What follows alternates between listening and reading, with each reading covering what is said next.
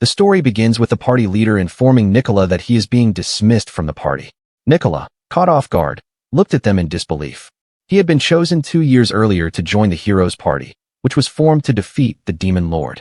Initially, he declined the invitation because he despised work more than anything else. Yet, they persisted, and in the end, he gave in, telling himself it could serve as part of his martial arts training.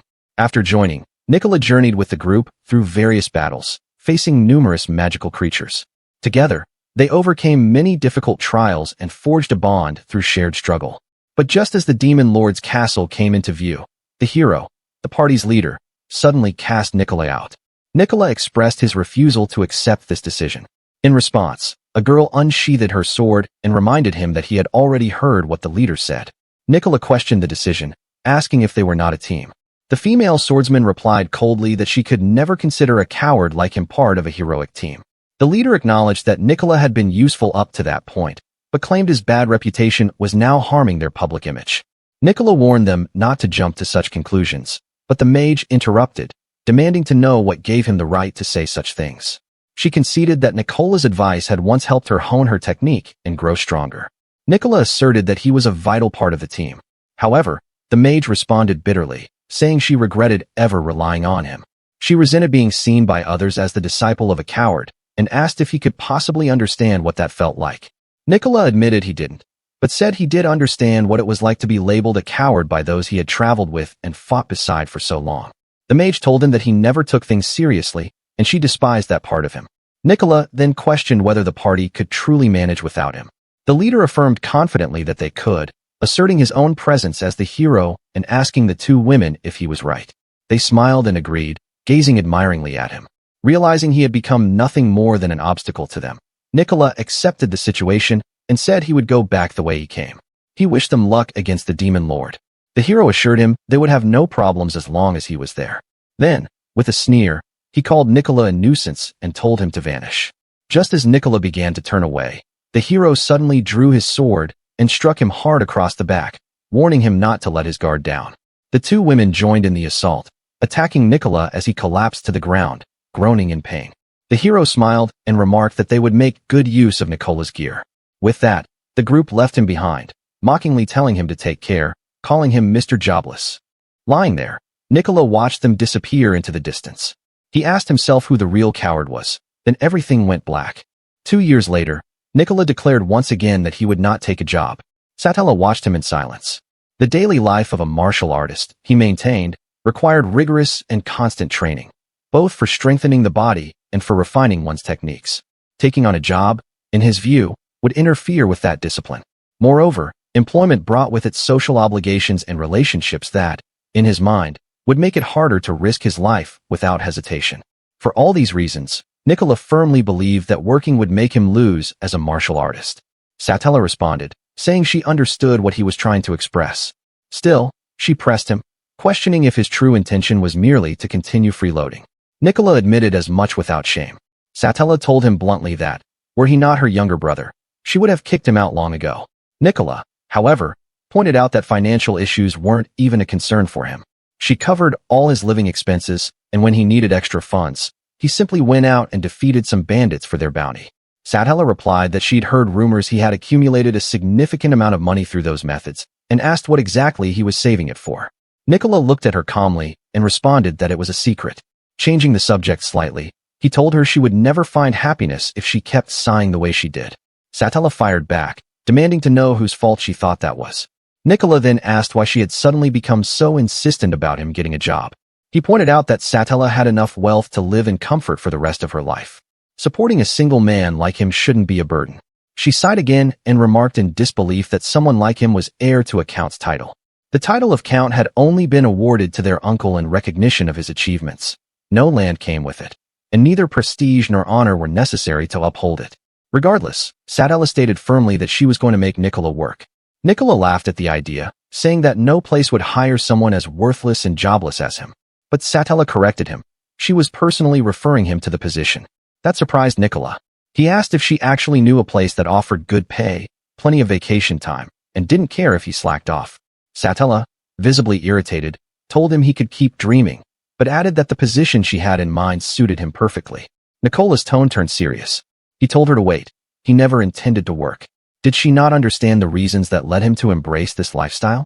Satella answered that she did, but said it was time for him to move past his old traumas and rejoin society. The world, she insisted, was not as full of cruel people as he believed. She then explained that the school she managed was currently hiring new instructors, and that she intended to have him become one. Nicola asked if he was expected to teach part of the academic curriculum. Satella responded that she didn't think he was qualified for that. She continued with an explanation. As he was likely aware, falling birth rates had become a serious societal issue. One proposed solution was to increase the number of marriages. Public pressure had mounted, demanding that schools teach young people how to enhance their appeal to the opposite sex.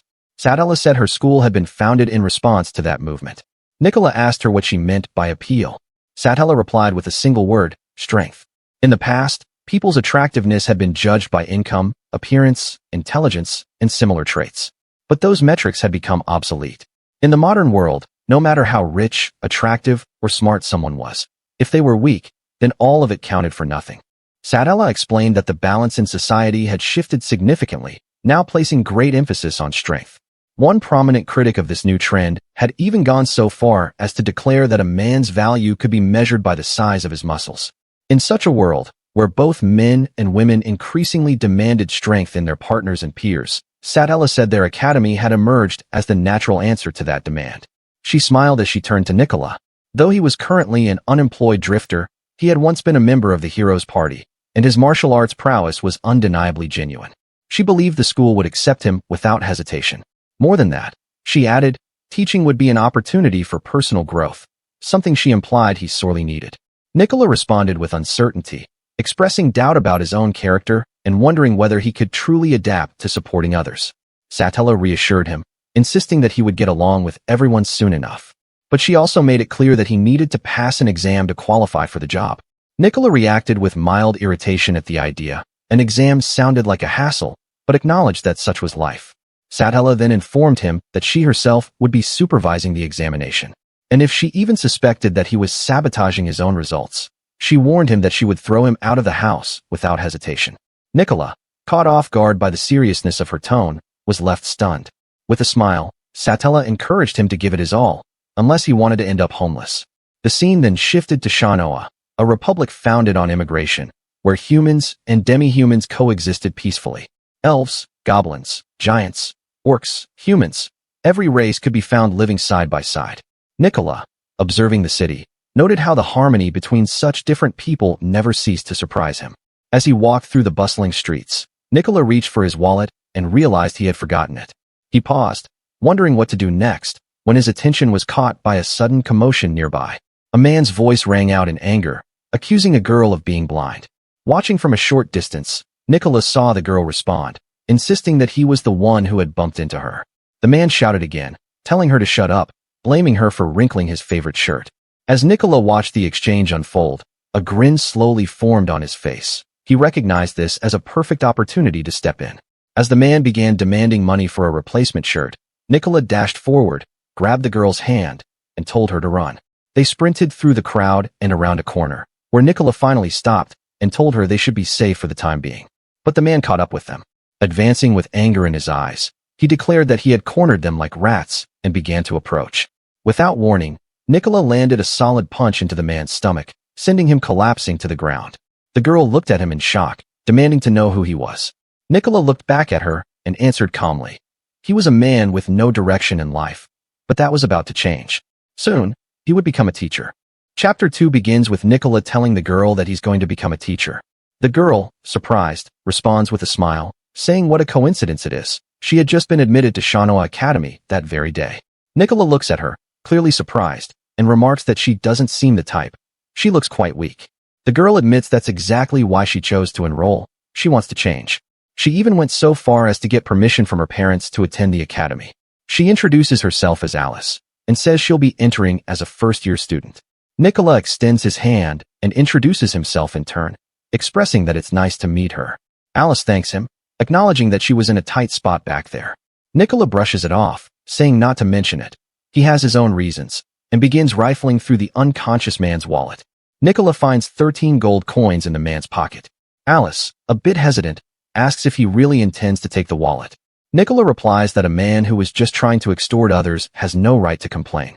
Alice tries to argue that perhaps it still isn't right, but Nicola cuts her off, telling her not to overthink it. Just then, a voice calls out to Alice, addressing her as Princess.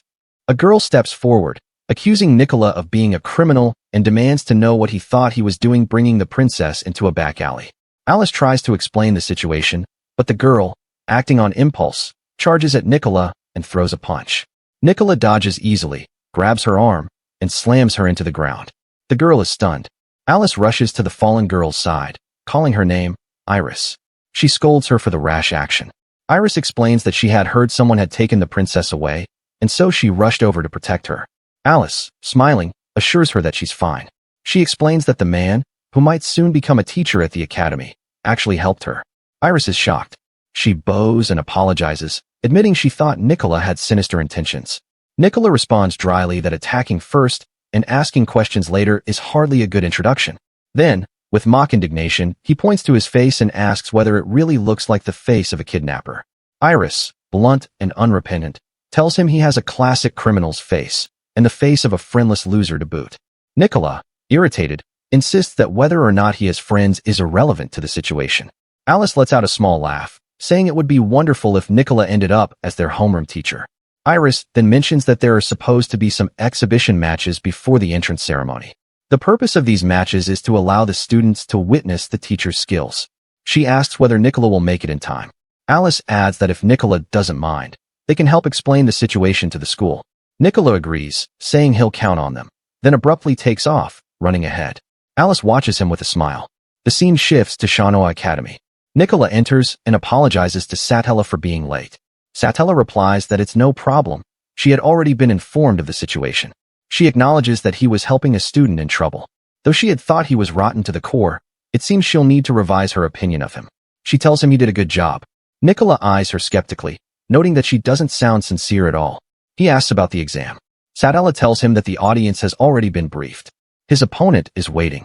Nicola asks if that means he hasn't failed yet. Satella confirms that he hasn't, at least not yet. She instructs him to go and show them what he's capable of. She also asks if he remembers the exam's format, a demonstration match. Victory can be achieved by making the opponent concede or rendering them unable to continue. Nicola asks if there are any restrictions or rules against foul play. Satella tells him anything goes, magic, weapons, whatever he prefers. Then, with a smile, she notes that the detail is probably irrelevant to him. After all, his bare fists have always been his best companions. Combat, as defined by Nicola's martial philosophy, is categorized into three primary forms. The first involves the use of firearms, guns, artillery, and similar weapons. These tools are straightforward, requiring little in the way of mastery and offering high efficiency. Anyone with basic skill can make use of them effectively. The second category enters the realm of magic, the manipulation of elemental forces. Through magical means, one can command fire, water, and other natural energies, conjuring them into devastating spells capable of laying waste to wide areas. The third and final form pertains to the use of qi, the manifestation of one's inner vital energy. Through rigorous physical and spiritual training, martial artists and swordsmen attain the ability to harness this internal force. Once enveloped in their own qi, their bodies are fortified beyond natural human limits, becoming resilient enough to survive lethal impacts or cleave stone with a single strike. Before Nicola steps onto the stage, Satella warns him to think carefully. His opponent has a formidable command of qi. But Nicola only smiles, confident that the years he spent defeating bandits and honing his abilities in the mountains have not gone to waste. The duel begins. Nicola and his opponent face each other on the stage while the gathered students cheer from the stands. Some shout that they stayed just to watch this match. Others call out thanks for rescuing the princess. Nicola's opponent is visibly surprised by the crowd's enthusiasm and remarks on how popular Nicola seems to be. He then releases his qi, an overwhelming aura that engulfs the arena, and boasts about his mastery. According to him, only a small number of people at the academy are capable of handling qi to this degree. Nicola acknowledges his opponent's strength and concedes that his confidence is justified. However, he states plainly that his opponent drew the short straw today. Under any other circumstances, the man would likely have passed the test with no issue, but not today. Nicola offers an apology in advance, hoping to avoid complications later. His opponent laughs off the comment, returning an apology of his own. He admits that he finds it amusing that Nicola's chi seems so ordinary. The gap between them is obvious. Nicola's aura, though present, pales in comparison to his opponent's overwhelming presence. Meanwhile, Alice and Iris are walking through the academy corridor. Satella calls out to Alice and invites her to take her seat. Alice declines special treatment, stating her intention to attend as a regular student. Satella apologizes and comments on how much Alice resembles her father, the king. Alice, surprised, asks if Satella knows her father. Satella confirms it, explaining that the academy maintains strong ties with the Elven Kingdom. In fact, there are plans underway to construct a sister school within Elven territory. Alice, taken aback, admits she had no idea. Her father rarely shares important information with her. She muses that perhaps she isn't considered trustworthy enough. Satella counters that notion immediately. The king has personally entrusted Alice's development as a warrior to Satella, and she is fully committed to fulfilling that duty. She tells Alice that graduating from the academy will earn her not only the king's respect, but a new sense of self-confidence. Encouraged, Alice smiles and promises to grow stronger and earn her father's trust.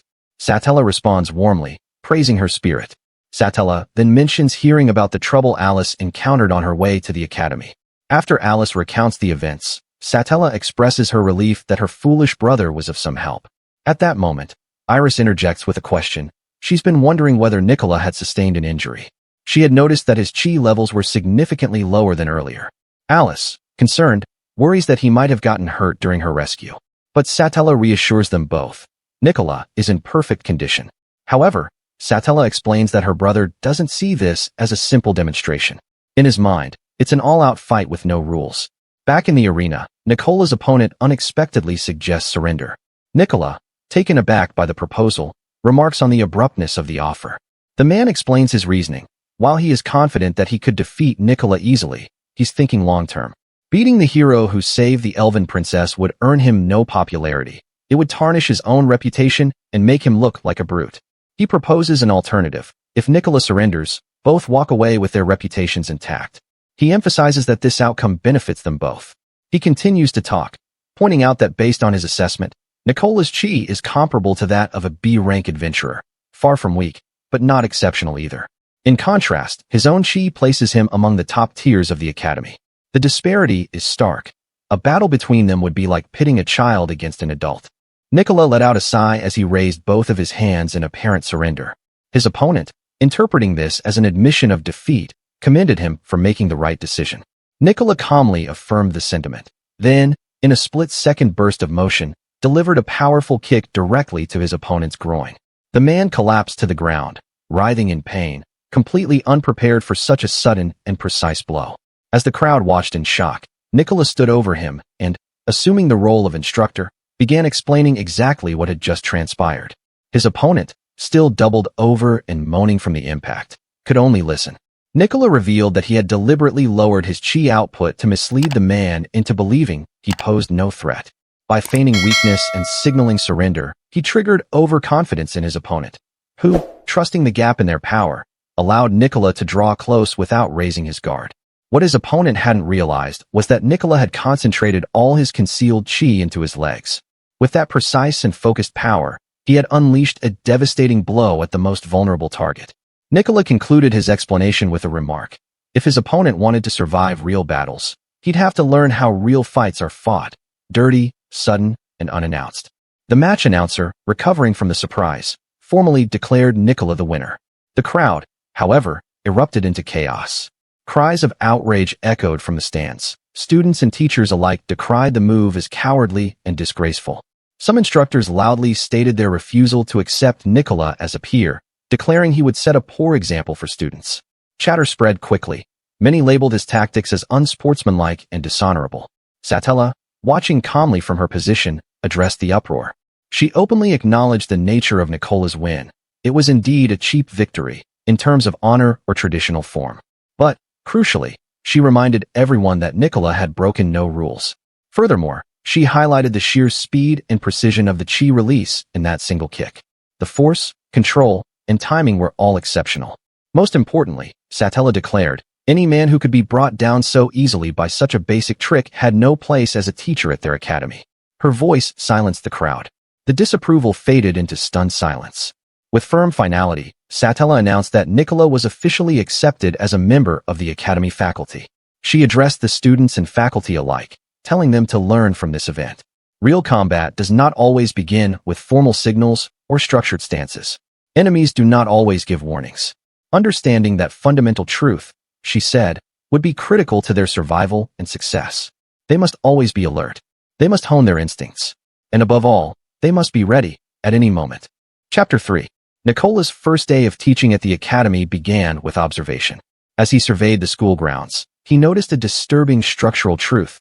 The students were nearly segregated by race. The classrooms were arranged such that orcs studied only with orcs, humans only with humans, and so on. This racial separation was the standard. However, there were two exceptions to this rule. The first was the first class, a group composed solely of the strongest students in the academy, regardless of race. It was a gathering of elite talents, handpicked and exempt from the usual divisions. The second exception, and the one Nicola had been assigned to, was the ninth class. This class consisted of the weakest first-year students. The academy allowed them to remain not for their potential, but for the vast donations their families made. As a result, the students were largely the children of nobles and wealthy merchants, students with prestige but little ability. Nicola entered the room quietly. The classroom fell silent. Almost immediately, Iris confronted him, visibly shocked and angry to see him there. Nicola recognized her. She was the same girl he had pinned to the ground back in the alleyway. He recalled her name aloud. Iris, seething, demanded to know what he was doing here, assigned to this class as a teacher. Her voice rose with contempt, and she declared that there was nothing a coward like him could teach them. Her words ignited the rest of the class. Other students chimed in, voicing their agreement, demanding that Nicola leave. As Nicola stood facing them, old memories stirred.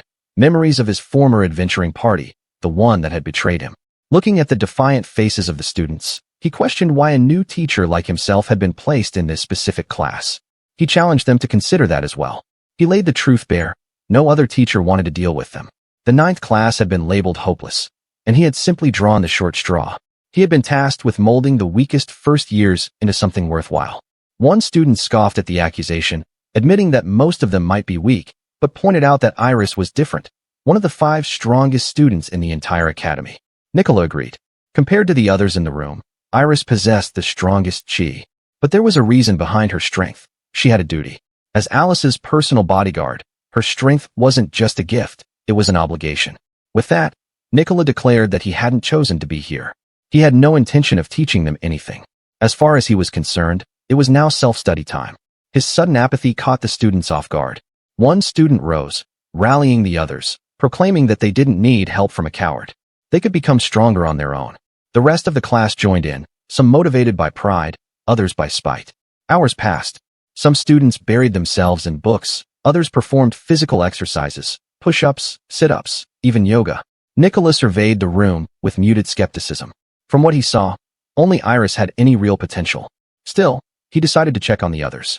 Announcing a strength test, Nicola instructed everyone reading to put their books away and start doing push-ups. One of the students protested, reminding him of his earlier words about self-study. Nicola ignored the objection and called on Alice directly, asking if she was able to comply. With embarrassment, Alice admitted she couldn't perform even a single push-up. Nicola encouraged her to show him anyway. With some hesitation, Alice tried, but collapsed to the floor almost immediately. She confessed that, no matter how hard she tried, she simply couldn't do it. Nicola told her he had been observing her movements and had noticed something important. He instructed her to try again, but this time, to focus her chi entirely on the upper part of her body. While chi could be spread throughout the entire body, it was also possible to localize it to enhance a specific region. Since push-ups primarily required the arms and chest, diverting energy to the legs or head would be wasteful. Alice, focused and remembering his instructions, tried again, this time channeling her chi where it was needed most. To her amazement, she succeeded. Nicola commended her. She had a natural talent for focusing chi precisely, despite her lack of raw strength or a large reservoir of chi.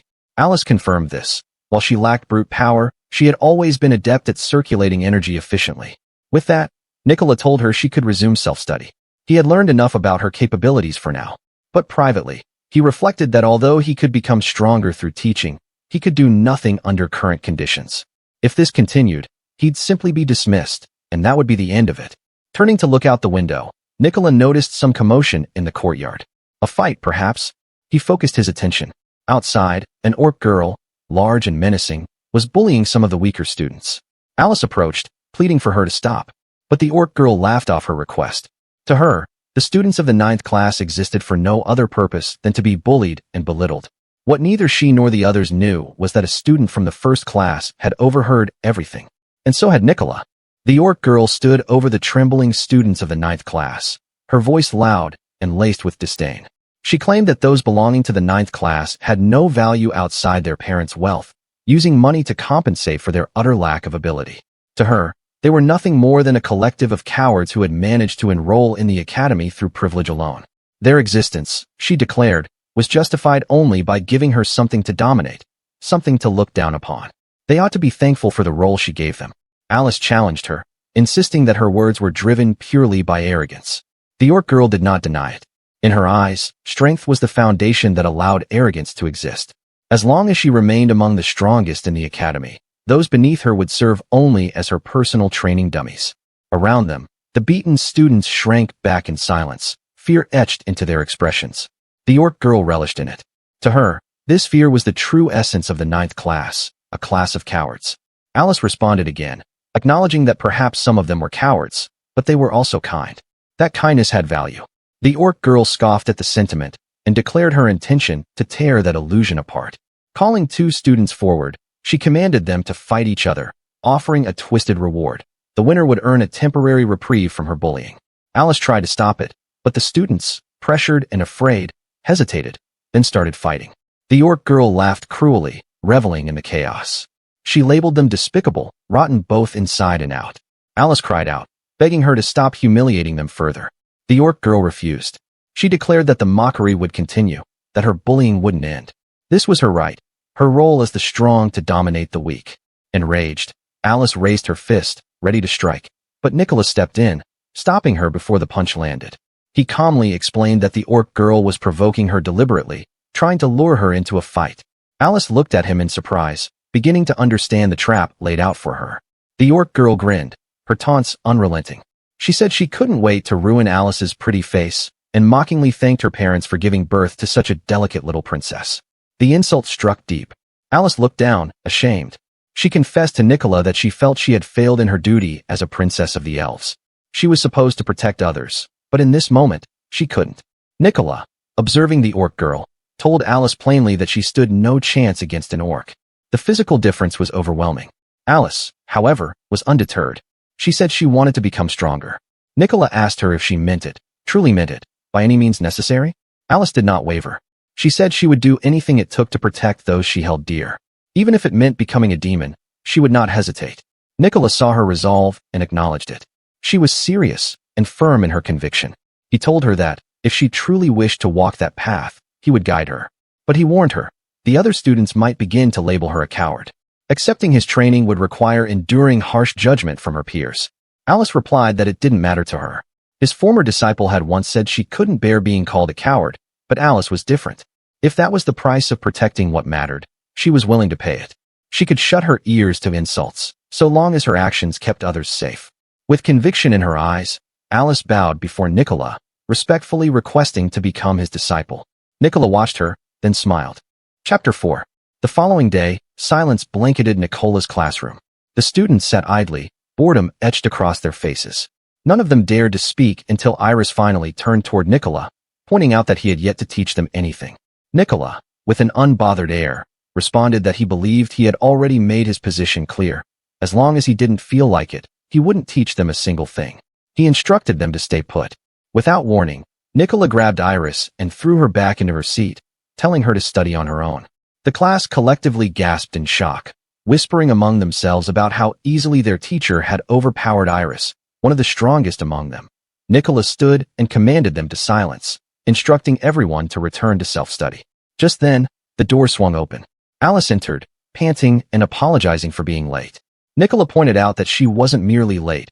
She had missed most of the morning. Alice explained that she had left before dawn, but still couldn't make it on time from the Elven Kingdom. Iris addressed her formally, asking if she had some urgent business that kept her.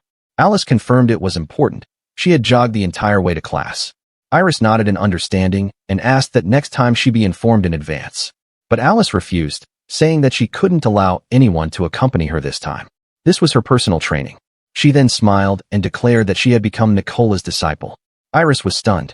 Outraged, she protested, saying that becoming a disciple of such a cowardly man was absurd. She pointed at Nicola in indignation. Alice calmly requested that Iris not insult their teacher. She bowed before Nicola and apologized on Iris' behalf. Then, without warning, Alice launched a kick at Nicola. But he was prepared. He grabbed her leg midair with ease. Alice smiled, saying she knew it wouldn't work, but Nicola acknowledged her clever attempt to use a respectful gesture as a distraction to create an opening. Iris looked on in disbelief, unable to comprehend that Alice was genuinely learning under this man. Nicola turned to Alice and said there was something they needed to address now that she had formally become his disciple. Alice asked if he was about to teach her a secret technique. But Nicola smirked and said their first step was to declare war on the orc girl who had humiliated her the previous day. They made their way toward the first-class building. Alice pointed out that this was the first-class area, and Nicola noted how different it felt from the ninth-class quarters. Alice asked whether they should enter from the front or sneak in from the back. Nicola chose the latter. As they slipped through the back door, they were immediately noticed.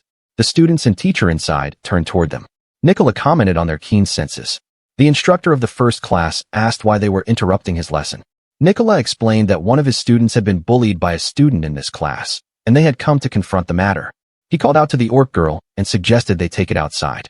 The orc girl sneered and asked if this was how the elven princess sought revenge now, hiding behind a teacher. She dismissed the princess as pathetic. But Nicola clarified that he wouldn't be the one fighting her. The orc girl stood up, intrigued, and asked who would. Then, Nicola pointed to Alice. Gasps filled the room. The orc girl looked at Alice in disbelief, comparing her to a bunny challenging a lion. Laughter broke out among the students. Nicola agreed. Alice couldn't beat her right now. But in 3 months, he guaranteed, she would be able to. The orc girl scoffed at the idea, saying 3 months wouldn't make a difference. Nicola argued otherwise. He said if her current teacher were the one training her, then yes, nothing would change. But with him as Alice's instructor, she would overpower the orc girl in that time. The orc girl's teacher, now insulted, spoke up. He accused Nicola of talking big for someone who only got his job through cheap tricks and nepotism. As he released a wave of ki, the air turned tense. Nicola calmly remarked that he could feel the ki stabbing into him. It was impressive. The teacher asked if Nicola was afraid now that he'd felt true power. But Nicola said otherwise. He was far stronger, but not here, not now. Then, with a pointed finger, he announced that the principal had arrived. The teacher instinctively turned to look behind. That was Nicola's moment. In a blink, he surged forward and delivered a powerful kick directly to the teacher's groin. The teacher collapsed to the ground, unconscious. The room was stunned. Nicola turned to everyone and declared this moment a lesson. Neither he nor Alice feared fighting dirty. He promised them that in 3 months, Alice would win. They could expect them at the arena when the 1st and 9th classes were scheduled to compete. The following morning, at the entrance of Satella House, Alice arrived and paused in hesitation, unsure if it was acceptable for her to simply walk in. Just then, she was called out to by a group of 3 men standing nearby. They asked if she was associated with Nicola, one of them assuming she might be one of his companions. Alice, confused by their sudden approach, didn't immediately answer. One of the bald man's subordinates interjected, noting that Nicola didn't seem like someone who had friends. The mood shifted as one of the men concluded that she must have come for the same reason they had. The bald man directly asked Alice if she was also there to get back at Nicola for humiliating her. Without waiting for a reply, the 3 of them shouted together, demanding that Nicola come out immediately. Nicola opened the door, visibly irritated by the loud disturbance so early in the morning. Alice greeted him by addressing him as teacher. The 3 men were visibly confused by the title. Nicola clarified that Alice was now his pupil. The bald man reacted with outrage, accusing Nicola of tricking them. Without warning, Nicola lashed out and delivered a swift kick to one of the men's crotch. The bald man, stunned and clutching his groin, demanded to know why Nicola did that. Nicola nonchalantly replied that they were too loud. It was like hitting a magical alarm clock to silence it. The bald man muttered that Nicola's logic was as twisted as ever. Nicola continued, explaining that he didn't just attack anyone at random, they were bandits. He knew they had come seeking revenge in the name of their former boss. He asked if they still held a grudge because he had captured that boss and turned him over to the authorities. The bald man didn't deny it. He blamed Nicola for the collapse of their entire organization. Since the boss's arrest, the group had splintered into rival factions, now embroiled in internal wars. With their old leader gone, The bald man claimed it was his duty to end the chaos, and the only way to do that was to take Nicola's head and become the new boss himself. Nicola summarized it plainly. They were here to kill him for their own benefit. He clapped mockingly and said that made them scum, just like him. He added that the reward money he received for capturing their boss had been donated to those in need. The bald man dismissed that as a lie, saying someone as filthy as Nicola would never do such a thing. Declaring that he had Nicola's head, he stepped forward. One of his allies warned him to be cautious. Nicola had a habit of going for low blows. But Nicola stepped forward and instead punched the bald man straight in the face. Shocked, the other man asked where Nicola's usual dirty tactics had gone. Nicola corrected him, saying he didn't have a fixation on hitting below the belt. Rather, he always assessed the situation and used the most efficient attack available. There was a reason he often targeted the crotch. Once an opponent caught on to that pattern, they'd focus their defenses there. In doing so, they left the rest of themselves exposed. The man realized too late that they had fallen into Nicola's trap by concentrating their attention on guarding one vulnerable spot. Nicola then warned them with a cold tone. If any of them dared to even think about taking Alice hostage, he would snap their neck without hesitation. Turning to Alice, Nicola told her that this situation was the perfect opportunity for her. It was time for her to strike. Alice was surprised and began to release her key, though she released her key with hesitation. Nicola told her that she didn't hesitate this much when she tried to kick Nicola. Alice admitted that unlike with Nicola, she wasn't sure she could safely attack someone else. Nicola asked the bandit to let Alice punch him. The bandit mocked her, yelling that he wouldn't allow himself to be defeated by some elf. Nicola responded not with words, but with a sharp slap across his face. The bandit shouted back, asking if he had no shame. Nicola retorted that it was them who lacked any right to speak of shame. They were bandits, killers of thousands of innocents. They have no right to complain.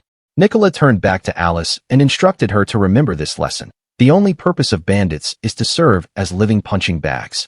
She could think of them as magical constructs that had accumulated a mountain of sins. It would be a waste not to take advantage of their existence for training. As if to emphasize his point, the bandits charged. But Nicola moved first, once again landing a perfectly aimed kick to the groin. They collapsed in agony. He looked at Alice and explained that what she had just witnessed was another way to create an opening, by provoking an opponent, then striking when their guard drops. It was strategy, not shame. With the bandits incapacitated, Nicola and Alice calmly turned and walked away with a smile on their faces. At Satella's residence, Nicola began by showing Alice around. He introduced her to the dojo and then guided her into the library. Alice was taken aback by the vast collection of books. Nicola explained that his family had produced generations of martial artists, and among the volumes in the collection was a secret manuscript written by Korn, a renowned fighter who had once been a member of the legendary hero Roy's party. Alice was amazed and asked if Nicola was a descendant of Korn. Nicola confirmed it indirectly, explaining that Korn's writings described Roy as the strongest man to have ever lived, yet a man of humble character, completely unlike some of the other so-called heroes he chose not to name. Alice, curious, asked if Nicola had any connection with the current hero. Nicola scoffed, calling that person trash, claiming he would be ashamed to admit they even knew each other. Alice said she'd heard the current hero was rather amicable. Nicola replied sarcastically that if that person was amicable, then they must be a saint. He revealed that he had been betrayed, stabbed in the back, literally, and had his equipment stolen by that person. But then Alice mentioned that the current hero was a woman, which made Nicola pause. Surprised, he considered the possibility and realized it might actually be true. Alice explained that hero was a title granted to the winner of the yearly tournament organized by the Kingdom of Sais, essentially crowning the strongest warrior of the nation to face the Demon Lord. When she asked if Nicola had once been part of a hero's party, he confirmed it, though he admitted it was a past he would rather forget. He had been a martial artist in the party led by the hero Jay. Alice was impressed. Nicola clarified that he hadn't been chosen by the kingdom, but had been invited by a magician and a swordsman, two old acquaintances. Alice guessed their names, Lady Mary and Lady Jessica. Nicola was surprised that she knew of them. Alice explained that while she didn't know them personally, they were famous across the Sais kingdom as the strongest combatants in the hero's party. Given their fame, she wondered why Nicola wasn't as well known. Nicola asked if she had really never heard of him. Alice paused and remembered hearing rumors about a martial artist known for using cowardly tactics. She asked if that was him. Nicola confirmed it without hesitation. She asked why his name was so little known. Nicola blamed Jay, saying the man had worked hard to preserve his image by covering up his cowardly behavior. When those efforts failed, he decided to kick Nicola out of the party to protect his reputation. Alice, watching Nicola as he spoke, understood that he had suffered in his own way.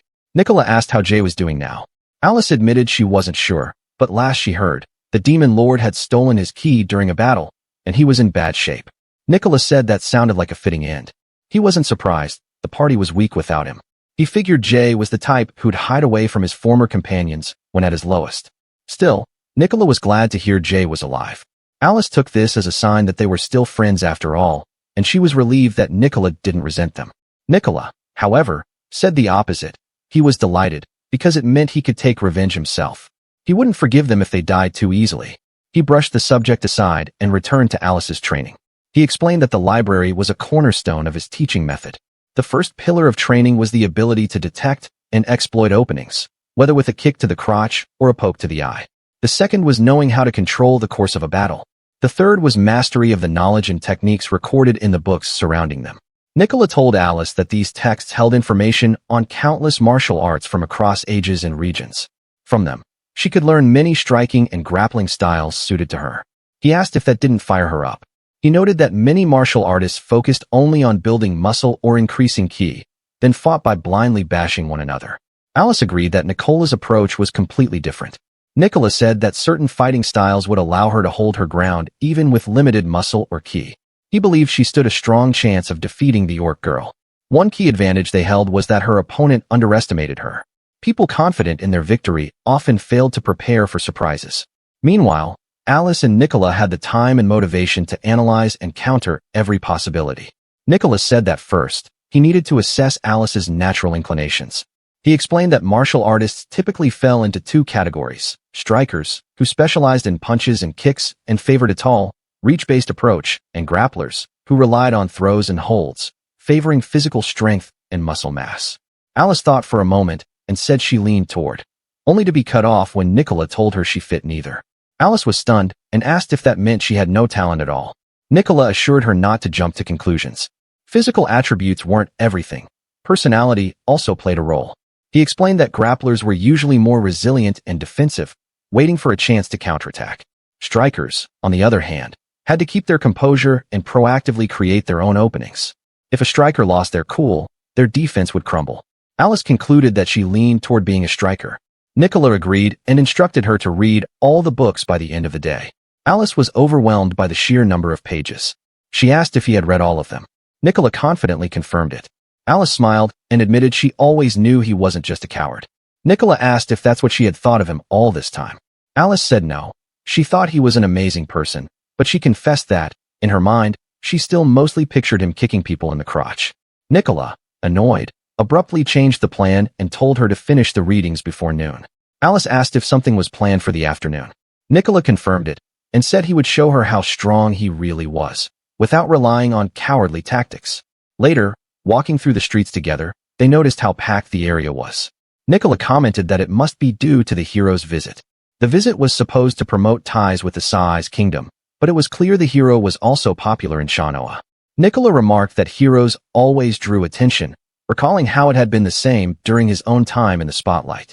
He turned to Alice and said they were going to the gambling district next. Upon entering the building, Nicola casually greeted the manager, who responded with warmth and familiarity. As soon as the manager laid eyes on Alice, he immediately recognized her and expressed his delight in seeing both of them doing well. Alice, startled by the recognition, asked if they had met before. The manager clarified that they hadn't, but that she was simply that famous. Her identity was widely known. Turning to Nicola, the manager asked what brought him in today. Nicola informed him that Alice was now his disciple and that he wanted to show her just how strong he truly was. The manager understood immediately and guessed Nicola's purpose for coming. Nicola confirmed it. He wanted to participate in a match. Smiling, the manager gladly agreed, saying that Nicola was always welcome to enter the arena. Nicola requested the strongest opponent currently available. The manager accepted and revealed that there was indeed one participant so overwhelmingly powerful that they had been unable to find anyone suitable to face them. Nicola grinned, intrigued by the challenge, and told the manager to go ahead.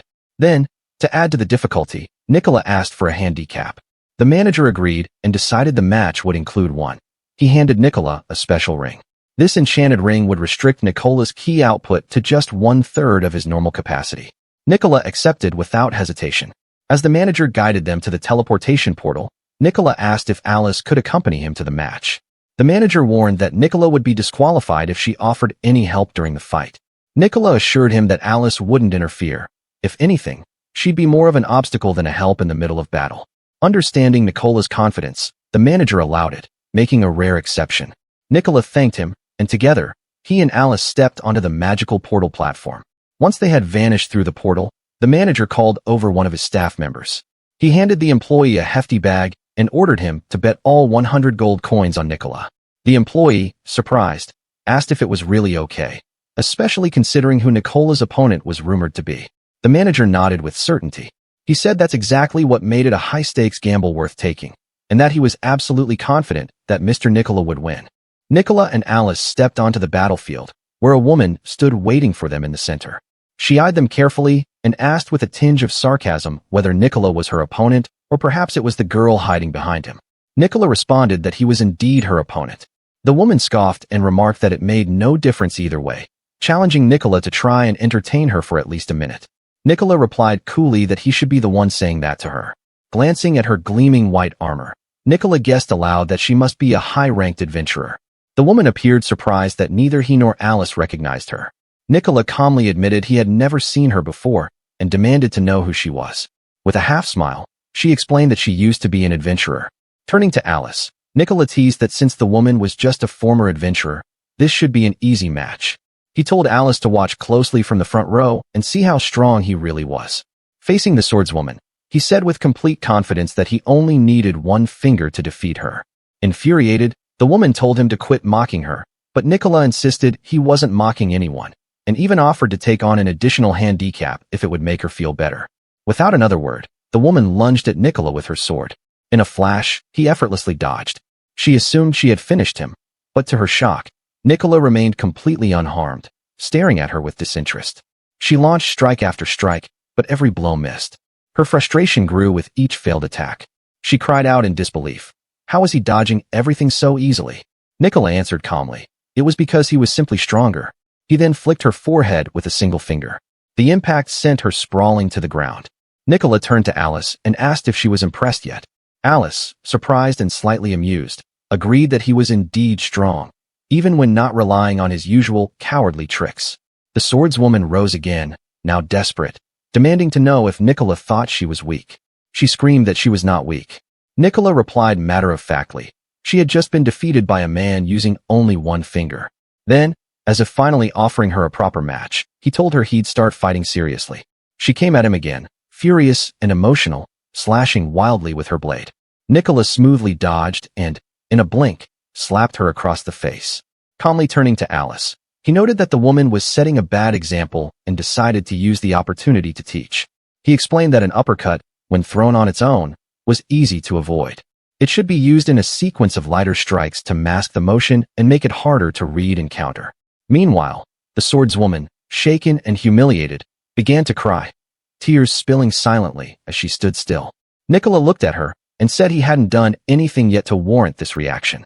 Through trembling lips, the woman confessed that the fate of humanity rested on her shoulders. She couldn't allow herself to lose. She wasn't allowed to fail. Nicola's expression softened, though not with pity. He told her that no one could carry the fate of humanity alone. She needed to face the reality in front of her. He remarked that the fight had been a disappointment. Then, without warning, Nicola seized her by the neck in a smooth grappling hold. Turning to Alice again, he explained the move, pointing out that it resembled the one Alice had used against Iris. Alice confirmed. Yes, such techniques weren't only for throws, but could be used for locks as well. Nicola slammed the swordswoman into the ground, effortlessly demonstrating control. He looked at her sprawled on the dirt and said that there were far too many techniques to cover now. He'd show Alice the rest another time. To him, the match had been a complete letdown. Calling to Alice, Nicola said it was time to go. Around the arena, stunned silence fell. The noble spectators, speechless and frozen, watched as the man they had mocked just moments ago walked off the battlefield, having just defeated the hero without breaking a sweat. Chapter 6. News of the hero's defeat spread like wildfire. She had fallen, beaten by a martial artist from the Republic of Shanoa. The announcement rocked the very foundations of the Sai's kingdom. A warrior of unmatched renown, hailed as the strongest in the land, had been brought low by a foreigner. Naturally, The kingdom's people grew anxious and stirred as the shocking report echoed from city to countryside. In every corner of the realm, murmurs grew louder: disbelief, fear, awe. In the capital city of the Sai's kingdom, Sai's town, rumors blazed through the streets. Word had reached the taverns that the hero, the strongest woman alive, had lost.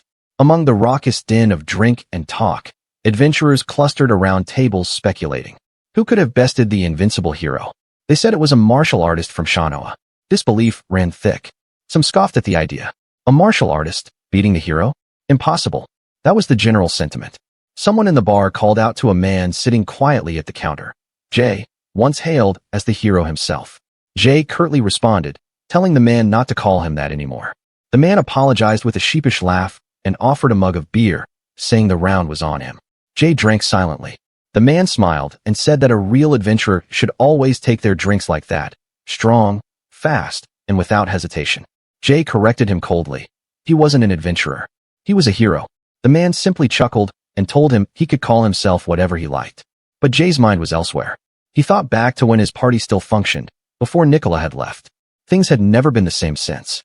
If only Mary and Jessica were still with him, maybe things could have turned out differently. Then the man asked Jay if he had heard the latest news. Jay asked what it was. The man leaned in and said it clearly. The hero had been defeated. Jay dismissed it as nonsense. It couldn't be true. The current hero was on an entirely different level. A warrior capable of eliminating 100 demons without taking a single hit. There was no one in the world who could match her. But the man continued anyway, insisting the rumors were true. The hero had been taken down by a single human. A martial artist. That made Jay stop. A martial artist? A chill ran down his spine as a memory came to the surface. Nicola. Jay asked carefully whether the martial artist had used cowardly tactics. Perhaps a sneaky kick to the groin when their opponent's guard was down. The man laughed and shook his head. No, not at all. From what he heard, the guy defeated the hero using only one finger. Jay froze. One finger? That didn't sound like Nicola. Could it really be him? But then the man confirmed it. He had also heard the martial artist's name, Nicola. He laughed and said that Jay never ceased to amaze him. Being so well connected, he even knew this mysterious figure. But Jay wasn't laughing. His thoughts swirled. Nicola. So he really had become stronger, strong enough to defeat the hero. Stronger than anyone imagined. And all of it happened after Jay had kicked him out of the party. Then Jay chuckled quietly to himself. The man beside him looked confused. But Jay had made up his mind. This was his chance. If he could bring Nicola back into the party, then he might reclaim the title of hero once again. Suddenly, Jay stood up from his seat with purpose. The man asked him where he was going. Jay answered without hesitation. He was heading to Shanoa. Outside the tavern, Jay looked up at the brilliant sky, light dancing across the rooftops. He smiled. The goddess of fortune, he thought, had never stopped smiling at him, not even for a single second. The scene shifts to the demon lord's domain, a place shrouded in darkness and oppressive majesty. The demon lord himself sat upon his throne, his gaze fixed on the reports brought before him. He mused aloud that the hero of Sai's had been defeated. His voice carried a strange mixture of amusement and intrigue as he turned to Mary and asked her opinion, as a fellow human, wondering what she thought of the event. Mary, bowing low, spoke with a voice heavy with subservience. She said that the opinion of a lowly being like her could never possibly matter. She declared that she would never dare to dishonor his presence with her trivial thoughts. The demon lord tilted his head, studying her. He said that she was a strange one. He reminded her that she had once been a member of the hero's party and that she shouldn't pretend she hadn't slaughtered countless demon army officials with her magic. Mary let out a small, bitter laugh and admitted she had been mistaken. She went on to say that she had come to understand that humans stood no chance of defeating the demon lord's forces. The demon lord fell silent for a moment, thinking. Then he recalled a detail from the reports. The one who had taken down the hero was a martial artist. He murmured the name, Nicola, if he remembered correctly. Mary's expression changed. Her eyes widened in shock, because it was Nicola, her master. Tears came to her eyes as she smiled. She admitted that back when she had been part of Jay's party, she had fallen in love with him, but Jay had so many lovers and so little time that she had felt neglected. Heartbroken, she had decided to leave the group and return to Sai's. But fate had been cruel. On her journey home, she was captured by one of the demon lord's officials. The brutal treatment she endured at the hands of the demon's vassals opened her eyes. She began to understand her master's actions. Her voice broke as she lost her composure. She began to cry openly. Through her tears, she whispered that she wanted to apologize to Nicola. She begged forgiveness, saying she was sorry for only coming to her senses so late. The demon, watching her with a mix of curiosity and calculation. Then, after a pause, he asked her a question that startled her. Would she like to go meet him? He explained that Nicola was living in the Republic of Shanoa, a land where humans and demi-humans coexisted. A small, knowing smile crept onto his face as he revealed his intention. He wanted to offer Nicola a vast sum of wealth to recruit him into the Demon Lord's army. Then he issued her a command. Mary would be the one to go and scout Nicola on their behalf. If she succeeded in bringing him into the fold, she would be granted the title of Marquis alongside Nicola. Mary was left stunned. A life alongside her master, honored and rewarded, but under the banner of the Demon Lord. But the demon's smile turned cold as he added a condition: they would place a curse upon her. If she ever attempted to escape or betray them, she would die. Finally, he painted a future in which, if she succeeded, the two of them could live happily ever after in the Demon Lord's domain, together, elevated and rewarded. Then he asked if she was up to the task. Mary, still trembling from the emotional upheaval, answered yes. The story transitions to a cold, barren outpost near the border between the Republic of Shanoa and the Demon Lord's domain. Within the stone walls of a military prison, a voice echoed down the corridor, calling out to prisoner number 16. She turned, her expression confused. The guards rarely addressed her unless it was routine. But today was different. She was told she had a visitor. Surprised, the woman asked who it was. The guard informed her that one of the army's generals had come to see her. Her confusion deepened. What could a general possibly want with her? Led into an interrogation room, she stood opposite a man dressed in formal military attire. He introduced himself curtly as General Reunited, one of the top-ranking officers in the Republic's armed forces. Without wasting time, he asked if she was Jessica, the former member of the Sai's Kingdom's hero party. She confirmed her identity, guarded but curious. Reunited stated that he had no time for pleasantries and would get straight to the point. He asked if she was familiar with a man named Nicola. At that name, Jessica's eyes widened. Of course, she knew him. The memory of their time together came flooding back. How their group had begun to fall apart after Nicola was cast out. How their cohesion as a party collapsed. Jay's reckless behavior, his string of romantic escapades, had pushed her to the edge. Disillusioned, she had eventually left the group. But her journey back to Sai's had taken a tragic turn. Without realizing she had crossed the border, she ended up killing a demi-human. Although she tried to defend her actions, the demi-human she had slain turned out to be a citizen of an allied nation. To preserve diplomatic relations, her own kingdom had turned its back on her, ordering her to surrender herself. Lacking the money to post bail, she had been left to languish in prison, awaiting her sentence to expire. Snapping back to the present, Jessica asked what Nicola had done. Reunited smiled faintly at her reaction. It confirmed that she indeed knew him. She told him they weren't just comrades in the hero's party, they were also childhood friends. Reunited explained that they had been investigating Nicola. Jessica immediately asked if he had committed a crime. Reunited clarified that he hadn't. Quite the opposite. Nicola had defeated the current hero in a fair, one-on-one match. Jessica was stunned. The general continued, noting that according to reports, Nicola had won the fight using only one finger. But their investigation had uncovered more than just combat feats. They discovered that Nicola had been confronting local bandits, defeating them, and taking their money. Jessica wasn't surprised. She remarked that such a thing sounded exactly like something Nicola would do. But Reunited wasn't finished. He said that all the money Nicola collected from those raids was being sent to one household. Specifically, to Jessica's mother's house. The color drained from Jessica's face. Her mother, long unemployed, was living in poverty with Jessica's younger sister. After Jessica's imprisonment, their only source of income had vanished. They had been starving. Until, it seemed, Nicola had stepped in. Jessica denied it at first, accusing the general of lying. But Reunited remained calm. He told her they had traced the funds, followed the trail, and that's what had led him to her. The evidence was irrefutable. Jessica looked down, overwhelmed. She confessed that she had wronged Nicola deeply.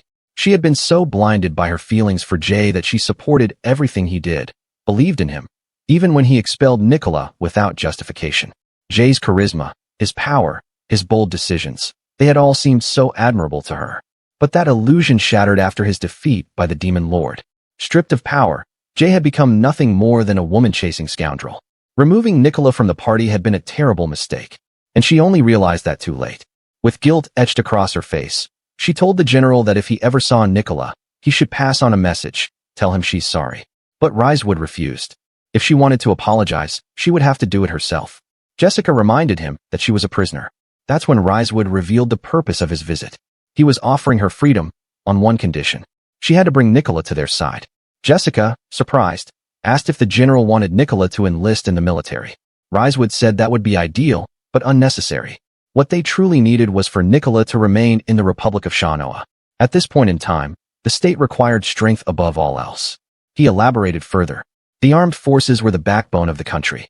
But even the strongest armies could fall apart if powerful individuals were allowed to act unchecked, toppling commanders at will. The Demon Lord's domain had its Demon Lord. Sais had its hero. Shanoa needed its own symbol of deterrence. Jessica asked if that meant they wanted Nicola to maintain peace through his presence alone. Exactly, Risewood said. That was why her cooperation was essential, to win Nicola over to their side. Jessica clenched her fists. She agreed. She knew Nicola. He wasn't someone who sought power or destruction. He would surely prefer peace, just like her. Relieved by her resolve, Risewood gave a nod. Then Jessica added something crucial. The first thing the state had to do was limit the spread of the news regarding Nicola's victory over the hero. He hated attention, she warned. The general agreed to handle it. Finally, Jessica asked him to take her to where Nicola was. She vowed to convince him herself. Risewood smiled, pleased with her determination. But he left her with a parting warning: do not disappoint them. The story shifts to the Republic of Shanoa, at Satella's residence. Inside, Nicola turns to Alice and informs her that it's time to move on to the second part of her training. Curious, Alice asks what the next phase will entail. Nicola explains that up until now, she's been focusing on hand-to-hand combat, basic but essential. Now, they're transitioning to a more practical application. Alice wonders aloud if that means she's going to be punching people. Nicola clarifies. They're going to enter a dungeon so she can test her techniques against actual monsters. Alice is taken aback. From what she knows, dungeon access is restricted to licensed adventurers. Nicola reassures her. He's already taken care of that. He registered her under his name, acting as her agent. Alice is surprised. She asks if it's even possible to register via proxy. Nicola admits that it wouldn't have been possible back when he was unemployed, but becoming a teacher has gained him the trust and recognition necessary to pull strings like that. Nicola then asks Alice what she knows about dungeons. She says she's only read about them in books. Nicola smiles. He explains, dungeons are mysterious zones scattered across the world, ancient places that reward treasure to those who overcome their dangers and defeat the monsters that guard them. Many adventurers build their careers by exploring these dungeons. There are various kinds, each filled with different monsters. However, the one they're visiting today is private property. Its sole inhabitants are skeleton warriors. Outside the dungeon's entrance, Alice looks around and notices the lack of adventurers.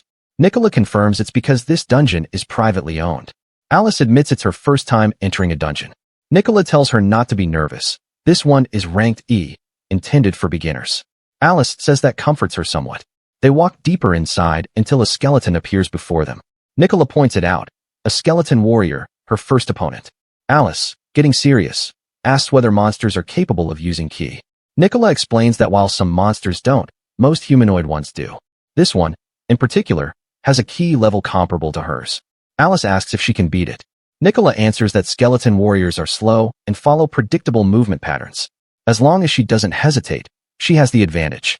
Doubt leads nowhere. Taking his words to heart, Alice charges. The skeleton strikes first, but she dodges smoothly, countering with a hook punch and following up with a swift kick. The skeleton crumbles, defeated. Alice stands in disbelief for a moment. She actually did it. Nicola praises her for not hesitating. Alice grins and admits that she imagined the skeleton was Nicola himself. Only then could she strike without second thoughts. Nicola pauses, slightly disturbed by the revelation, but lets it slide. What matters is that she's able to act without faltering. As they continue onward, Alice notes that her ki has increased. Nicola confirms that defeating monsters raises a person's ki, something every adventurer knows. Alice asks if it's a secret trick. Nicola says that while it's true, it's generally more efficient to train normally. But given her low starting point, it probably does feel like a secret technique. Alice tells him not to shatter her illusions. They advance to the next floors, second, third, and finally the last. Alice remarks that it was easier than she expected. Nicola warns her not to drop her guard. This is where he appears. Alice asks who he means. Nicola explains, the skeleton captain. This one is significantly stronger, around 3 times the ki of an average skeleton warrior. It's also worth noting that the orc girl she's scheduled to fight next month possesses about 10 times the ki of a skeleton captain. Alice quickly processes the comparison. If she struggles here, she'll have no hope of winning against the orc girl. Suddenly, a figure emerges from the darkness. Alice asks if this is the skeleton captain. Nicola frowns. It's not. This is a skeleton general, a monster ranked even higher than a captain. He didn't expect to see one here. Nicola considers the possibilities. The only logical explanation is evolution. Just as Alice saw her own ki increase after defeating monsters, the same applies to monsters themselves. When they accumulate enough ki, they can evolve, growing stronger and gaining a new rank. However, this process is exceedingly rare. Monsters typically gain very little ki, and since they're usually surrounded by creatures of the same level, it's hard for them to win consistently and accumulate enough energy to evolve. Alice concludes that this evolution is like a miracle. Nicola, however, suspects foul play. There's a chance that someone deliberately caused the skeleton's evolution through artificial means. Alice asks if she should fight it. Nicola replies that the skeleton general has about 5 times her current ki. Still, that makes it weaker than the orc girl. If she hopes to stand a chance against the orc next month, this is the fight she must win now. Alice nods with determination. She says she'll take on the skeleton general, and she wants Nicola to watch closely. Nicola agrees, and Alice now stands face to face with the skeletal adversary, bracing herself for her most important battle yet.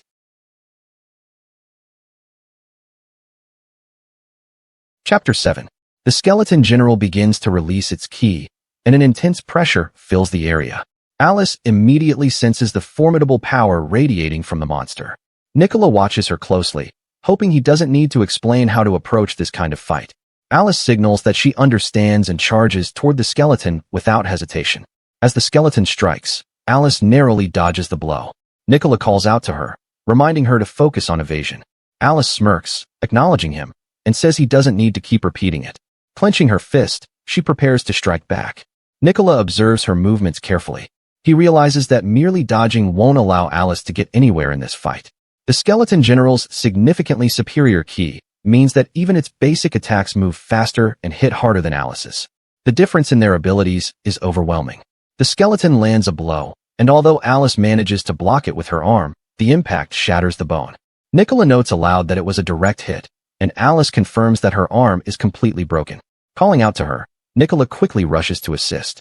He begins casting healing magic to patch her up. Alice winces in pain, saying that while it hurts, she believes she can keep going. Nicola warns her that the pain is being dulled by adrenaline. Once the rush fades, it will be agonizing. Better not to imagine it. He finishes the healing spell and asks if the pain has gone away. Alice replies that it still aches a little, but it's not enough to make her retreat. Nicola nods and tells her to go get her revenge. He gives her the order to take down the skeleton general, and Alice agrees without hesitation. The battle resumes. Alice presses on, exchanging blows with the monster, but the toll on her body is starting to show. Exhaustion has begun to weigh her down. Nicola watches closely and thinks to himself, she has now met the bare minimum requirement. It's time to bring this to a close. He calls out to her and tells her to fall back. Alice, surprised, hesitates. Nicola reassures her, she's done enough. Now it's his turn. He steps forward, calmly approaching the skeleton general. Nicola tells her that he will demonstrate how, by employing the correct tactics, even an opponent 5 times stronger can be defeated. He closes in and delivers a sharp kick directly to the skeleton's hand. Alice watches in amazement as the bone shatters from the blow. Nicola explains his technique. By concentrating all his ki into a single point, he amplifies his strikes to the point where they become effective even against foes who vastly outmatch him in raw power. For agile opponents like Alice, who rely on speed and evasion, it's critical to limit their options. He elaborates. When a person has 2 arms and 2 legs, they have 4 limbs from which attacks can come, making their movement patterns harder to predict and counter. But if one limb is taken out of the equation, as he just did by breaking the skeleton's arm, the threat is reduced, and the flow of the fight becomes easier to manage. The skeleton general, now impaired, charges at Nicola. But Nicola easily sidesteps the attack and counters with a powerful punch aimed at its skull. The strike connects cleanly, and the skeleton's head cracks and crumbles under the impact. The skeleton general collapses, defeated. Alice stood in awe of what she had just witnessed. Nicola, noticing her amazement, remarked that if something like that managed to impress her, they might be in real trouble, especially since she would have to face an opponent much stronger than the skeleton general by next month.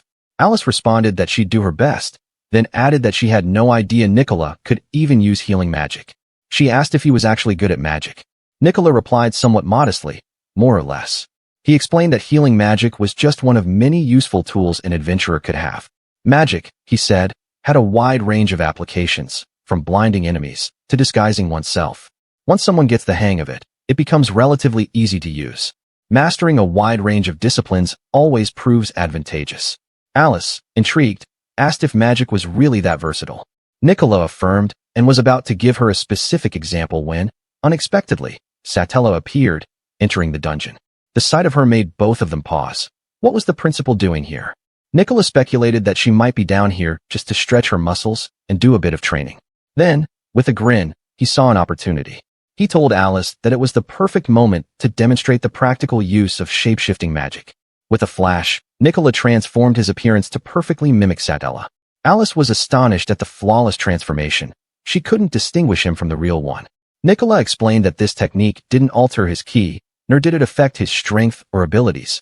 It only changed his outward appearance. It was purely a visual illusion. Alice asked what he intended to do while looking like Satella. Nicola replied, mischievously, that he was going to play a little prank on his sister. He approached Satella, still in disguise. She was immediately surprised, scolding what she thought was her own reflection, saying he shouldn't be there. Then Nicola released the spell, returning to his true form. Satella, startled, told him not to scare her like that. Nicola asked if it was strange for him to be in this dungeon. Satella answered that he had cleared this dungeon long ago. She called him Nico, which caught Nicola off guard. She quickly explained that it just slipped out. Nico was what she used to call him when they were kids. Then, returning to the present, she asked what brought him there. Nicola explained that he had brought along his disciple for some training. Satella, surprised again, looked toward Alice. Nicola admitted that he hadn't told Satella about this yet, but before he could elaborate, Satella caught on. She smiled and guessed that he had been drilling basic martial arts into the girl by having her fight monsters. Nicola added that the real test would be whether she could apply those same techniques in battle against people. Satella agreed and noted that if that was his plan, he might as well find opponents who were justifiable to fight. She suggested checking in with his old bandit friends to see if any new villains had shown up who deserved a good thrashing. It was supposed to be her duty, she admitted, but if Nicola wanted to take care of it, he was welcome to do so. With that, Satella announced that she had to get going. She said goodbye and told them she'd see them later. Nicola silently watched her as she walked away. The scene shifts to a dense forest, where Nicola and Alice arrive at a small, secluded house. Nicola calls out, asking if anyone is there. A man emerges and, upon seeing them, immediately recognizes Nicola. Inside the house, Alice, suspicious, asks if the man is a bandit. The man responds that he used to be one. He turned his life around after Nicola destroyed their hideout. Since then, he's cut ties with the bandit life. Curious, Alice asks what he does now. The man explains that he sells information about other bandits. Apparently, knights and guards are willing to pay well for it. He even remarks that he makes more money now than he ever did as a bandit. Nicola, not wasting time, tells the man he'll get straight to the point. Has he heard of any groups recently involved in truly despicable acts? The man affirms. He says there are groups selling illegal drugs, and others ambushing merchants along trade routes. But if that's not villainous enough, he adds, he knows of a bandit group actively engaged in slave trading, specifically, dealing in elven slaves. When Nicola asks for their whereabouts, the man tells him that such information comes at a price, 5 gold coins. Nicola hands over the coins and tells him not to leave anything out. The man promises full disclosure and begins detailing the group's location and activities. Later, Nicola and Alice make their way through the forest toward the hideout the man described. Nicola says it should be nearby, recalling that the man mentioned the group consisted of about 10 bandits, all moderately strong.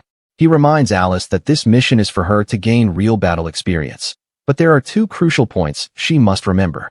First, she must always aim for locks and grabs. Second, once she manages to grab an enemy, she must either break their bones or dislocate a joint. He reiterates the idea that reducing an opponent's ability to counterattack is key. Against stronger opponents, brute force won't work. Grappling gives her the best chance.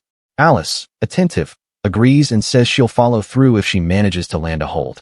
Hours later, they reach the bandits' hideout. Nicola suggests using the back entrance. Knowing bandits well, he quickly identifies a hidden entry point by moving a barrel, revealing a trapdoor beneath. They descend into the hideout, and to their surprise, they find a few bandits alongside several captives, clearly kidnapped. Among them, Alice immediately notices a dark elf. Elves and dark elves alike are imprisoned, and Alice declares that it makes no difference. All are her countrymen. One of the bandits spots them and demands to know who they are. Nicola tells Alice to take on the bald one. Alice asks what she should do about the rest, but before anything more can be said, the bandits attack. Nicola reacts swiftly. Within a blink, he knocks out two of them with punches to their faces. Alice is stunned by how quickly he incapacitated them. With the others down, Nicola tells Alice the bald one is hers. No one will interfere. The bald bandit scoffs, asking if they're really going this far just for the girl to gain fighting experience. He proposes a deal. If he wins, they let him go. Nicola accepts. The bald bandit walks toward Alice, boasting that his ki is 3 times greater than hers, and asks if she really wants to fight. Without hesitation, Alice grabs his arm and breaks it instantly. The man howls in pain. Enraged, he tries to retaliate with a punch, but Alice delivers a swift, brutal kick to his groin. Nicola praises her, commending her decisiveness. Alice, surprised at her own ruthlessness, admits she didn't think she had it in her. As Nicola helps free the prisoners by cutting their ropes, he tells her not to overthink it. These people won't change unless someone beats the lesson into them. If left unchecked, they'll return to a life of crime. Alice approaches one of the dark elves and asks if they were harmed. But instead of gratitude, the dark elf looks at her with hostility. He recognizes her as a high elf princess and declares he would rather have died than be rescued by her. Both Nicola and Alice are taken aback. The dark elf accuses her and her people of being responsible for the enslavement of dark elves. He says it was the high elves who stole their land, and that dark elves will never forgive them. He warns her that their chieftain, Coln, will reclaim the territory the high elves stole. Coln is currently training under a powerful mentor, and though his sister is missing, she was a once-in-a-decade genius. A weak monarch like Alice has no place in their struggle, he says. She's unfit to restore anything. Alice, shaken, admits he's right. She calls herself a failure unworthy of her lineage. Nicola, clearly fed up, smacks the dark elf in the head. The man demands to know why. Nicola asks if they should just leave him tied up to rot, or better yet, sell him off as a slave himself. The dark elves recoil in horror, asking if he's serious. Nicola coldly replies that he never jokes. He's sure there are perverse nobles out there who'd pay handsomely for a dark elf. Alice intervenes, addressing Nicola and saying it's enough. She insists she isn't sad. Nicola retorts that people like that need to be taught a lesson, otherwise they'll remain ungrateful and hateful forever. He admits that high elves did play a role in the history of dark elf slavery. Alice says she won't deny the truth in the man's words. But that's exactly why she wants to help. She wants to save people, not out of obligation, but because she chooses to. The dark elf cuts in again, saying that they don't want her help. Alice tells him that she doesn't care. She isn't doing this for them. She's doing it for her own selfish reasons. That's why she'll become stronger, so she can save their homeland. Sometime later, Alice asks Nicola if they can take a break from their training. Nicola responds that he's already taught her the basics of everything he intended, so he doesn't mind. He then asks what she plans to do. Alice says she intends to become stronger, and she will return before the tournament. But before she departs, she has one request. She asks Nicola to grant her access to dungeons, especially the ones where skeleton generals reside. Chapter 8 starts with Alice entering the dungeon once again, battling against hordes of skeleton monsters. As she fights, her mind is filled with a singular thought. She must grow stronger. Since parting ways with Nicola, Alice had journeyed far and wide, visiting numerous regions and challenging dungeon after dungeon. Many times, she couldn't reach the next town before nightfall and had to make camp within the depths of these dangerous dungeons. Weeks pass. Eventually, deep within one of these labyrinths, she once again encounters the skeleton general, a familiar and formidable foe. In her eyes, this creature has become something of a nemesis. She had faced off against it many times before, each bout sharpening her martial arts skills. This time, the battle is hard-fought but decisive. After landing a flurry of calculated blows, she congratulates the general. It is the 100th one she has defeated. With a final, powerful kick to its skull, she ends the fight. Wandering deeper into the dungeon, Alice reflects that this still isn't enough. Her strength isn't where it needs to be yet. Eventually, she arrives at the dungeon's lowest level. There, she witnesses a woman battling skeletons with precise and fluid movements. The woman's focus is unshakable. Each strike lands squarely on a weak point, felling her enemies with efficient grace. Alice, observing from the shadows, thinks that this woman clearly doesn't need her help. But just as she lets her guard down, Alice spots a skeleton slipping behind the swordswoman. Without hesitation, Alice shouts out a warning. The swordswoman immediately pivots, turns, and smashes the skeleton's skull with a swift strike to the neck. That was close. She turns to Alice, recognizing the assist, and thanks her. She then asks for her name. Alice introduces herself as a rookie adventurer named Alice. The swordswoman introduces herself in turn, Jessica. She acknowledges that she owes Alice a debt. Though it's not immediately revealed to Alice, Jessica is none other than the former member of the hero's party, the one who once fought alongside Nicola. Alice humbly tells her not to worry about it. They both turn their attention back to the fallen skeletons. Alice remarks on how cowardly these monsters are, attacking from behind. Jessica agrees, but a trace of sadness clouds her expression. Alice, noticing the shift, asks if something's wrong. Jessica quickly brushes it off, claiming she merely spaced out. She changes the subject, asking what brought Alice to this dungeon. Alice answers without hesitation. She came here to become stronger. She then returns the question, did Jessica come here for the same reason? Jessica responds that yes, she could say that's one of the reasons. Alice goes on to admire Jessica's swordsmanship, remarking how enviable her technique is. She even mentions that it's almost on par with the legendary Jessica from the Size Kingdom. At this, Jessica looks momentarily startled. Alice then begins to ask, could she possibly be? But Jessica cuts her off with a lighthearted denial. She tells Alice that she's simply another Jessica. Still, she wants to properly express her gratitude. Alice says that the feeling alone is enough. But Jessica insists. She tells Alice not to be so modest. Her family home is nearby, and she offers to treat Alice to something as a way of repaying her. Night had fallen by the time they arrived at Jessica's mother's house. Jessica remarked that her mother's cooking was delicious and told Alice to wait for a moment while she spoke with her. Alice agreed and stayed outside. Jessica stepped into the house and called out to her mother. Her mother appeared, shocked to see her daughter after so long, and asked if it was truly Jessica standing before her. Jessica confirmed it, and her mother immediately asked where she had been all this time. Jessica apologized and expressed how glad she was to see her mother in good health. Jessica then asked about Maria. Her mother told her that Maria had gone to the capital to study. Jessica remarked how she wanted to see how much her little sister had grown, then handed her mother a bag of souvenirs she brought along. Her mother appreciated the thought, but hesitated to accept them. Jessica insisted, asking if she didn't need the money. Her mother shook her head and said that things were much better now than before. Jessica then asked if life had been that hard while she was gone. Her mother revealed the truth. It had been hell. They had neither food nor medicine when they were ill. She and Maria had been on the verge of turning to the streets, considering selling their bodies just to survive. But then, a savior appeared. Jessica immediately understood and said Nicola's name. Her mother confirmed it. It was Nicola who had saved them. He not only gave them enough money to live on, but even provided the means for Maria to attend school in the capital. Her mother's voice was filled with gratitude as she spoke of him. Jessica suddenly asked her mother, what if she told her that she had tried to kill Nicola? Her mother, startled and shaken, grabbed her by the shoulders and demanded an explanation. Jessica hesitated and then revealed everything. She told her mother the whole story. When she finished, her mother was stunned. With a trembling voice, her mother asked how Jessica could have done something so awful. Jessica admitted that she regretted it deeply. Her mother scolded her bitterly, saying she didn't raise her to be such an ungrateful wretch. Their family owed their lives to that man. Jessica said she had no idea. She never expected Nicola to be the one who supported them while she was away. But her mother corrected her. Nicola had been helping them even before Jessica ever left. Back when she and Maria were still children, their mother had been unemployed and forced to beg on the streets just to keep them alive. It was the young Nicola who extended a hand and offered her a job at his family's mansion. He didn't want Jessica and Maria to suffer. If not for his generosity, her mother said she would have been forced to sell Jessica as a slave. Jessica stood frozen, her eyes wide with disbelief. Her mother pressed on, explaining that Nicola had kept it a secret so their friendship wouldn't be strained by guilt or obligation. Everything Jessica had, her clothing, her education, her swordsmanship, was all thanks to him. Even the swordsmanship she took pride in.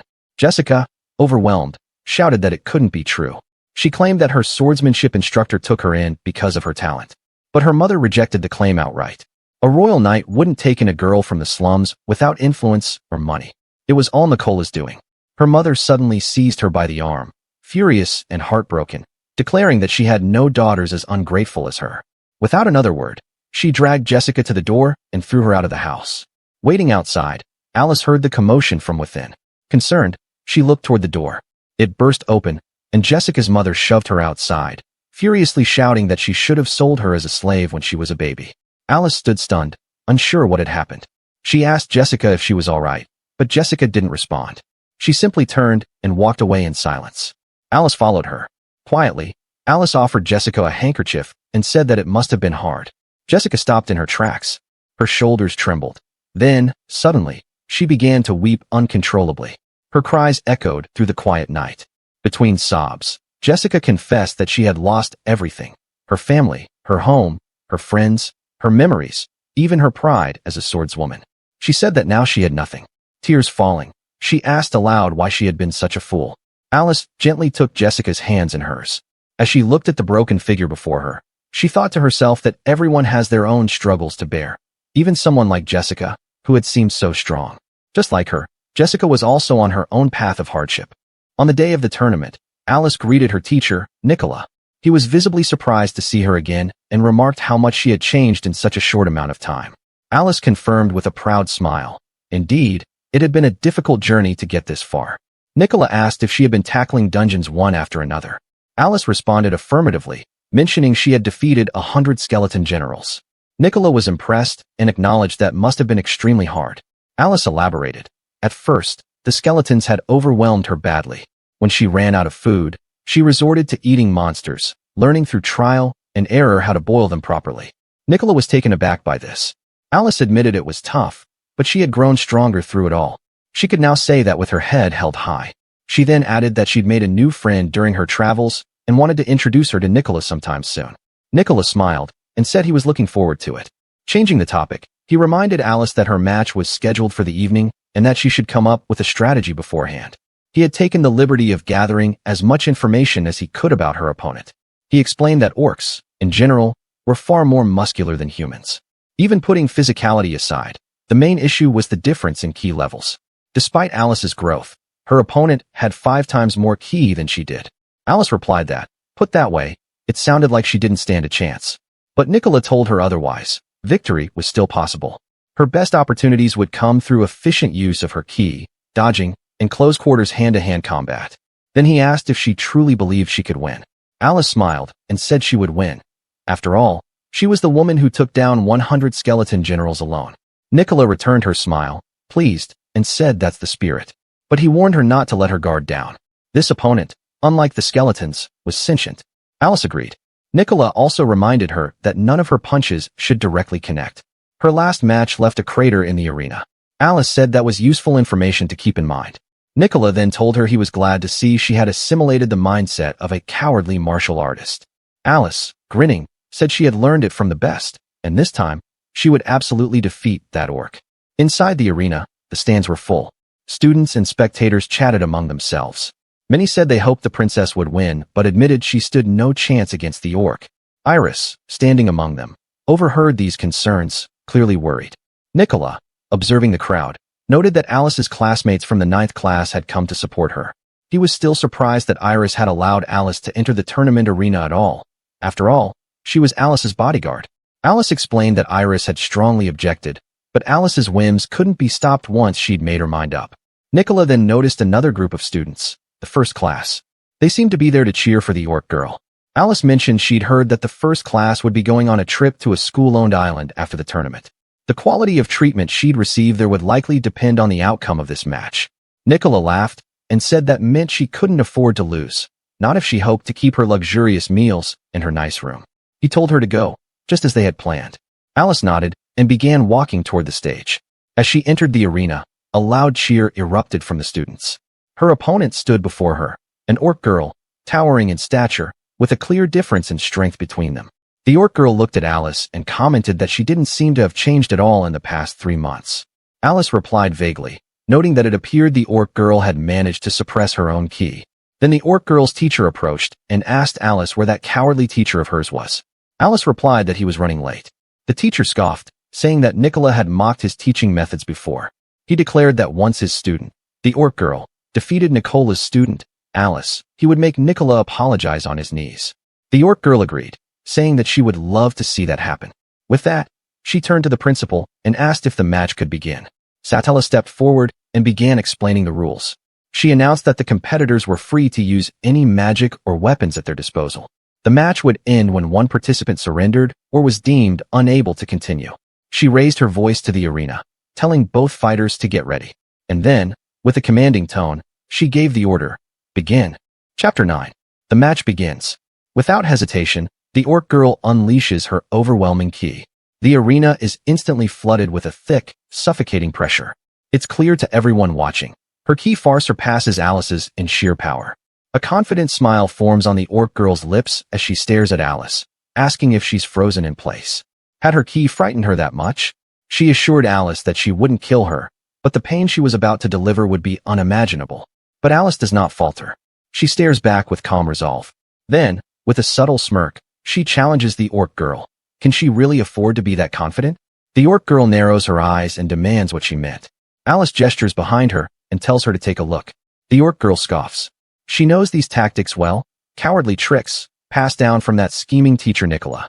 She isn't stupid enough to fall for them. But then, a jolt of danger erupts behind her. A deep, chilling ki floods the air. Her senses spike. Her instincts scream at her. She whirls around instinctively, and there he is. Nicola, standing in the arena's shadows, eyes serious, body brimming with refined killing intent. His presence alone is heavy enough to make her breath catch. But before she can process what just happened, a voice rings from behind. Alice, reminding her that in the middle of battle, one should never turn their back on their opponent. The next moment, Alice is already upon her. With fluid precision, Alice seizes the orc girl's arm and drives her into the ground with a thunderous impact. The arena echoes with the crash, and the orc girl screams, her arm twisted, clearly dislocated. The students watching are stunned into silence. The orc girl cries out in rage, calling Alice a coward, accusing her of relying on cheap tricks. Alice answers coolly. She is her teacher's disciple. What did the orc girl expect? She reminds her that it was her own mistake to not prepare countermeasures, especially when she already knew that Alice and her master never played fair. Besides, the trick wouldn't have worked at all if she hadn't let her guard down. The orc girl clenches her teeth, seething.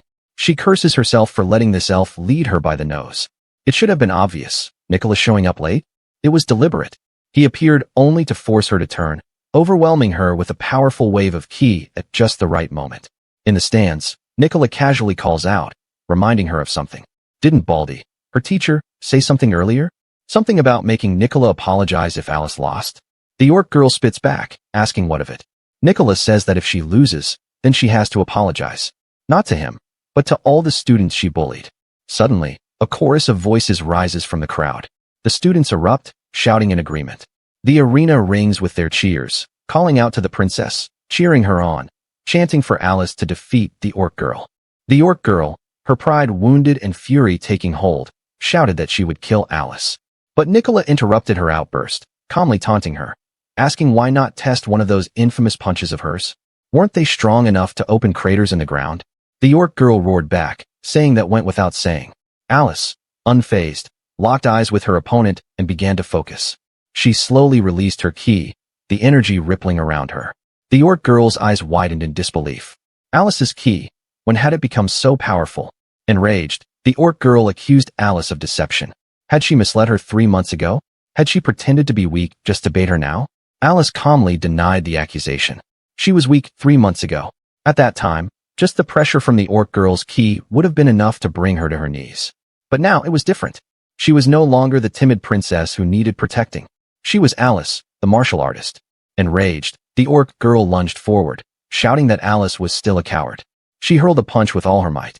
But Alice, now centered in complete focus, effortlessly stepped aside, evading the blow. The orc girl was stunned. Her devastating punch had been dodged with ease. Before she could recover, Alice countered with a swift, precise kick to the orc girl's leg. Shocked again, the orc girl quickly launched a barrage of punches, rapid, fierce, and heavy. Yet none of them landed. Alice's movement was fluid, her evasion flawless. Each miss left the orc girl more off balance. Then, once again, Alice's leg struck, another clean blow to the same leg. The orc girl halted her assault, frustration mounting. None of her punches were connecting. Power didn't matter if it couldn't hit. Her expression twisted into disbelief. From the sidelines, Nicola called out mockingly. What had happened to her legendary crater-making punches? Were they just rumors? Infuriated, the orc girl screamed at him to shut up and hurled another punch at Alice. But once again, Alice slipped past it. This time, she launched her own attack, an uppercut forming in her posture. The orc girl braced for the blow, guarding high. But it was a feint.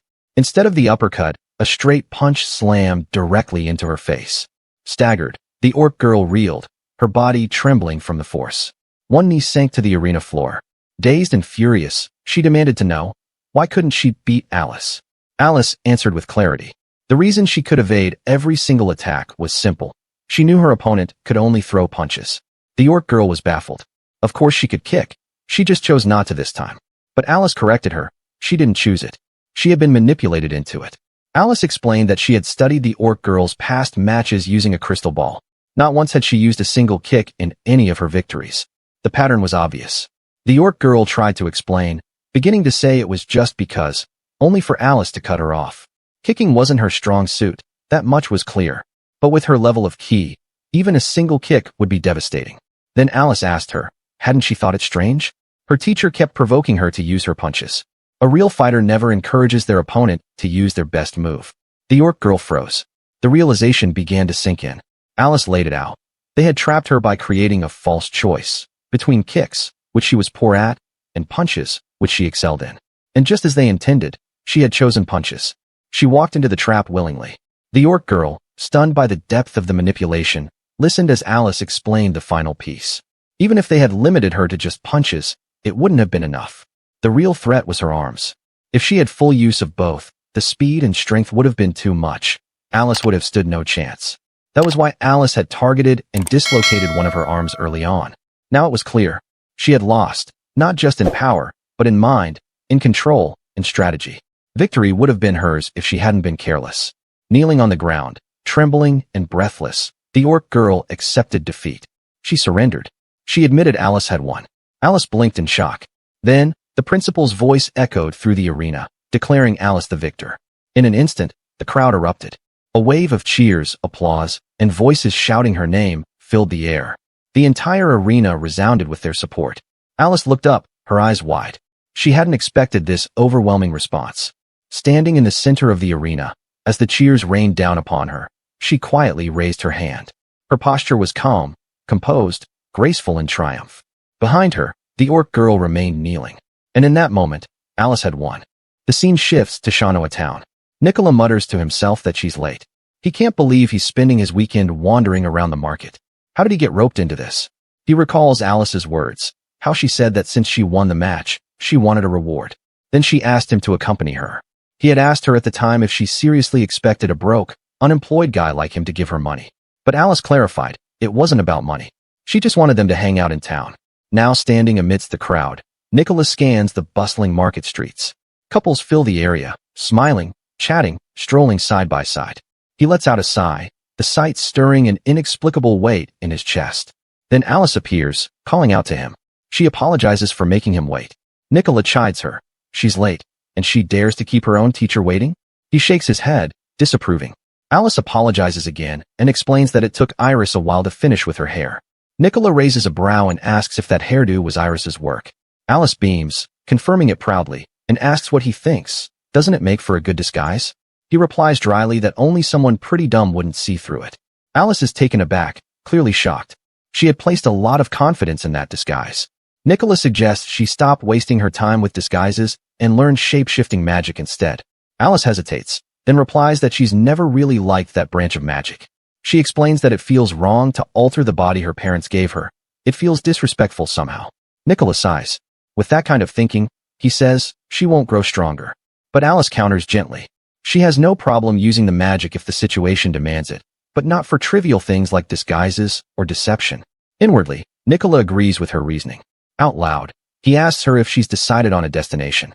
Alice smiles with mischief and tells him it's a place she's sure he'll enjoy. As they begin walking side by side, Nicola half-jokingly asks if she's leading him to a bandit hideout. Alice grins and tells him she's not giving away the surprise just yet. As they stroll, they start drawing the attention of passers-by. People whisper and comment. One woman nudges her friend and gestures at them. Look at that couple, she says. The man's good-looking and strong, but the girl's so scrawny. The friend speculates aloud. Maybe he's just after the elf's money? The other agrees and says what a pity. Nicola, hearing the comments, tells Alice not to pay attention to them. Muscles, he says, aren't everything to humans. Alice puffs her cheek slightly and tells him he's making things worse. Eventually, they pass a building, and Alice tells him that the main event is just ahead. Nicola peers ahead, curious, and asks what she's talking about. Alice gives a smug little smirk. As they exit the alleyway and emerge onto the street, they're greeted by the roar of a crowd. Cheers fill the air, people clamor around a stage where fighters are preparing for battle. Alice turns to Nicola and, with a proud smile, tells him this is where she wanted to bring him all along. A wrestling match, with betting involved. Chapter 10 begins with Nicola expressing surprise. He didn't expect there to be a wrestling event taking place. He asks about the prize, and Alice explains that the reward for the victor is a rare grimoire from a distant eastern land. That piques Nicola's interest. A grimoire of that kind could easily be sold for at least 100 gold pieces, he muses aloud. The offer is clearly tempting. Alice adds that the entry fee is only 1 gold coin. The potential return is enormous compared to the cost. The spotlight shifts to the reigning champion, a masked woman known as Rise. She's accumulated an incredible streak of 98 consecutive victories. Not even larger and stronger opponents have been able to disrupt her momentum. Nicola scrutinizes the fighter from a distance. He wonders quietly, is her ki really that strong? Alice begins to explain that this tournament follows special rules. Nicola asks what kind of rules. She clarifies that the ki output of each participant is standardized and limited to ensure a fair match and to prevent serious injuries caused by disparities in physical strength. In addition, punches to the face are prohibited. The match begins. The challenger, a male fighter, charges straight toward Rise. He throws a punch, but it doesn't land. He's taken aback. Without hesitation, he follows up with a kick, but Rise slips past it with ease. Her movements are fluid, effortless. As the two observe the bout from the stands, Alice leans toward Nicola. She admits something. The main reason she invited him on this date was because she wanted him to see Rise's technique. Nicola is caught off guard. Alice confirms it. Yes, she had a purpose. She believes Rise's style may prove useful to her own growth. Back in the ring, the challenger is now launching a relentless barrage of punches at Rise. But no matter how many he throws, none connect. He's stunned. What the hell is with this woman? Rise suddenly closes the distance. In a split-second move, she grabs her opponent's arm and locks it into a tight submission hold. The pressure is too much.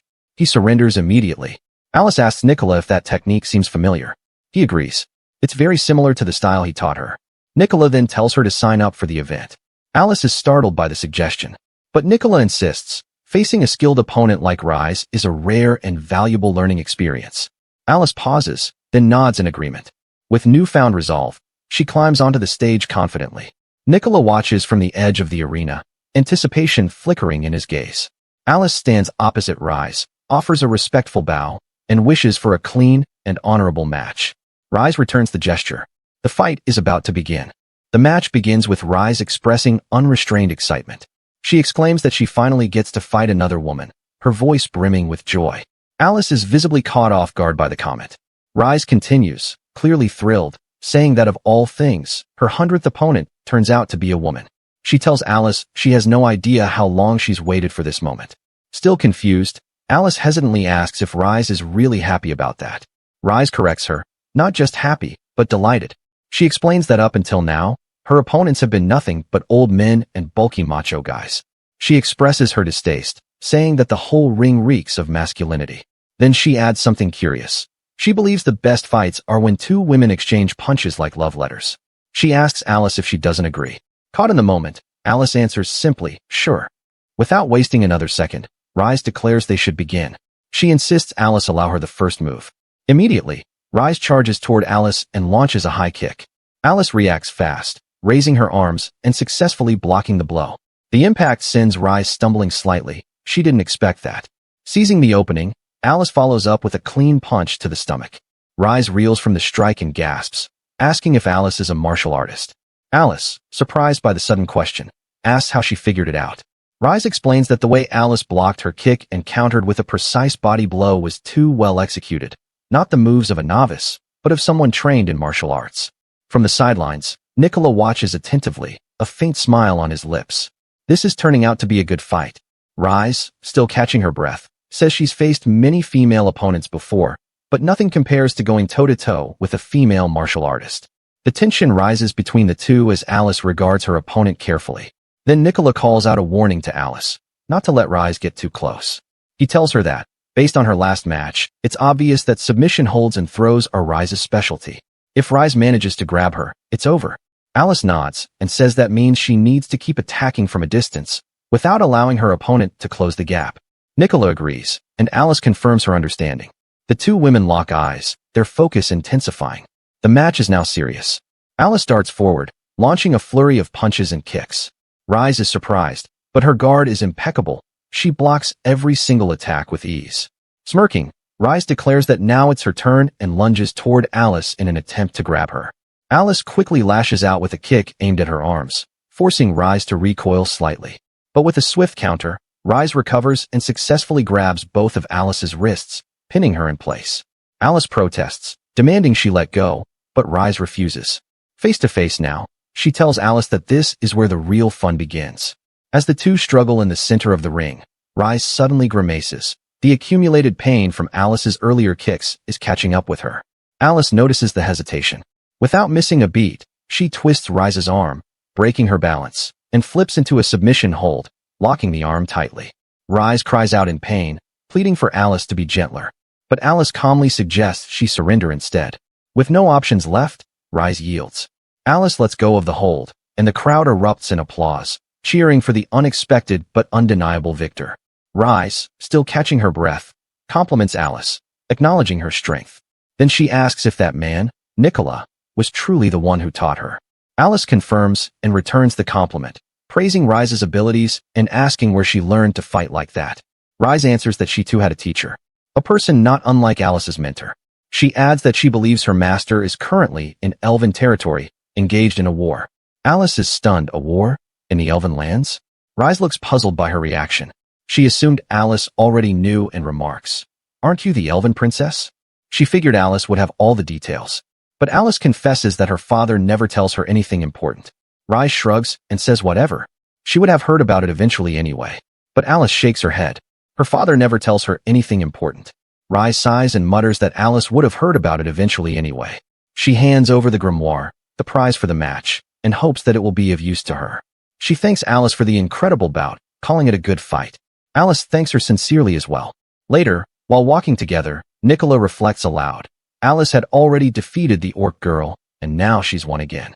He asks if she still plans to remain his disciple. Alice answers without hesitation, of course. She wants to become even stronger.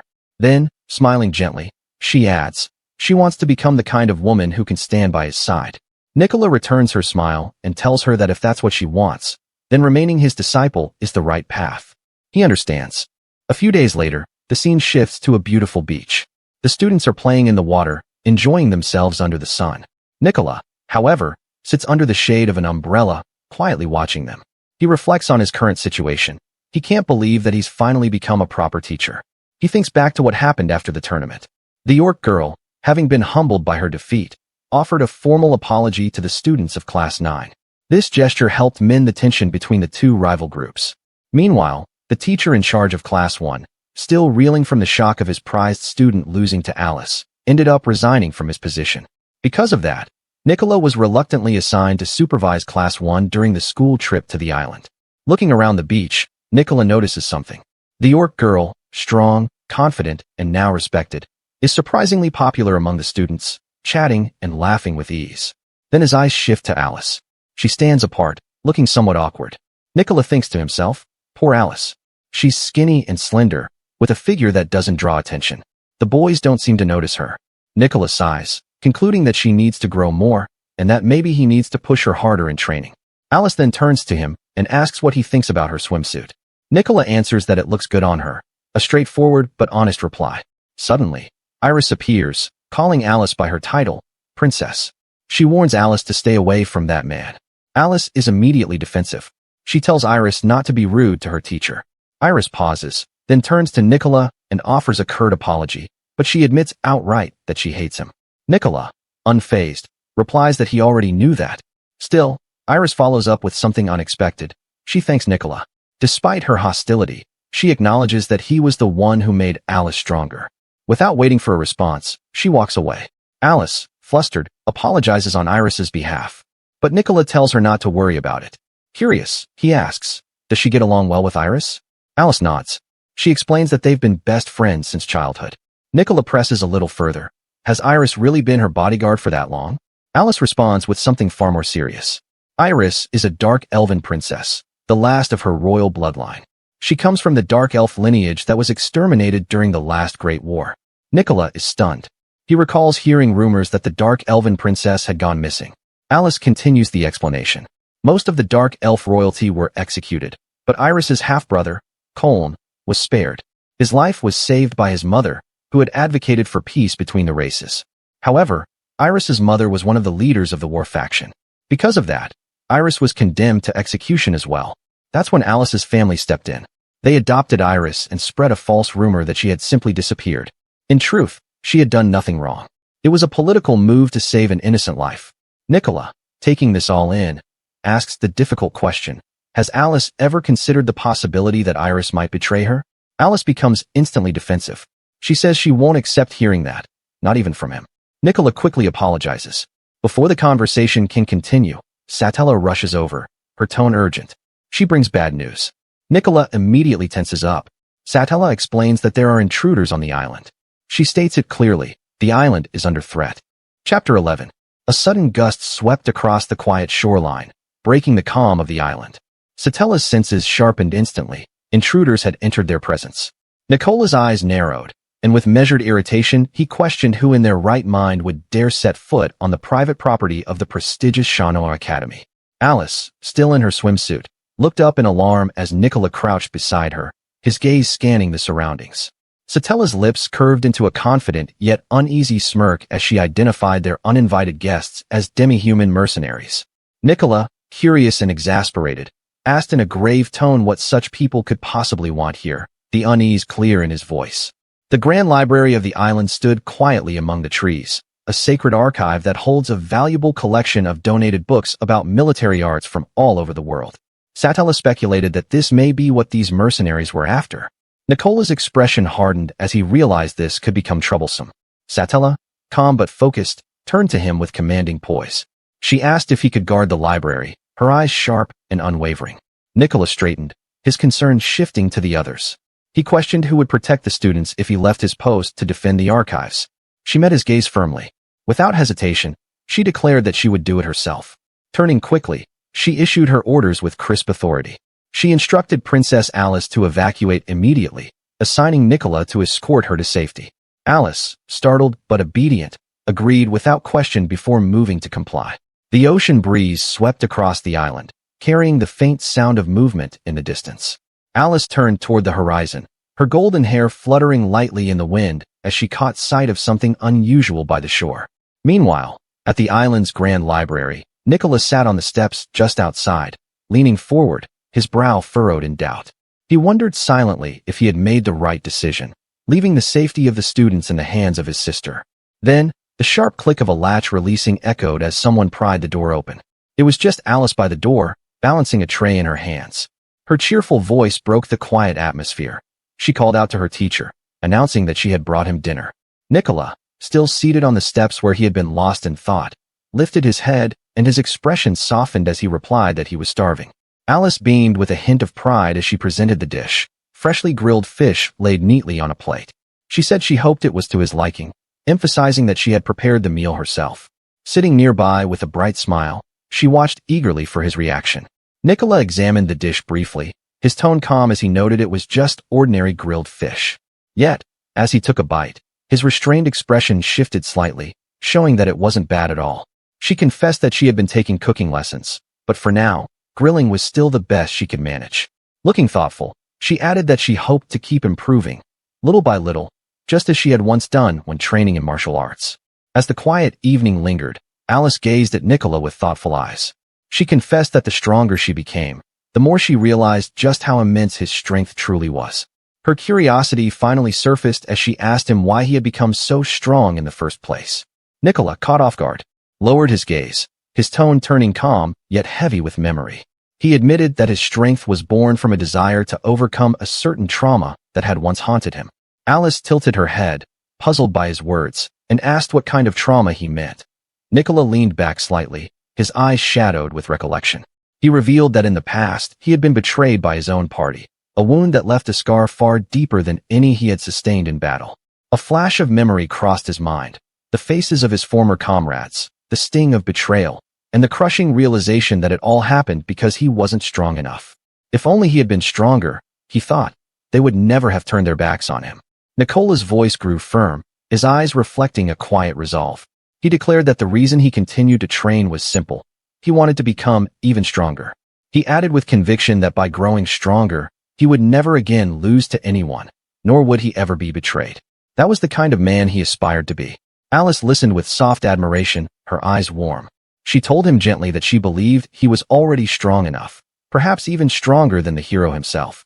Nicola blinked, slightly taken aback by her words, before a faint smile crossed his face. He thanked her quietly, her sincerity cutting through the heaviness of his thoughts. As Alice stood and started to leave, she turned back toward him. Nicola reminded her that training would begin early the next day and urged her to rest. She nodded with a faint smile, wishing him good night. Watching her go, Nicola thought that having his own disciple cheer him up wasn't such a bad thing after all. Night fell over the academy dormitory, the buildings illuminated faintly under the moonlight.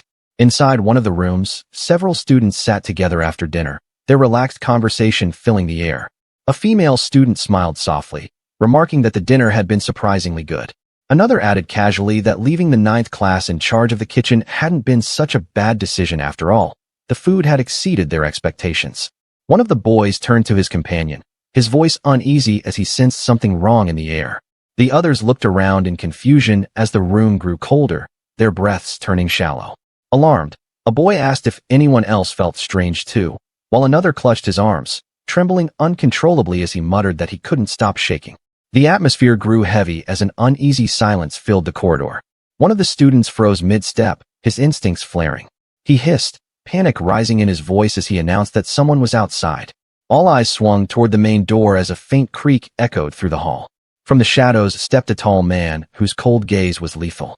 In a composed, menacing tone he remarked with a smirk that he was impressed they did not cower in fear under his ki. His expression then twisted into cruel delight as he declared that it was time for them all to die by his hands. A sinister grin spread across his face as he mocked them to run while they still could. The intruder's words sent a shiver through the room. He mockingly told the trembling students to run, but added coldly that it would only matter if they could. Elsewhere, Nicola suddenly froze mid-step. His sharp instincts caught something amiss. A faint echo of a scream could be heard through the halls. He muttered under his breath, recognizing it instantly. That scream had come from one of the dormitories. Nicola readied himself to move, but Satella's earlier command echoed in his mind, to guard the library. A weary sigh escaped him as he thought to himself, half in disbelief, that his sister actually valued the books more than the students. He tensed as a loud crash echoed. The heavy doors of the library slammed open with force. Nicola realized someone had entered. An unexpected visitor had arrived. A rugged, broad-shouldered man stood by the doorway, his presence radiating confidence. With a hint of arrogance, he asked if Nicola was part of the Shanoa Academy's staff. Nicola gave a short, amused snort and asked mockingly if he looked like a library watchman. The man shot back casually that he would make for a rather shady one. Nicola asked if the stranger was after the books. The intruder's smirk faded into a cold seriousness as he declared his true intention. He hadn't come for the books. He had come for him. The man's expression turned coldly serious as he revealed his purpose. His group had come to take the elven princess Alice with them. Pointing at him, he stepped forward with grim determination, stating that his mission was to eliminate Nicola to ensure no one could interfere. Nicola's eyes narrowed, his tone calm but cutting. He demanded to know why they were after Alice in the first place. The man gave a dismissive smirk. He said he had no reason to tell Nicola anything, explaining that he acted solely under his boss's orders. Nicola frowned, unimpressed by the man's blind obedience. If the target was Alice, he questioned why the intruder had even revealed his plan, speculating if he was that confident in taking him down. The older fighter stroked his beard confidently, claiming that he had never once lost to anyone in a one-on-one battle. His tone carried the calm arrogance of a man certain of his strength. Nicola's lips curved into a faint smirk as he replied that it was quite the coincidence. He too had never lost a single one-on-one fight. The intruder cracked his knuckles, his bloodlust beginning to rise. He muttered that there was no need to delay things further. They should get the fight underway. Nicola, however, raised a hand to stop him. He said it would be dull to fight with no holds barred, suggesting instead that they make things a little more interesting. A teasing edge entered Nicola's voice as he looked at the man squarely. He remarked that since his opponent was older, he would give him a handicap. Stepping forward and lifting one leg slightly, Nicola added calmly that he wouldn't use any kicks. The older fighter smirked confidently, agreeing to the terms. With a sharp glint in his eye, he suggested they fight using only their fists, a pure test of strength and endurance. Nicola's foot shifted slightly against the floor as he took his stance, agreeing to these terms. Both men stood ready, their gazes locked in mutual understanding.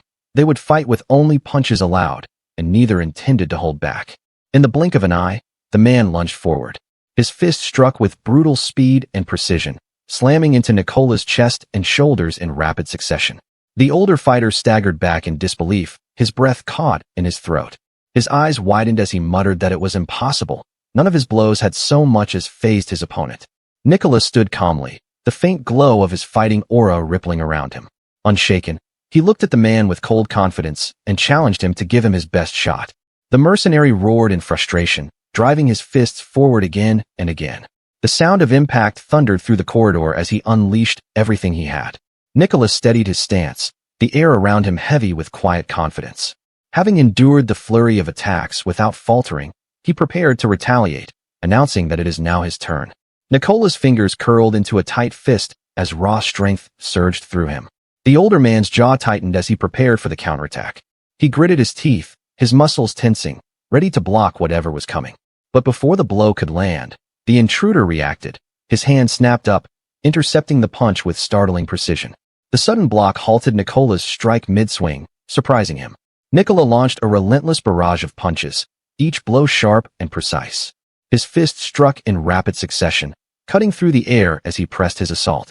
The man parried each hit with measured precision, his forearms shifting just enough to deflect the attacks. Then he suddenly twisted his stance, slipping under him. His movement was quick and calculated. For a brief moment, he found an opening.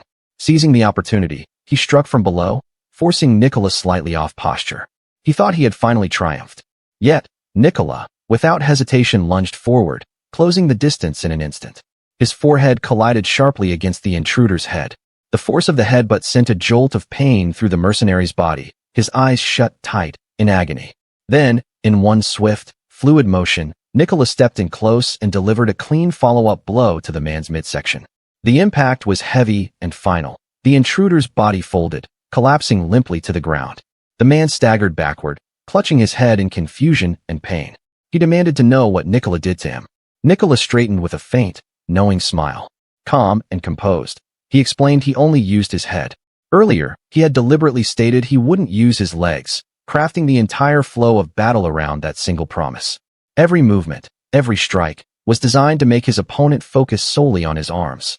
As the fight unfolded, the mercenary had fallen perfectly into the trap, watching Nicola's fists so intently that he never anticipated the unconventional attack that would end it all. Nicola, his calm expression unchanged, declared that manipulating the rhythm of a fight was second nature to him, reading opponents, twisting their expectations, and using their own assumptions against them.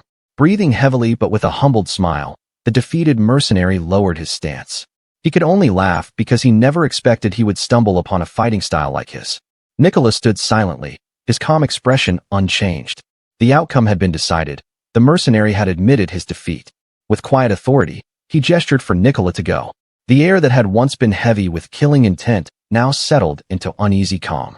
As silence settled over the mansion, Nicola's gaze swept the corridor until it stopped at the next doorway. Peering inside, he noted how unexpectedly well-furnished the room was, marveling at its refinement. In the girls' room, Alice and Iris sat together on the bed. Iris commented that it had been a long time since they last shared one. Alice chuckled in agreement, teasing her about how she used to wet the bed and how often she'd scold her for it, her tone warm and playful. Iris laughed in return, insisting the memory wasn't one-sided.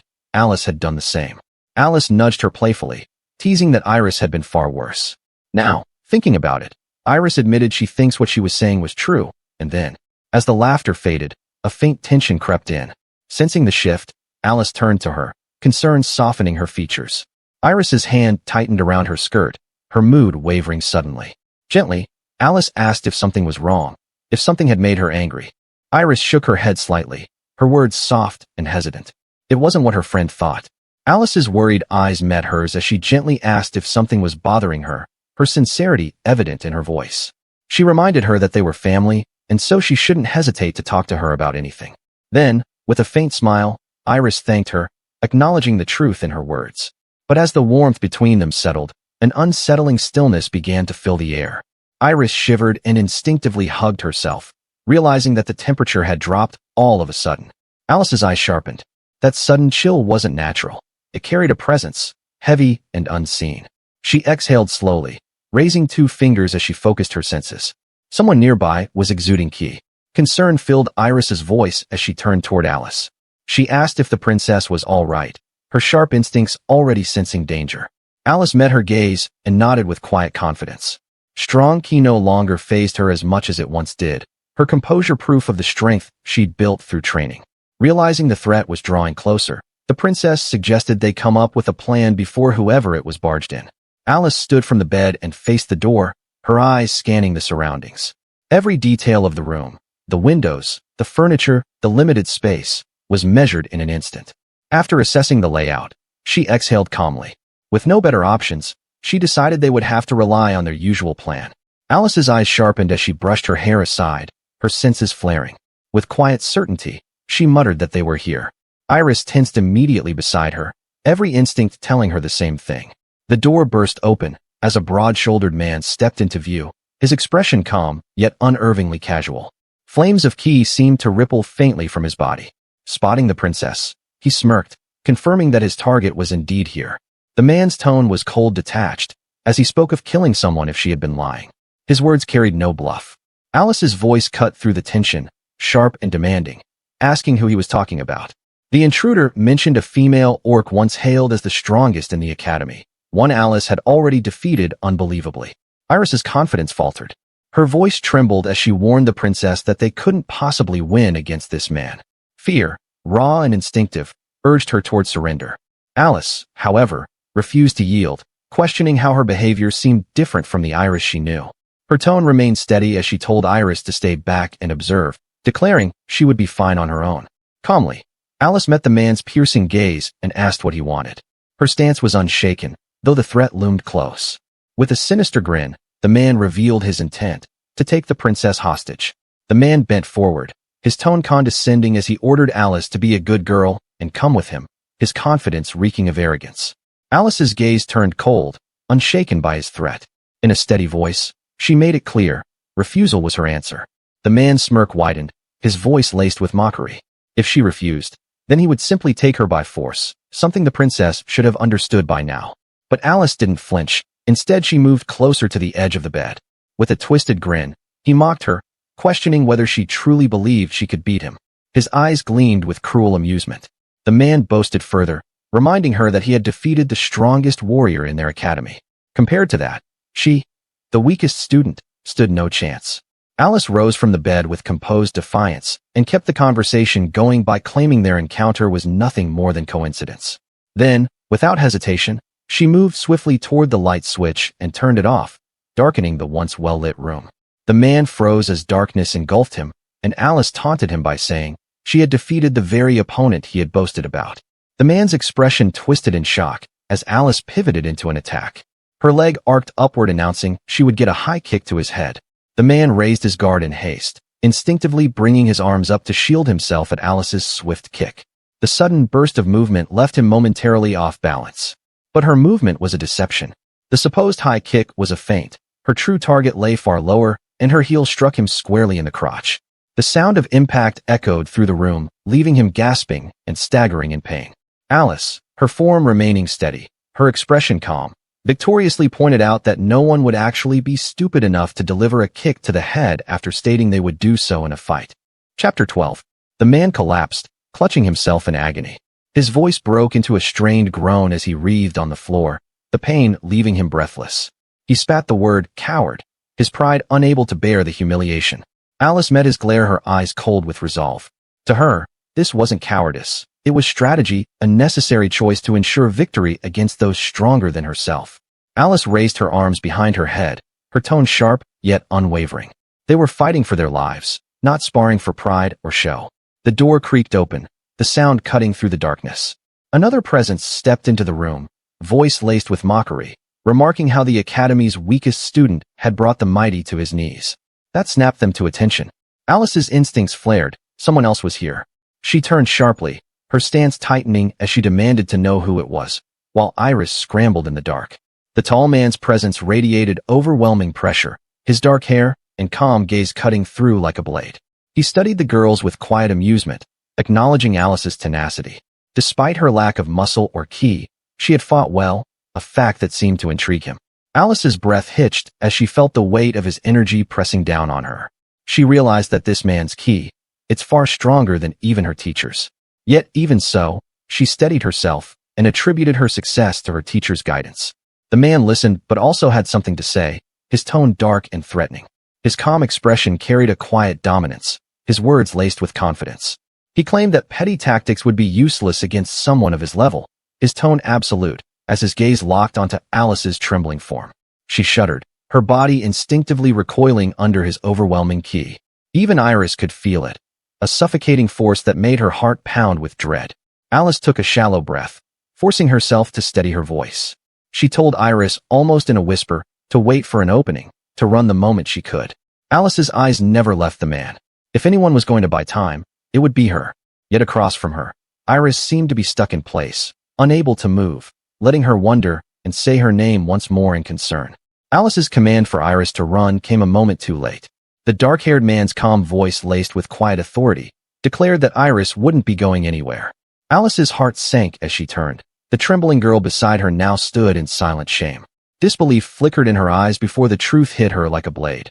Iris had sided with them after all. Lowering her head, Iris's lips trembled as she admitted her choice. Guilt lingered as she muttered a heartbreaking apology. Alice's eyes widened in disbelief and stood frozen, disbelief clouding her face. Her voice trembled as she faced Iris, urging her to say it was all a lie. The man stepped forward, his confident smirk cutting through the stillness. He demanded Alice to surrender, his tone dripping with certainty as if the outcome had already been decided. But her defiance flickered like a blade drawn from its sheath. She refused to yield, mocking the man for believing that she would honestly do as he said. Iris, torn between fear and regret, cried out desperately for Alice to stop. She believed the man's power far surpassed anything she could handle. Her plea echoed in the tense silence, urging surrender. But Alice straightened her stance, her voice steady as she declared her resolve, never to surrender, no matter who she was up against. The lesson her teacher had instilled within her burned bright. A true fighter never yields. The man smirked, acknowledging the spirit behind Alice's determination, yet his tone shifted. His words now carried an ominous pause. Without hesitation, he raised his hand and gestured toward Iris. His voice cut sharply as he suggested a brutal threat, that he break the limbs of her former ally, and challenged her if she could do something about it. Her body tensed as his words sank in. Fury flared in her chest as she demanded to know how he could use Iris's safety as leverage, after claiming she was on his side. But the man only smiled unfazed.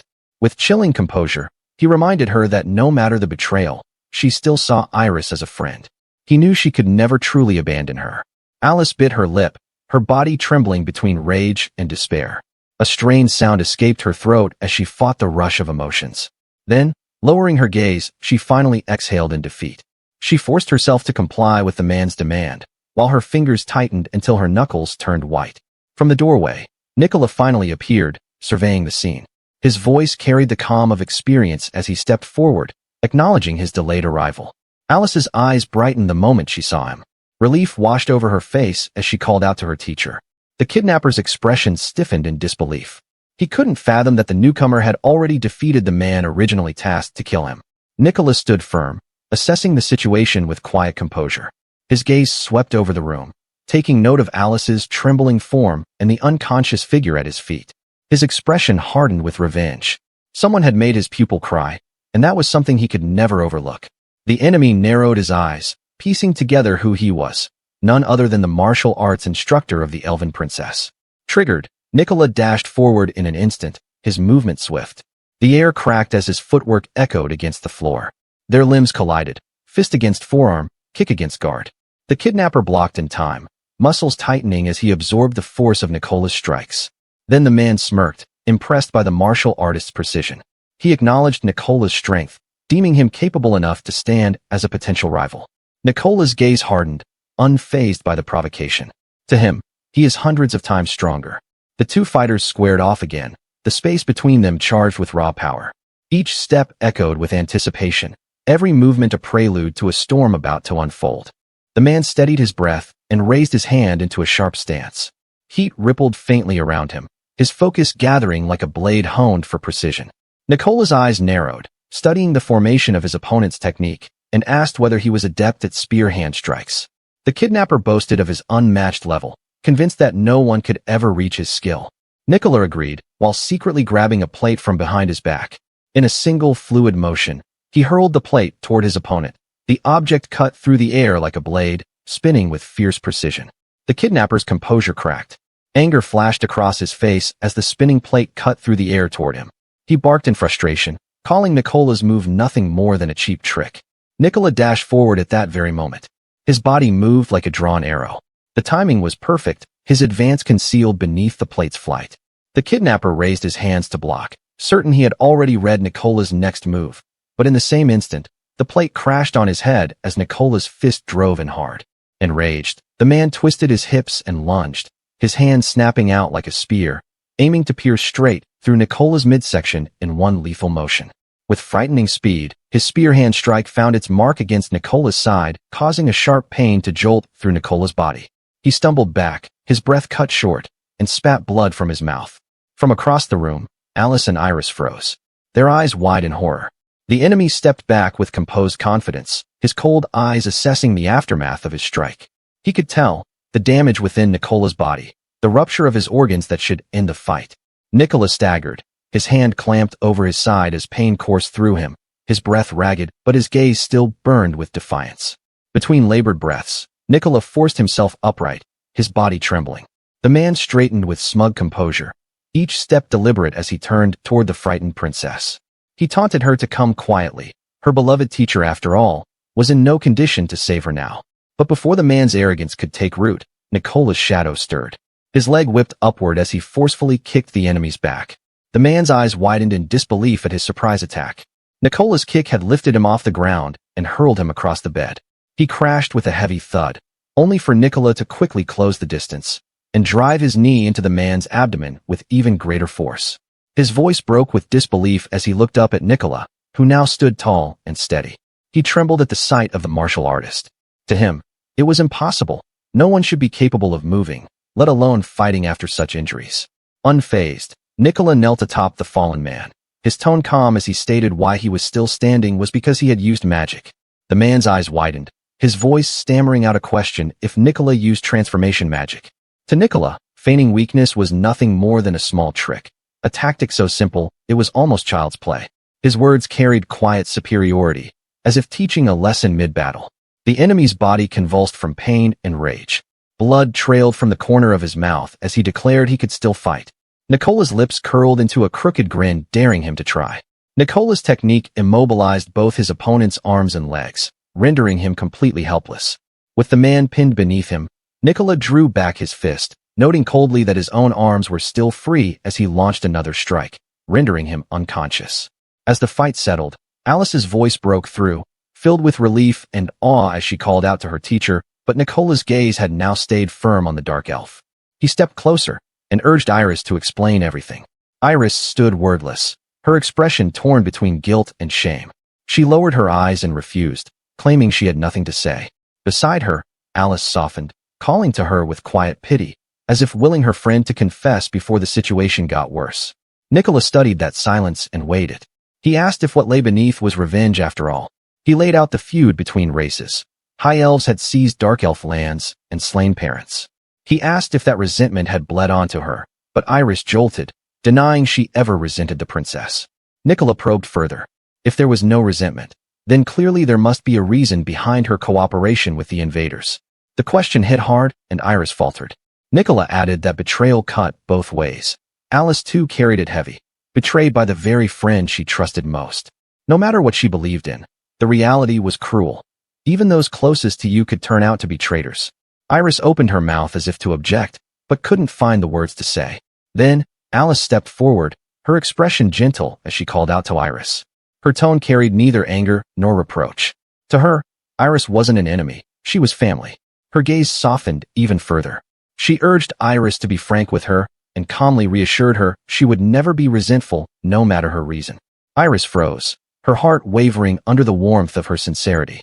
Overwhelmed by emotion, she stepped forward and buried her face against the one she had wronged. The words she had withheld finally broke free, an apology from the depths of her heart. Nicola watched in silence as Iris wiped her tears, her voice trembling but steady enough to begin.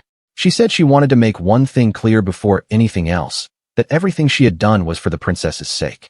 Alice's eyes widened, her lips trembling as she echoed Iris's words, unable to believe what she had just heard. Iris admitted she had never known the full details of the plan she was drawn into. Her mission had been given to her by someone she trusted. She continued, explaining that her assigned task was to secretly provide aid to the invaders and, when the time came, to deliver the princess into the hands of a certain individual. Nicola, clearly intrigued, asked who she was speaking of, demanding the truth in his voice. Iris's lips trembled before she finally spoke. The one who had orchestrated everything was none other than the invader's boss. Nicola's expression didn't shift, but his eyes hardened. He studied Iris carefully, noting the hesitation behind her voice. She met his gaze and pleaded for them not to let their guard down. The person in question was strong and terrifying in all respects. Nicola pressed further and asked if this person was even stronger than him. Alarm tinged in her voice. She added that this person was even stronger than any member of the Academy staff, as far as she could tell. His eyes narrowed slightly as he pressed for clarity, asking for the person's true identity, while his tone remained measured. She hesitated, her lips parting as if the next word carried too much weight. A drop of sweat traced her cheek as she struggled to form the name. The silence stretched before she finally forced the words out. The mastermind behind everything was Satella. At that very moment, far away, Satella stood calmly in her grand office, as if aware that her identity had been revealed. Chapter 13.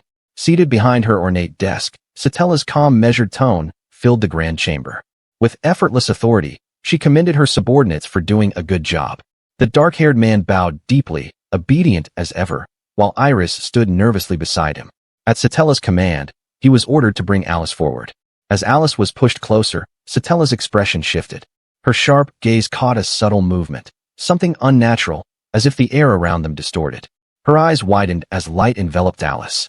Her features twisted and melted away, revealing her true form, the invaders, which was an illusion all along. As realization dawned, her composed demeanor cracked as she recognized the magic at play. It was shape-shifting magic. Without hesitation, Nicola launched himself forward. His legs swung upward in a fierce arc, cutting through the tension and striking straight toward Satella. Satella staggered back, the force of Nicola's blow driving the breath from her lungs. In a tone both admiring and taunting, she murmured that she was impressed. She remarked that even after all these years, her brother hadn't changed, still relying on the same cowardly tactics she once knew so well. Nicola remained unmoving as he stared down his sister. His voice carried no triumph, only confirmation that the clues had all led to her as the mastermind behind the kidnapping. Satella clutched her side, steadying her breath as she looked up at her brother. She asked whether he had suspected her from the very beginning. Nicola answered with calm certainty, saying he hadn't. He recalled the moment his doubts began, when the echoes of terrified screams came from the library. She, being in the same building, should have heard those cries even before he did. The fact that she hadn't reacted at all was what gave her away. Satella justified that perhaps she had already been defeated when that happened, but Nicola objected. He pointed out that the men under her were never as strong as she was. There was simply no way she could have been defeated. Her lips curved into a faint, nostalgic smile as she gazed into the distance. A soft murmur escaped her, a quiet pride for the man Nicola had become. He had never once disappointed her. Nicola's voice cut through her daze, eyes locked on Satella as he asked why she had done all this. Satella responded with a teasing smirk, and told Nicola that if he truly wanted answers, he would first have to defeat her. As he closed in, Satella's expression subtly shifted. Something about Nicola's energy felt strange. His key was faint, almost unnaturally low. Her grin returned, laced with mockery. She accused him of trying to trick her, of lowering his aura on purpose to bait her into relaxing her guard. She claimed she wouldn't fall for such childish tactics again, but a sudden ripple of energy distorted the air. A dark mist swirled on Nicola's face, revealing Alice's faint outline, her form emerging as if stepping out from a shadow. Satella's eyes widened in alarm, and she spun around instinctively, searching for Nicola, as Alice darted behind her. Then out of nowhere, Nicola appeared, his fist struck forward with explosive force, burying into her midsection. Satella's breath left her in a sharp gasp. Nicola's cold voice followed, remarking how late her movement was. Nicola's kick landed cleanly, sending Satella crashing backward, her body twisting midair before slamming against the wall behind her. She coughed violently, clutching her abdomen as she spat out the word, coward. Nicola only smirked faintly. He admitted it freely, that he was a coward. He didn't need anyone to remind him. It was, after all, that very trait which had gotten him cast out of the hero's party long ago. Satella lowered her gaze, blood dripping from her lip, as she whispered that it hurt to admit it, but Nicola's cheap tricks had bested her. Nicola stood firm, his expression cold and unyielding, as he accused Satella of not speaking the truth. Satella, still kneeling, trembled slightly as she demanded to know what he meant. Disappointed, he told her that someone like her should have noticed and should have been able to tell the difference. He pointed out his doubts, that she should have realized what was happening right before her eyes. A novice using shape-shifting magic in her presence was something impossible for someone like her to overlook. He reminded her that even if someone managed to imitate his appearance, duplicating his essence was another matter entirely. His mannerisms and rhythm of movement, those could never be perfectly replicated. It wasn't a simple feat, and she knew it. Satella lowered her gaze briefly, as blood dropped on her arm. With a faint smirk, she muttered about the difference between a disciple and their mentor. With quiet dignity, she admitted that this was what made martial arts so interesting. Nicola stepped forward, his expression unreadable as he spoke in a calm, commanding tone. Startled, Satella looked up in alarm. As Nicola raised his hand, a faint light began to gather in his palm. The glow intensified as Nicola offered her a choice. He would heal her wounds, but in return, she would have to tell him everything. His tone echoed the man who still saw her as family despite everything she had done.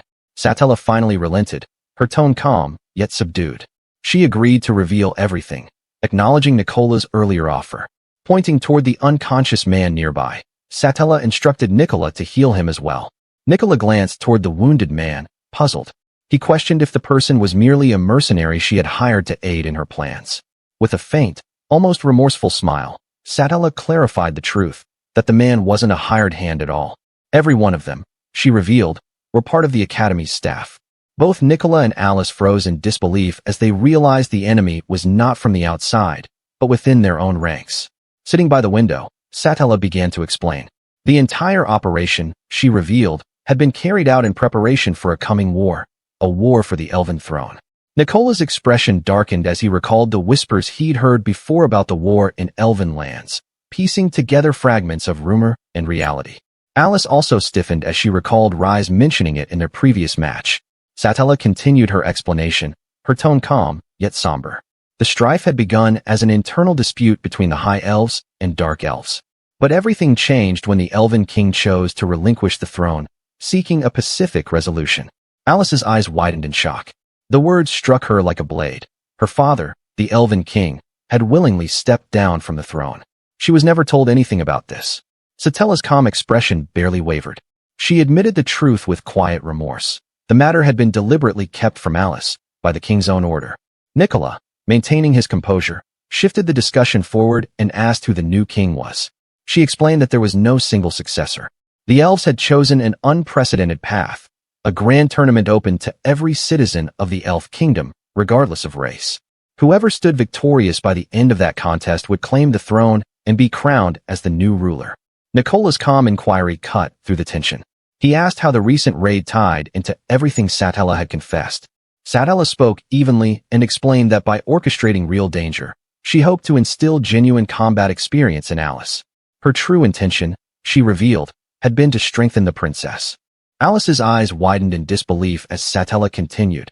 Everything had been for her sake, all to ensure she would one day ascend as the next ruler. Alice, still reeling in disbelief, echoed Satella's words, her voice trembling with doubt. Nicola, though composed, pressed on. He demanded to know why the students of the first class were involved.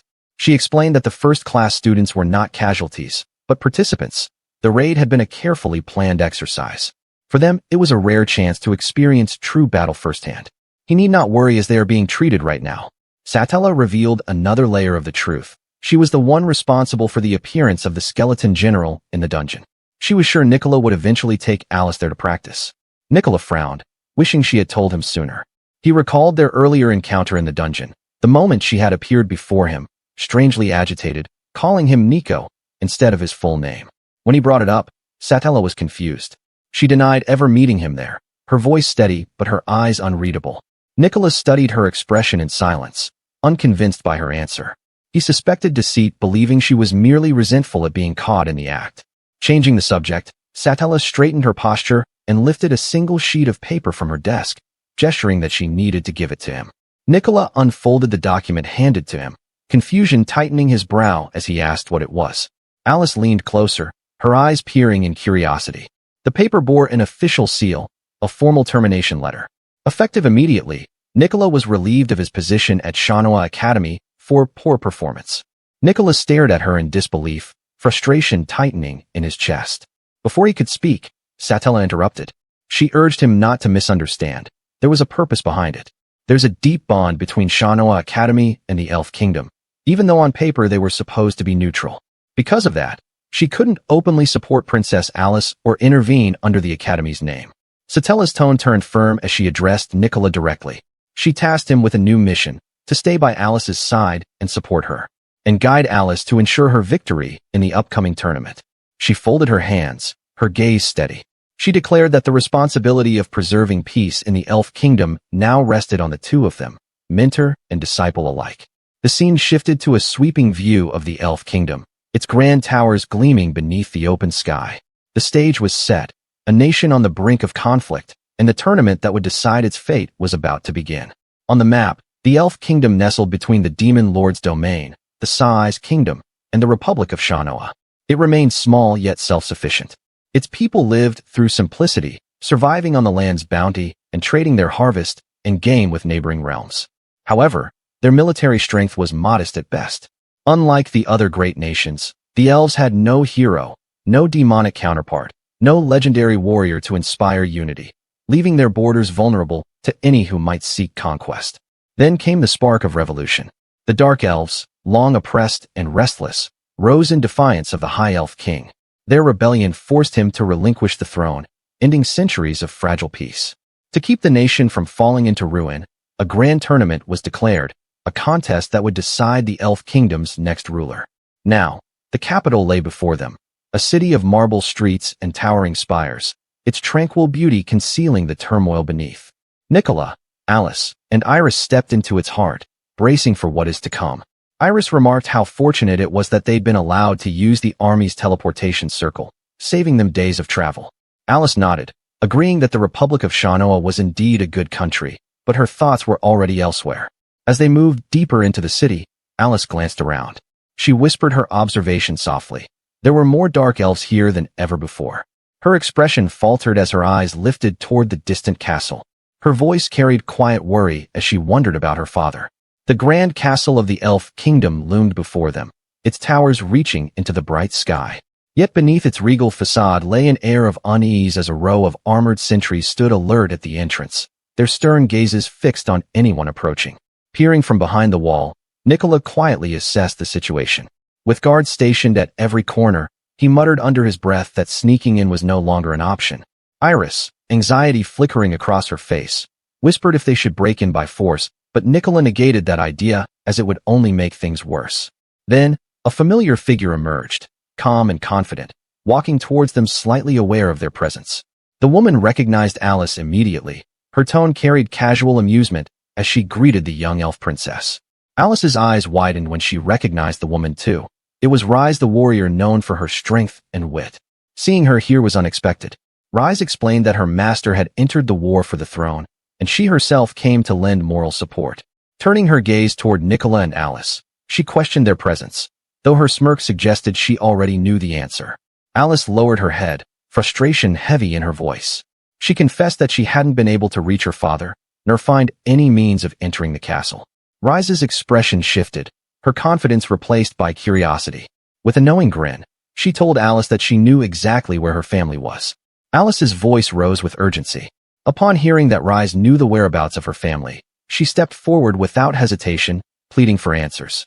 Rise smirked slightly and noted aloud that Alice didn't seem to doubt her in the slightest. She smiled faintly, recalling their past duel. Having once sparred, she believed she understood Rise's character. Hearing that, Rise's expression softened into a grin. She admitted that Alice's words pleased her. Turning away with confidence, Rise motioned for them to follow, promising them she'll take them to the king. Ahead stood a secluded marble pavilion, surrounded by forest and station guards, and a king was being carefully hidden from plain sight. Led by Rise, the group followed a narrow forest path that opened into a quiet clearing. Standing there, waiting beneath the soft glow of daylight, was a familiar figure.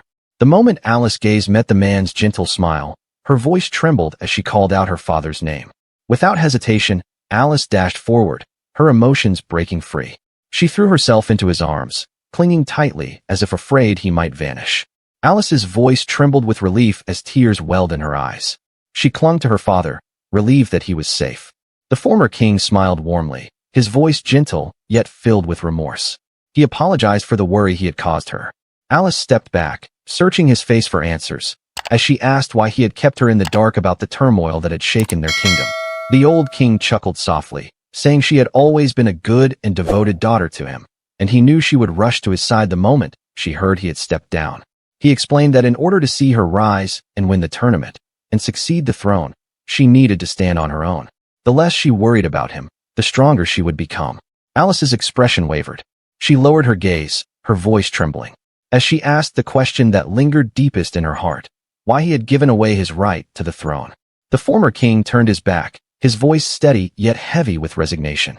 He admitted he could no longer bear to watch his kin destroy one another, elves turning blades upon their own kind in the name of pride and power.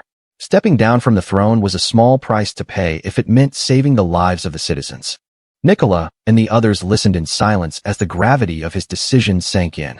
The king continued, mentioning that the dark elf leading the rebellion, was a known supremacist, a man who sought dominance for his race alone. If left to rule, the country would come to discriminate against high elves. But even then, the old king's voice softened. He looked at his daughter with warmth and sorrow intertwined. He admitted that what he truly wanted was for her to live peacefully, far from the chaos of war, and for her not to fight at all. Alice could only call out to her father as he placed a hand over his chest, as he revealed his truest wish, to build a country where no discrimination existed. With calm conviction, the former king told his daughter that the heart of a true nation lies in its ruler's love for the people. His gaze softened as he assured Alice that she possessed that very kindness, the mark of a great ruler. Alice wavered. The idea of ruling an entire kingdom felt far beyond her grasp. Yet her father's words carried no hesitation.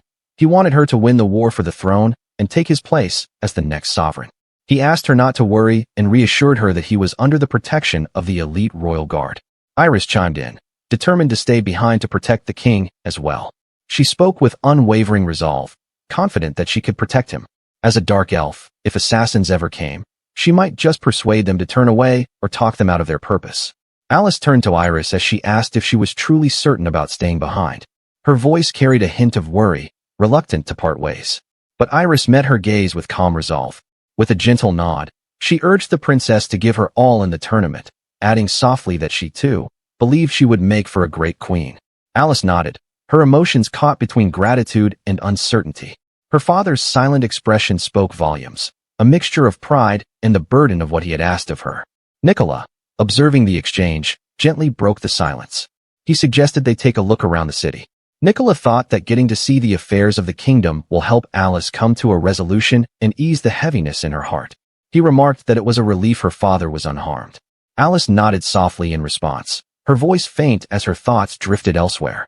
Then, a sudden noise reached them, prompting Nicola to turn his head. A surge of voices echoed from a nearby square. It didn't take long to spot the reason. A combat arena had been set up which drew a circle of spectators, their cheers filling the air. Two figures stood at its center, facing one another. One, a high elf swordsman, gripping his blade tightly, the edge gleaming under the tension of battle. The other, a dark elf fighter standing firm with clenched fists and raw ki flaring around him. As the crowd watched, Nicola's calm gaze assessed the fighters, the swordsman, a high elf, and the unarmed guy, a dark elf. Two races whose rivalry mirrored the unrest dividing the kingdom itself. Alice leaned closer to her teacher, her curiosity piqued as she asked who he thought would win. Nicola spoke casually, noting that the dark elf clearly held the advantage. While the tension in the arena spiked, Alice's eyes widened. Recognition flashed across her face because she knew that man. Without hesitation, the dark elf closed the distance, his fist striking with brutal precision. The sound of impact cut through the air, the force of the blow echoing like thunder. The high elf's body was hurled backward, hitting the ground hard, his weapon clattering uselessly beside him. The victor pointed a finger and shouted triumphantly, his voice dripping with pride.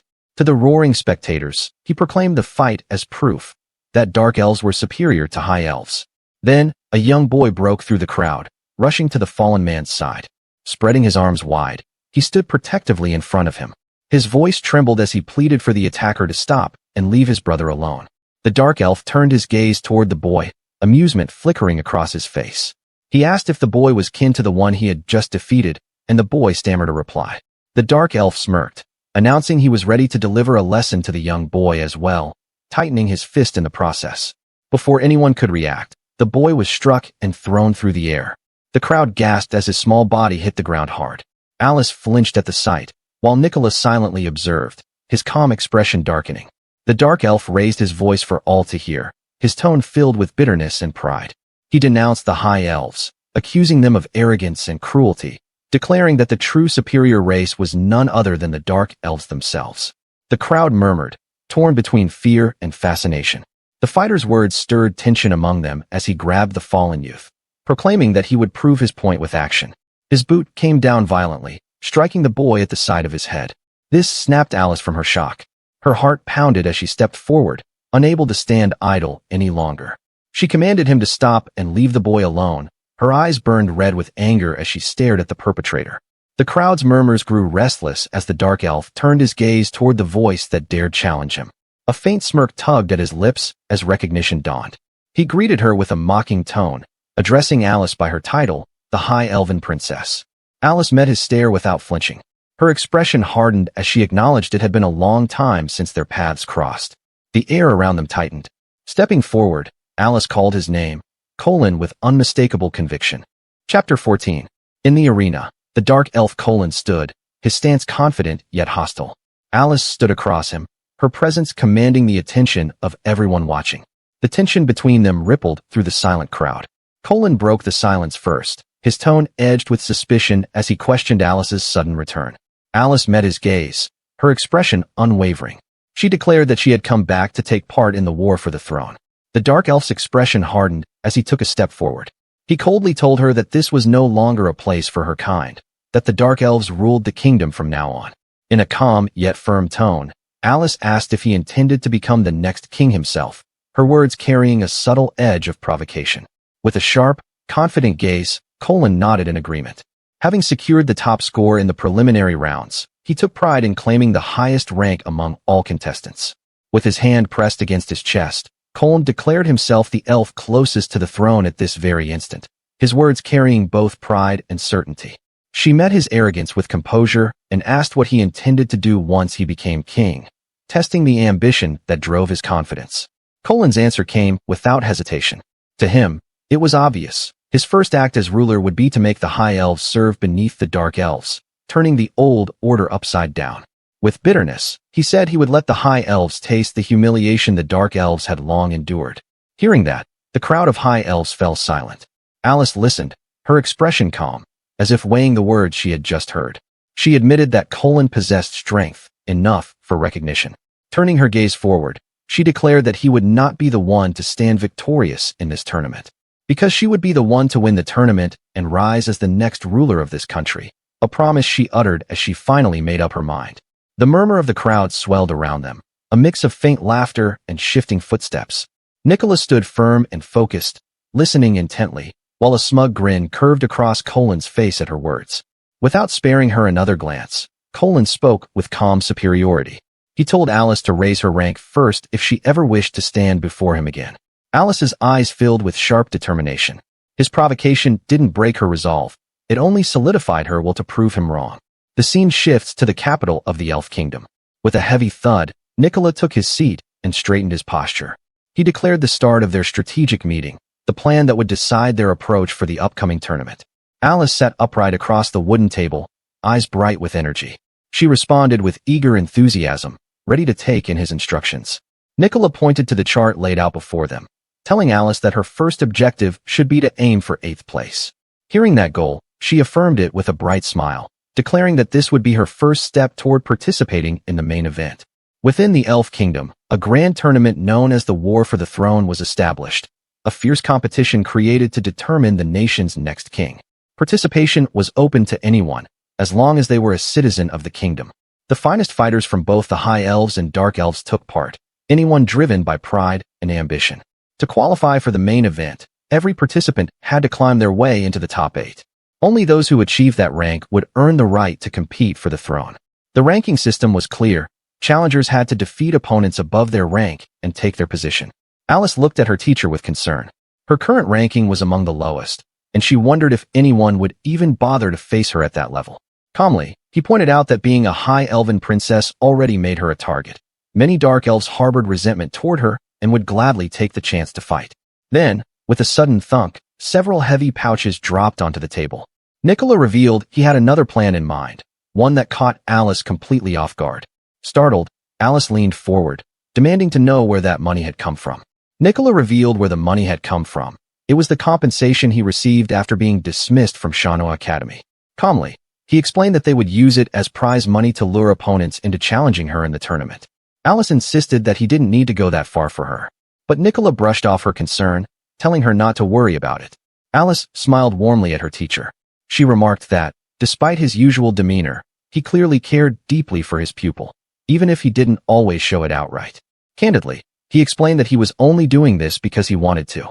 Suddenly remembering something, Alice tilted her head and asked what kind of person his last pupil had been. Nicola's eyes lowered slightly, describing her as a childish and narcissistic girl. His tone deepened, weighed by bitterness. In the end, that former disciple had betrayed him completely, becoming the worst pupil he had ever trained. A trace of pain lingered in his voice as the memory resurfaced. Alice quietly reflected on what she just learned, and admitted she had no idea about the pain he carried. Distracted, Nicola turned his head toward the direction of the door, where someone had just creaked it open. A young woman stepped in, her expression filled with excitement. As soon as her eyes met Nicola's, she called out to him his master. Startled, Nicola's eyes widened as he recognized Mary, her former pupil, disbelief written all over his face. Before he could react further, Mary rushed forward and threw herself into his arms, clinging tightly to him, her face beaming with tears and joy. Shocked, Nicola demanded to know why Mary had suddenly appeared after all that had happened. Mary clung to him tightly and confessed that she had spent a long time reflecting on her past mistakes. Overwhelmed, Nicola raised his voice and told her to get off him first before explaining anything further. Once she stepped back, his tone turned cold. He told her she had guts showing her face after betraying him, a harsh reminder of the pain she had caused. Mary lowered her gaze, guilt shadowing her expression. She admitted that she had bitten the very hand that once fed her, acknowledging her betrayal with regret. Nicola's expression remained wary. He narrowed his eyes, questioning how he could be sure she was truly Mary, and not someone disguising themselves through shape-shifting magic. His words carried both doubt and the lingering hurt of the past. Mary asked in a teasing tone if her master could truly forget the cute face of his own disciple. Nicola crossed his arms, replying with a dry tone that he had indeed remembered the detestable face of his ex-disciple, who now stood before him. Mary's voice softened as she recounted being captured by the Demon Lord's army not long after his expulsion from the hero's party. It was during that imprisonment, she admitted, that she first realized how deeply she had wronged him. Mary looked back on their time together, how he had raised her after she lost her parents, how he had endured every selfish whim she threw his way. With a trembling smile, she told him that was why she was truly happy to see him again. Cutting Mary off, he said flatly that he understood her point, quietly noting that she had indeed learned from her mistakes. Believing her master had finally forgiven her, she called out to him, her voice trembling with relief. Nicola's tone was dry and skeptical. He asked what kind of ugly trap Mary was trying to drag him into this time, unwilling to lower his guard so easily. Mary froze for a moment, startled by his words, as though she couldn't believe how coldly he spoke to her. Nicola, unfazed, reminded her that he was the one who had taught her the very methods used to make others lower their guards. Her voice trembled as she tried to defend herself. She insisted it wasn't like that she genuinely cared about him. Nicola sat back, arms crossed, his tone cutting through her plea. He said he couldn't possibly trust someone who had once cast magic at him while his back was turned. Nicola's expression darkened as he looked away, admitting that he knew exactly what he was, a coward, the lowest of the low.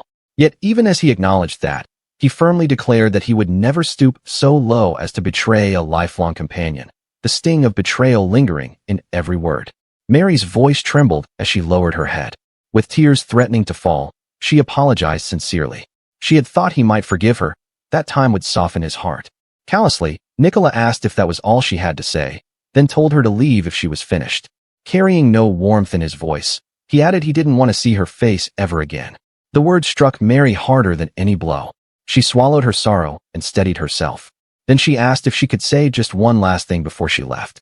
She added that even if he wouldn't believe her, she still held a special place in her heart for him. She thanked him for everything he had done and quietly left, her footsteps fading outside. The sound of the door slamming echoed through the room as she left, the air settling into a strained silence. Nicola sat still, his expression unreadable, while Alice quietly observed from the side. Alice hesitated, unsure whether to speak. When she finally did, her voice was soft as she asked if he was all right. Nicola didn't look up from the table. His reply was brief, just a small nod to break the awkward silence. Then, with a calm shift in tone, he redirected the moment entirely. He told Alice to focus. They had to return to discussing their strategy for the upcoming tournament. Outside, Mary walked alone through the busy streets of the city. Her steps were slow and heavy, her mind echoing with the sting of rejection.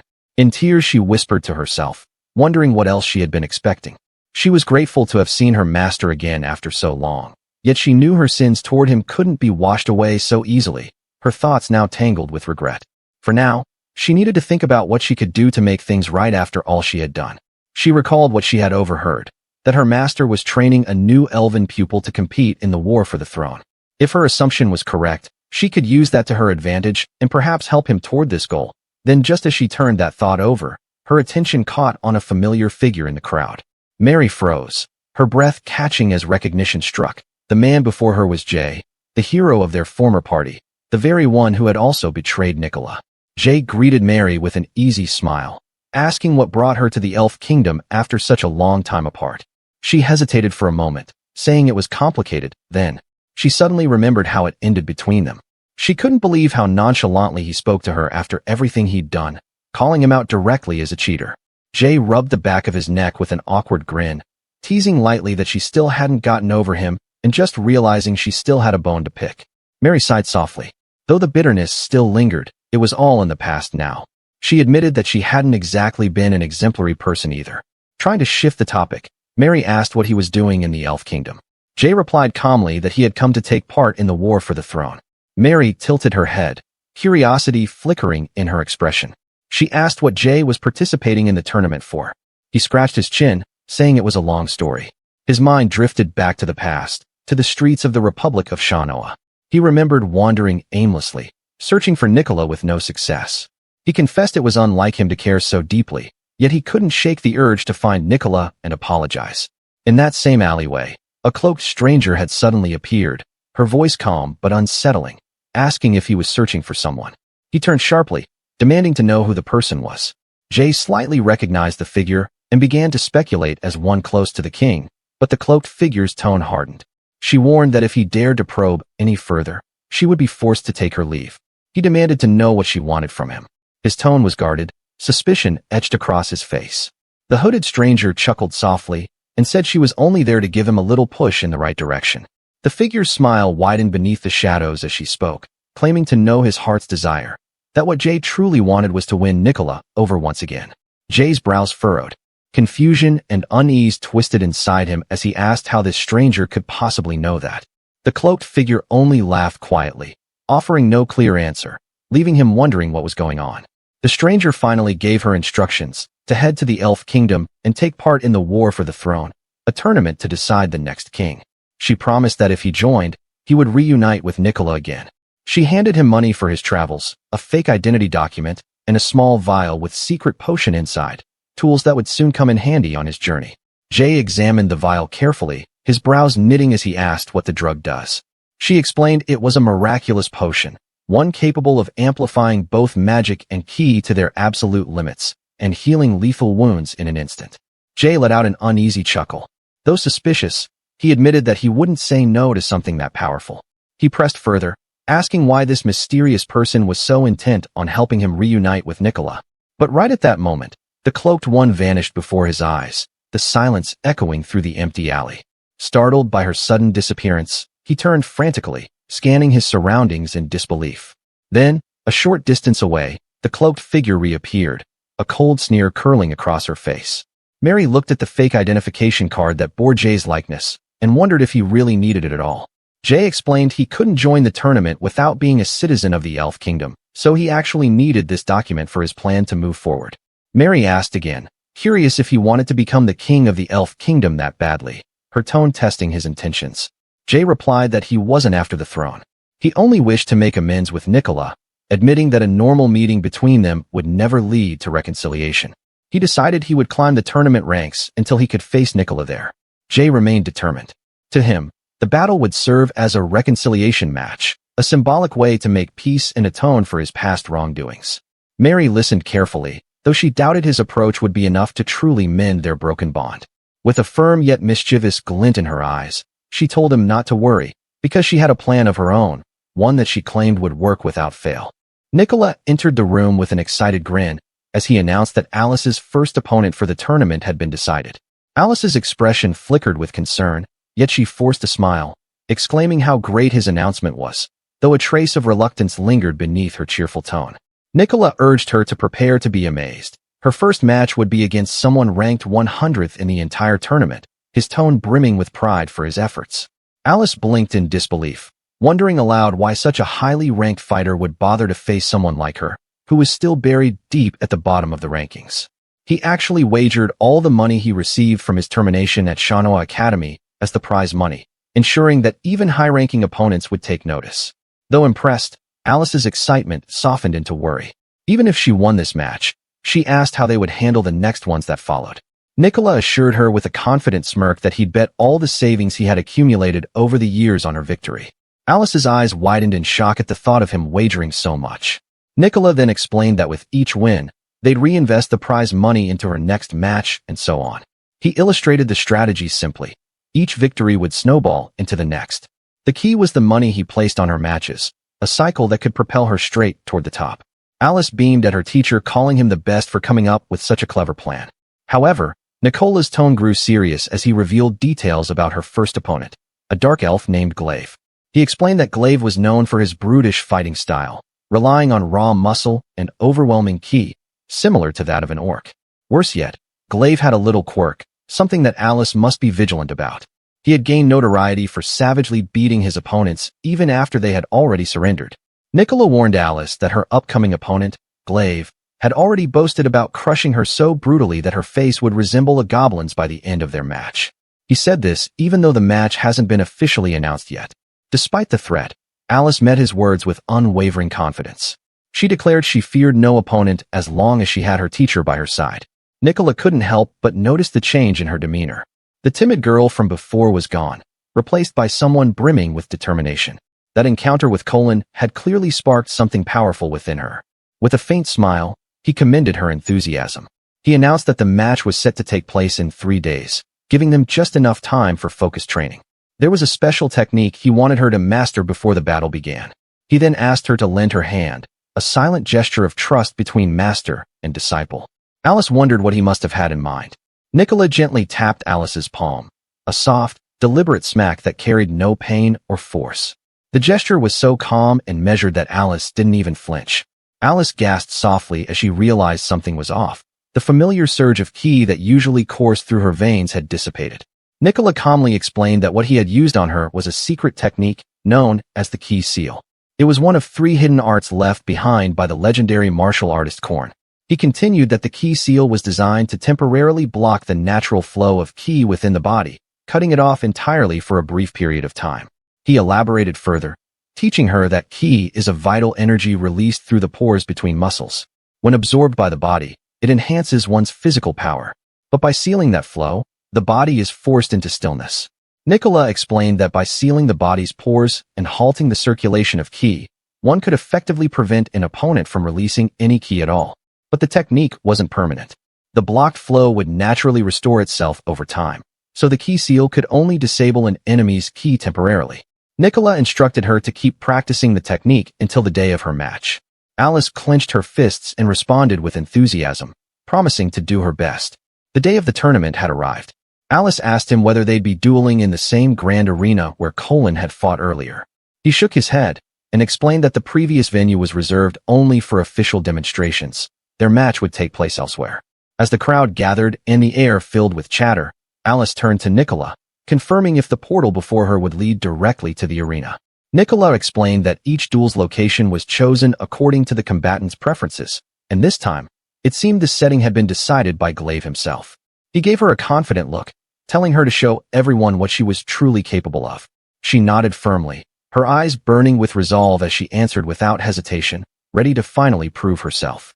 Moments later, a voice called out from the officials, instructing the next combatant to step forward, signaling her toward the portal. The attendant informed Alice that the portal before her would take her directly to the arena for match number 45. She thanked him politely, her heart steady despite the weight of what awaited her. As the countdown began, Alice took a deep breath. As she was being portaled out to an arena, Nicola watched in silence as the summoning circle glowed to life, its light spiraling upward before engulfing his student completely. Moments later, the magic circle reappeared within the stone-walled arena, and a muscular dark elf stood waiting at its center. With a firm thud, Alice landed on the arena floor, her stance composed and gaze unwavering. Alice stepped forward, her tone steady as she asked the burly fighter before her if he was Glaive. With a menacing grin, the dark elf confirmed her suspicion, mockingly referring to her as the Elven Princess, then cracked his knuckles, promising to leave her face unrecognizable by the time their duel was over. Alice didn't flinch, as the announcement echoed through the arena. Match number 45, Glaive versus Alice, signaling the beginning of the battle. Chapter 15. The courtyard filled with tension as the two opponents faced each other. Glaive stood firm, his muscular frame radiating strength, while Alice tightened her stance. Both glared at one another, tension rippling in the air between them. Glaive bellowed that his moment had come. The battle had truly begun. Glaive charged forward with a powerful swing, his movements slicing through the air. The wind from his attack whipped around her, but her balance never faltered. Instead, Alice remained steady, as if waiting for the perfect moment. Glaive's shock flashed across his face. The opponent he had dismissed so easily had just slipped through his attack with flawless timing. Then she dropped low and steadied herself with one hand on the ground. Glaive's furious kick sliced through empty air again as Alice slipped out of reach. His expression contorted, frustration mounting with every failed strike, unsure what this girl was plotting. He lunged again, a heavy punch aimed directly at her, but Alice sidestepped with a calm grace, her eyes never losing focus. He jabbed once more, but only the air met his fist. Each exchange left him panting harder, while she barely seemed winded. Glaive glared, sweat running down his temple, demanding why she kept dodging instead of fighting back. Alice exhaled softly, reminding him what he promised, to make her face unrecognizable. With a playful smile, Alice needled him. She was simply waiting for him to get tired of missing his shots and finally hit her for once. The taunt made a vein throb on Glaive's temple from rage. He lunged forward with a furious stomp, a violent burst of energy propelling him toward her in a reckless charge. Her eyes sharpened, as her focus locked onto his movement, reading every motion with unwavering precision. With calm certainty in her eyes, Alice declared that Glaive had already lost this match. Because at that moment when Glaive recklessly charged, she dropped low and took that chance to drive her fist upward into his gut with an impact that burst through the air. Glaive straightened himself, forcing a smirk through gritted teeth as he brushed off the pain. His voice dripped with arrogance as he mocked her, claiming it hadn't harmed him in the slightest. Then his eyes widened as the faint glow around his body flickered out. The energy he had been using to shield himself and his ki had dissipated without warning, leaving him exposed. Before he could grasp what happened, Alice launched forward with fierce determination, warning him not to let his guard down. In that instant, her steps closed the distance between them in a single breath. With a fierce burst of speed, Alice darted in and drove her fist deep into Glaive's abdomen, her strike landing clean and forceful. His eyes shot wide open as blood burst from his mouth. The momentum sent him stumbling backward, his heavy frame crashing toward the ground. Alice's punch had knocked him off completely. His breathing ragged and eyes wide in disbelief, he demanded to know how she had slipped through his ironclad defense. She calmly pointed out that his downfall stemmed from his own arrogance. He had declared his intent to strike her face, revealing his strategy too soon. Had his words been merely a feint, it might have served him well. Instead, his straightforward attack made him predictable, leaving him open. Alice revealed that she had waited for the perfect moment to strike back and shatter his defenses, but all he managed to do was swing his fists through the air. Alice declared that her victory had been forged through Glaive's repeated mistakes. every reckless move and overconfidence leading him to defeat. Blood spilled from Glaive's mouth as he struggled to breathe, his body trembling from exhaustion and pain. The fight drained from his eyes as he realized he had lost. Alice raised her fist high, her expression bright with pride. The arena's declaration followed swiftly. Match number 45 concluded, and the victor was Alice. Now out of the portal, Alice came running, her eyes sparkling with excitement as she proudly announced her victory to her teacher. Nicola greeted her calm enthusiasm and acknowledged her success by praising the impressive match she had fought. Alice's chest swelled with pride. Compliments from him never failed to warm her heart.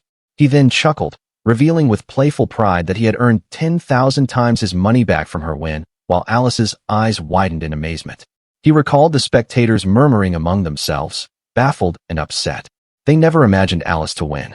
They had all bet on Glaive, convinced Alice's poor offense could never overcome his solid defense. Excitedly, he mentioned that with the money they earned from the bets, he could now arrange for her next challenge, a match against the 8th-ranked fighter. The thought of facing someone that high on the rankings startled Alice. Nicola, however, had already studied the opponent's previous battles. He warned her that the fighter was far superior in all aspects. In terms of raw ki, the gap between them was insurmountable. Alice listened quietly, her expression firm despite the daunting reality.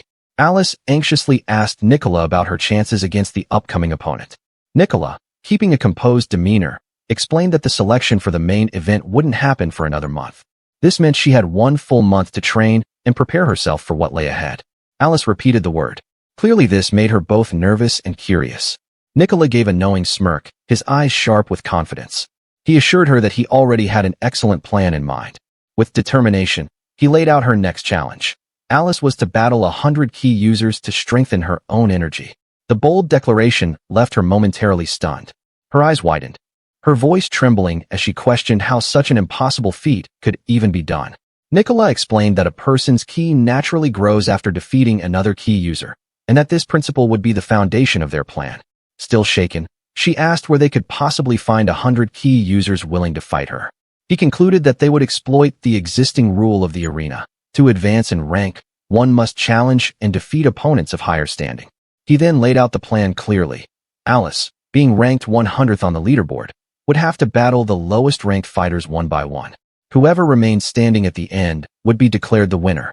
That was to be the rule. He confidently laughed, saying that watching her beat up a bunch of lesser-ranked fighters would be entertaining, something he couldn't wait to see. Alice, still taken aback by the idea, exclaimed that it didn't sound fun at all. The thought of fighting through 100 opponents made her pale. Dismissing her anxiety, he placed a firm hand on her shoulder and urged her to get started immediately, telling her to strike while the iron was hot. She shouted in protest, unable to process that her grueling training was about to begin right then and there. Thus began an intense month of grueling battles for Alice, a relentless cycle of combat designed to make her stronger. Day after day, she faced 100 opponents where she had amassed over 3,000 victories. Under Nicola's guidance, Alice followed every instruction with unwavering faith. She trusted her mentor wholeheartedly, devoting herself to his effective methods. A month had quietly passed.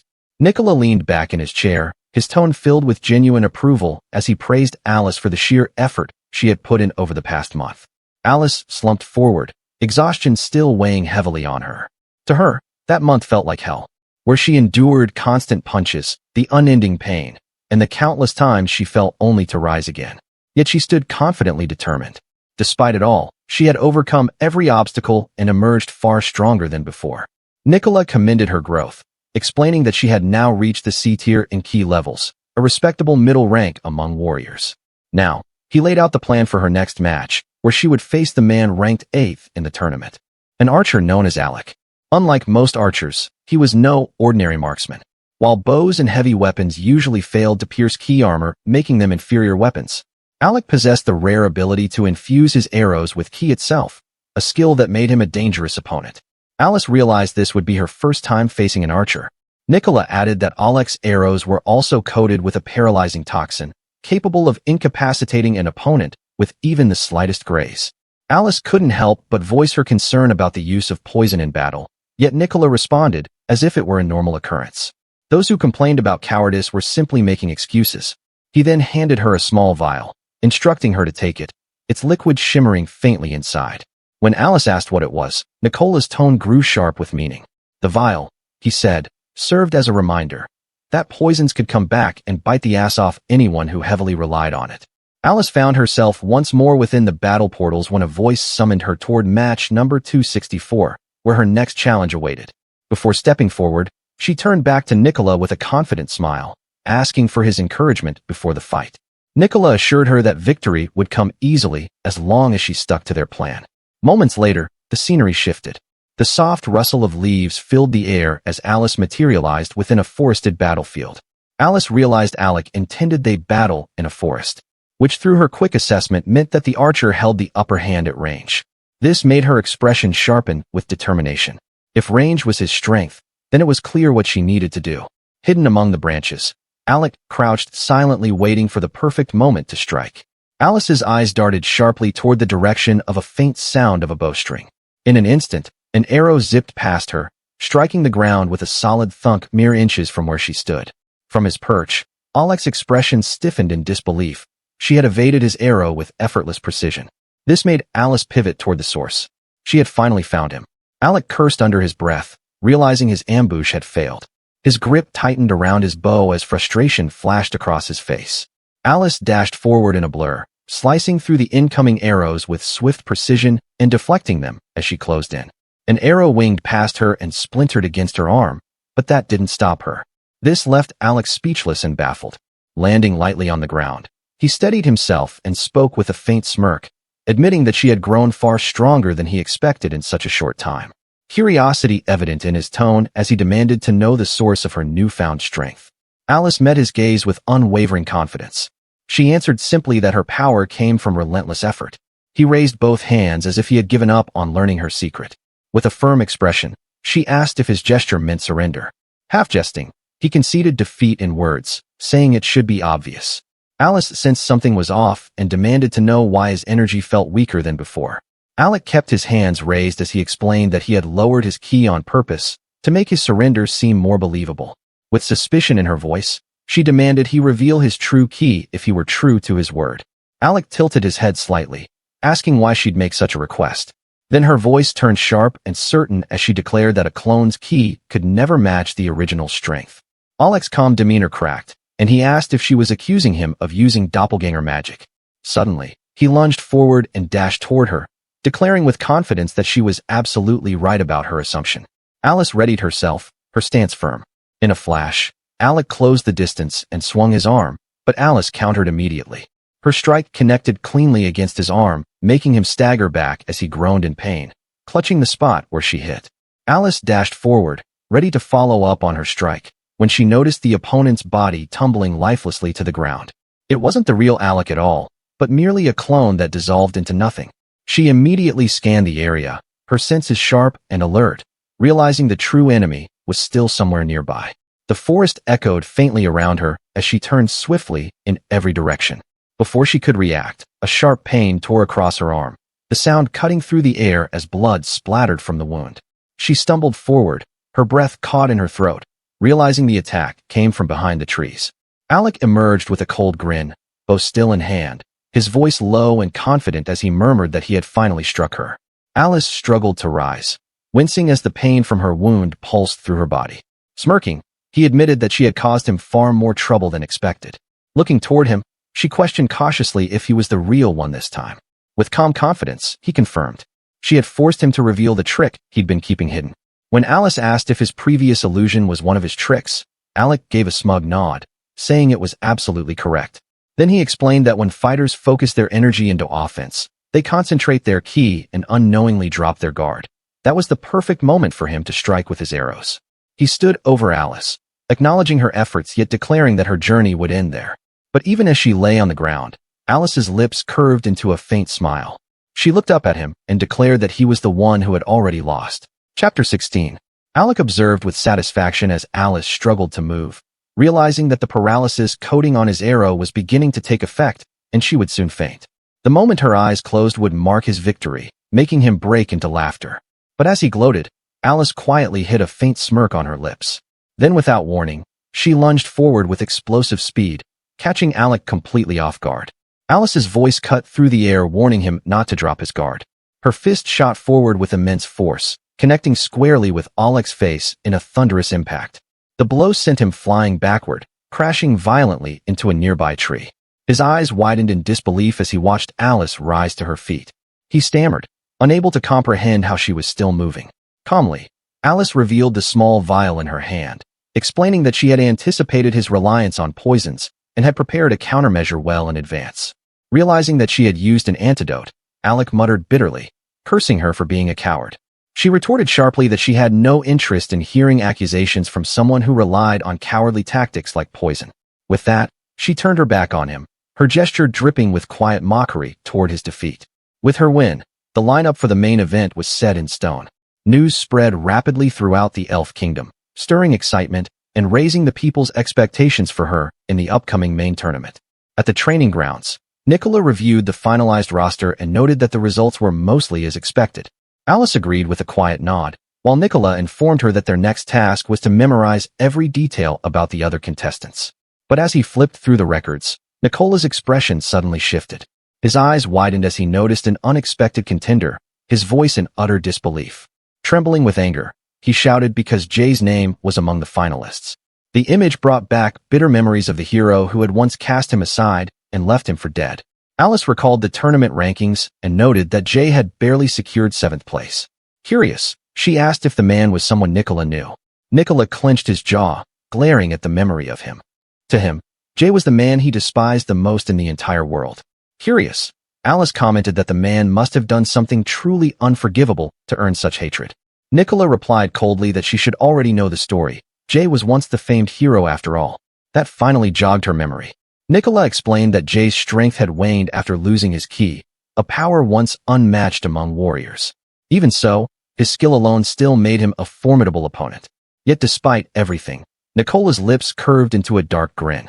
He was grateful Jay had entered the tournament, because now, at last, his long-awaited chance for revenge had come.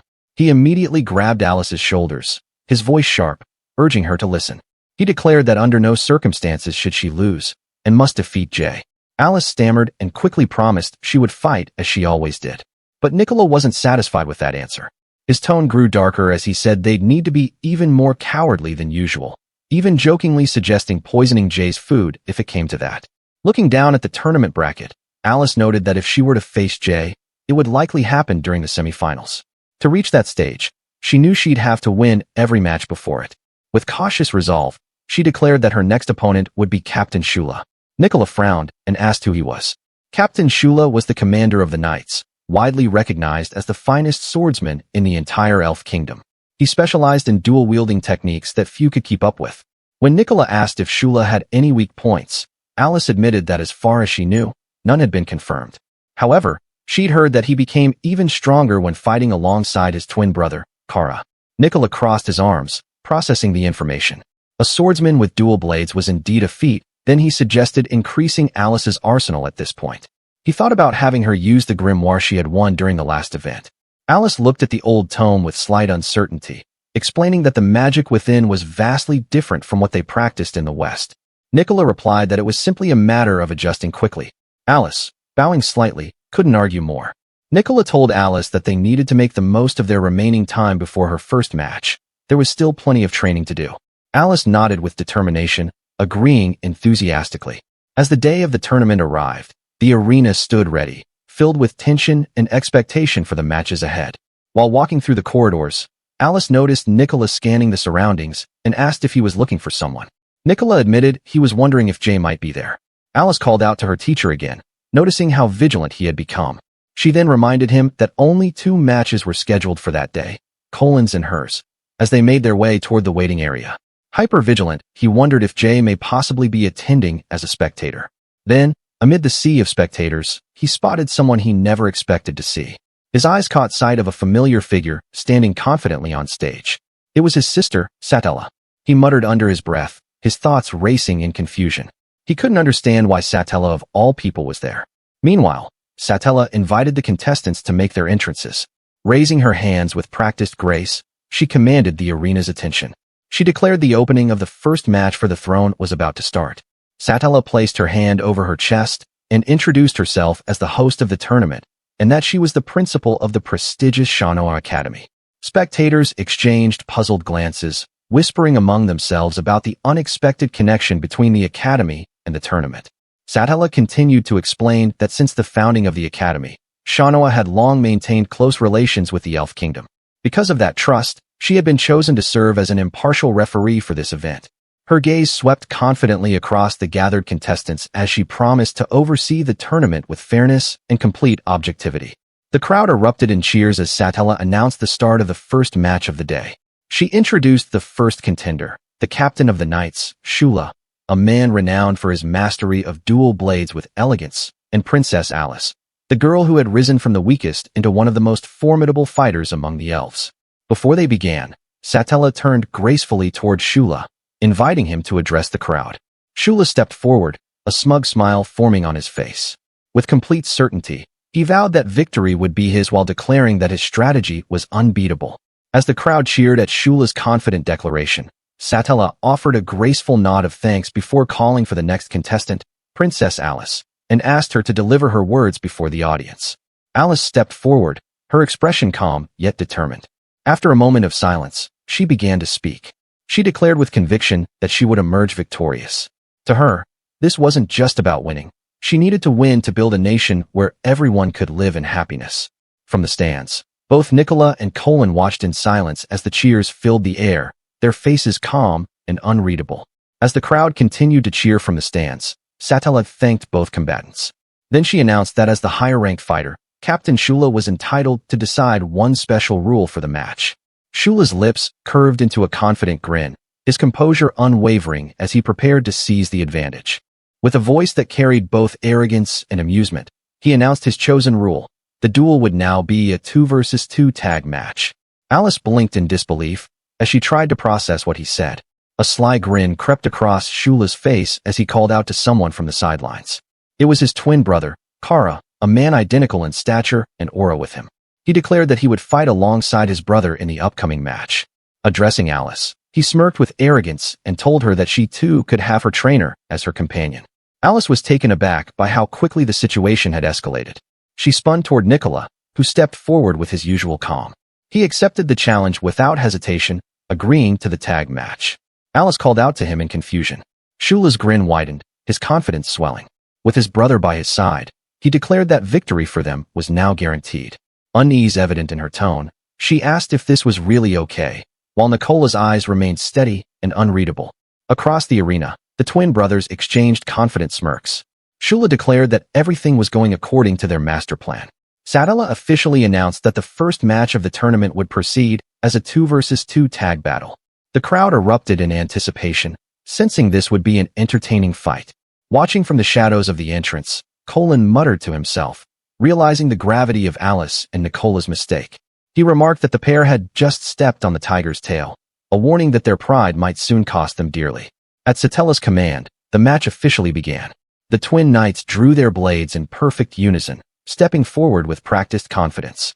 Nicola raised a hand, motioning for her to stand back. Alice hesitated. The calm in his expression unsettled her. She asked if he really intended to face both opponents alone. With an almost bored expression, he remarked that nobodies like them didn't even require effort. Shula and Kara grimaced, surprised by his audacity. Nicola finished his declaration and said that he could deal with the both of them without even lifting a finger.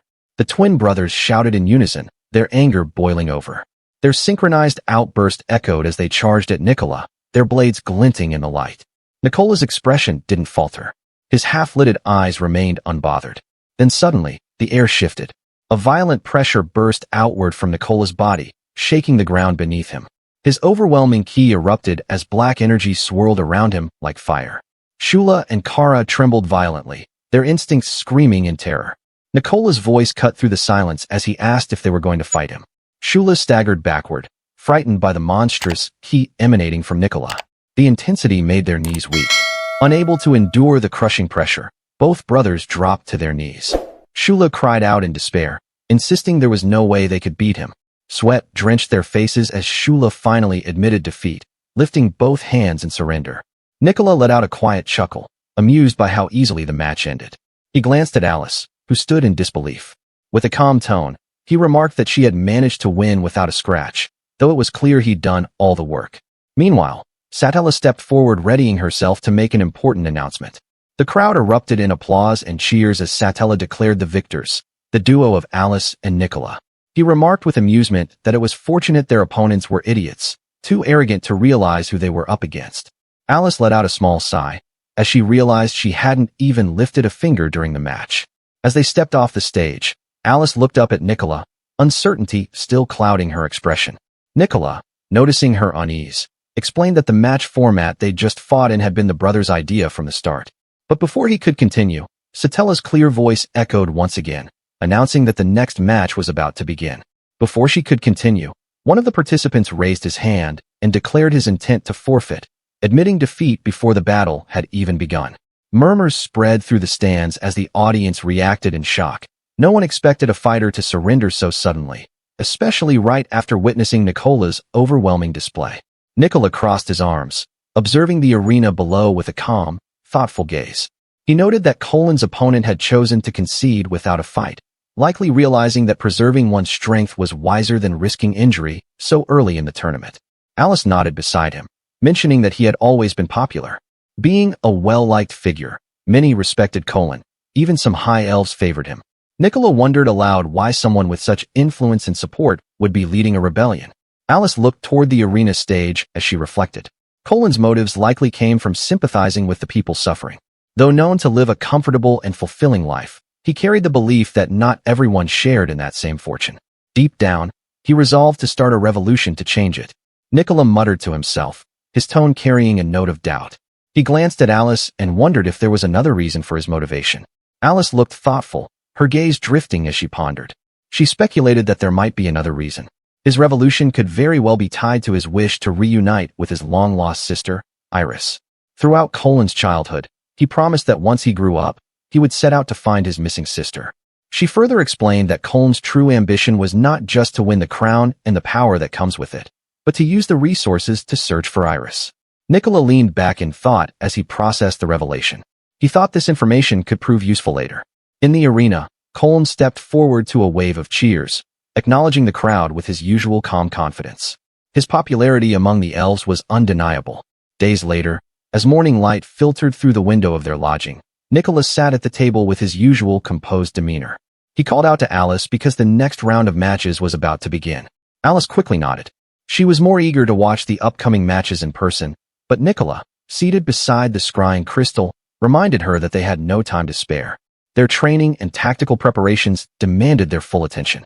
The orb revealed the arena where Satella announced the day's third official bout, a match between the former hero, Jay, and a mysterious contender named Orochi. Nicola knew he heard the name Orochi before, stirring faint recognition deep in his memory, though he couldn't recall from where. Then he immediately noticed, Orochi lacked the pointed ears of an elf. It puzzled him deeply as he asked how a human had managed to get elven citizenship to join the tournament. Alice had no knowledge about the former hero, but she knew why Orochi got qualified. She revealed that Orochi was actually Colin's mentor. That connection was likely how Orochi managed to obtain his elven citizenship despite being human. Nicola absorbed her words with quiet focus. The revelation added a new layer of intrigue to the tournament, and he reminded Alice she might be facing him in the semifinals. Out in the arena, the match between Jay and Orochi was set to begin. Orochi silently drew his blade, its edge gleaming under the light. Across from him, Jay tightened his grip on his sword, his ki flaring as the air between them grew thick with tension. Jay launched forward first, his blade cutting through the air in a sharp motion. He aimed straight for Orochi, whose blade remained unsheathed, striking with all the confidence of a seasoned knight. But in that same instant, Orochi effortlessly sidestepped, his movements smooth and almost ghost-like, evading every strike without even drawing his blade. Jay unleashed a swift horizontal slash. But Orochi's form blurred, vanishing from his sight entirely. Jay froze mid-motion, his blade still extended. A chill ran down his spine as he realized his opponent was nowhere to be found. Orochi had already reappeared, moving with impossible speed behind Jay, calm and composed as though he had never left that spot. Alice's eyes widened in confusion as she observed the orb. The flow of battle had shifted so abruptly that it left her stunned. Nicola's expression hardened. Orochi had avoided Jay's blade entirely by transforming his body into mist, then reappearing swiftly, striking an attack during that opening. Alice recognized the technique. She knew it was the same magic from the grimoire she had obtained. With quiet certainty, she murmured that it was indeed the very same spell. Alice wondered aloud if Jay, the former hero, could still stand after that blow. Nicola, watching intently, replied that Jay was a tenacious man. An attack like that wouldn't be enough to bring him down. Yet Jay's knees buckled, and a sudden spray of blood burst from his lips.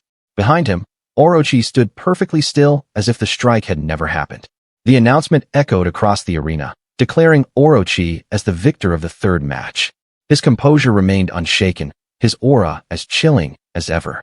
From their viewing chamber, Alice flinched at the suddenness of it all. Nicola muttered under his breath.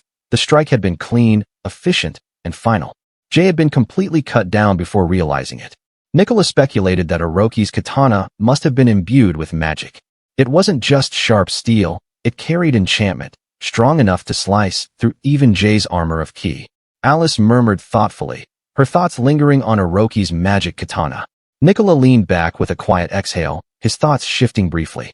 The urge for revenge still burned in him, but he'll have to get it some other time. He faced Alice, determined they must come up with a strategy to defeat Orochi. She nodded firmly, determination sparking in her eyes. In the quiet of his thoughts, Nicola vowed that one day he would have his revenge on Jay.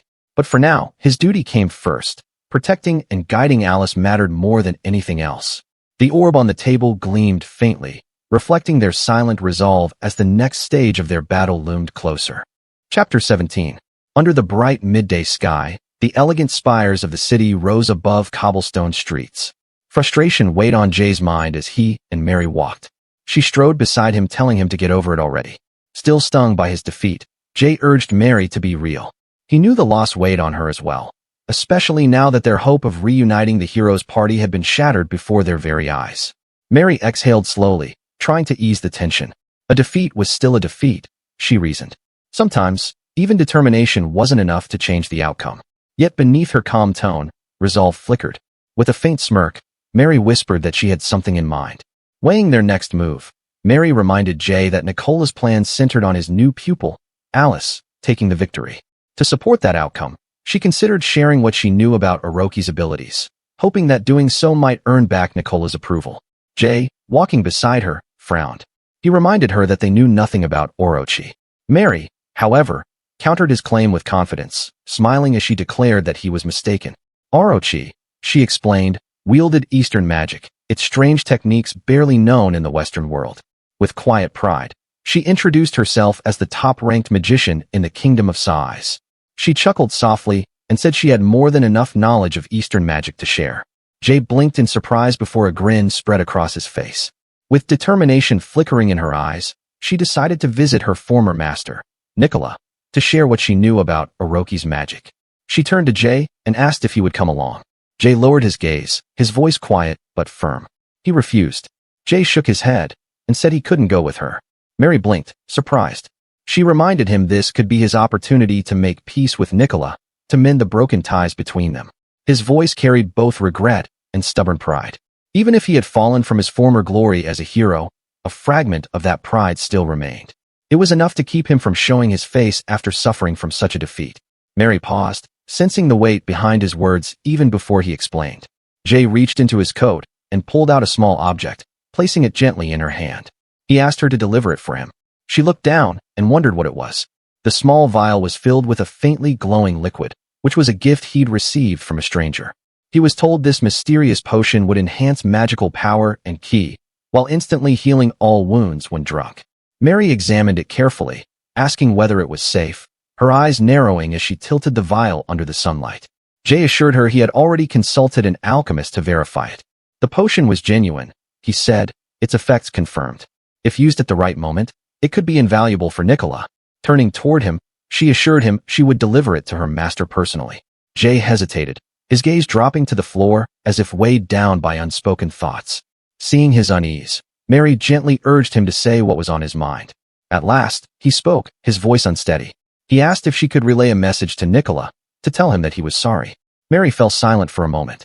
Jay spoke with quiet sincerity, regret heavy in his voice. He had done wrong, and he knew it. He admitted he doubted Nicola would ever forgive him, but even so, he wanted his former master to know how he truly felt. Mary lifted her head and promised she would deliver his message, and vowed he could trust her for it. With her cloak swaying behind her, Mary turned and walked away through the busy street. Jay stood quietly, watching her go, unable to follow, yet hoping his feelings would reach Nicola through her. The city's towers rose against the sky, marking the beginning of her journey back to him. Mary arrived at Nicola's quarters. A quiet sigh escaped her lips, a mix of hesitation and resolve. Taking a deep breath, she raised her hand and knocked. The latch clicked softly, and the door creaked open. Standing there was Alice, her expression curious as she tilted her head, wondering what Mary was doing lingering outside the door. Inside, Nicola sat by the table, his eyes fixated on the doorway. His voice was low and guarded, asking why she had come. Mary froze for a moment, her nerves showing as she tried to find her words. Her voice rang with sincerity as she declared her purpose. She wanted to be of help to him once more, all while lowering her head in a deep bow. Nicola eyed her with suspicion. Mary lifted her gaze, determination lighting her eyes. She told him she understood Eastern magic, the very kind Orochi wielded. She respectfully requested to share what she knew, to offer her insight into the techniques Orochi used. Nicola remained unfazed, his tone cold. He told Mary he didn't trust her, saying there was a chance she might be trying to lure them into danger through deceit. Then he spoke firmly, saying he would have to ask her to leave. Mary's composure cracked. Her voice trembled as she protested, insisting she only wanted to help. But Nicola wouldn't budge. His eyes flashed with controlled anger. He raised his voice as he commanded her to leave. Mary froze in shock, her heart tightening. As Mary turned away, tears threatening to spill, a sudden voice called out behind her. Alice rushed forward and caught her by the arm, stopping her just before she could leave. Alice looked her straight in the eyes and asked for confirmation. If she was Mary, the renowned magician from Sais. Mary hesitated, unsure of what Alice was trying to get at. The two locked eyes, tension lingering in the air as if Alice was searching her soul for the truth. Finally, Alice spoke with certainty. She believed Mary was being truthful and her intentions to help were genuine. Nicola objected. He told her plainly that Mary couldn't be trusted. He was once betrayed, now he's twice cautious. Alice stood her ground. She insisted that, at the very least, Mary wasn't their enemy and that she has reasons to trust her. Nicola raised a brow, challenging her to cite her reasons. Alice didn't flinch. If Mary had intended to deceive them, she reasoned, it would have been far easier to strike her down before the tournament even began. After all, Mary was far stronger than her. If she wanted her gone, she wouldn't need deceit. Nicola sighed, scratching the back of his neck. He couldn't deny her logic, though his instincts still screamed caution. Alice stepped closer, her resolve firm. She reminded him that knowledge itself was strength, something he had taught her. If Mary's insight could help her defeat Orochi, then it was worth listening to. Nicola let out a slow breath, his stern expression softening. After a brief silence, he finally conceded. Listening to her wouldn't hurt, he supposed. Mary's eyes lit up with relief. A faint, grateful smile crossed her lips. It was like a dream for Mary as the three of them gathered around the small wooden table. Mary placed a crystal orb on the table. She explained that what they were about to see was footage from a mock battle of one of her acquaintances. The orb shimmered, and within its glow, the image of two fighters appeared, one cloaked in red, the other prepared to attack. They were locked in combat, and the cloaked opponent seemed to fade in and out of existence. Mary's voice carried softly as she explained that this was the very same magic used by Orochi. Orochi's spell, Mary explained, allowed the user to transform their body into intangible forms, like light or fog. While in this state, the caster's main body received no damage whatsoever. Nicola leaned forward, his sharp eyes fixed on the combatants within the orb. His analytical mind immediately asked if there were drawbacks to this spell. Mary nodded, and added that the spell was immensely taxing. The orb shifted again, showing a warrior fighting an opponent, as if striking air. Mary explained that the technique forcibly altered the body's physical state, then restored it to normal, a process that drained ki to dangerous levels. Not even the best magicians in the world can do it repeatedly. Mary elaborated that the user had to willfully cast it. Nicola rested his chin on his hand, analyzing what she just said. If that were true, that meant that if the caster were caught off guard, they'd be completely defenseless.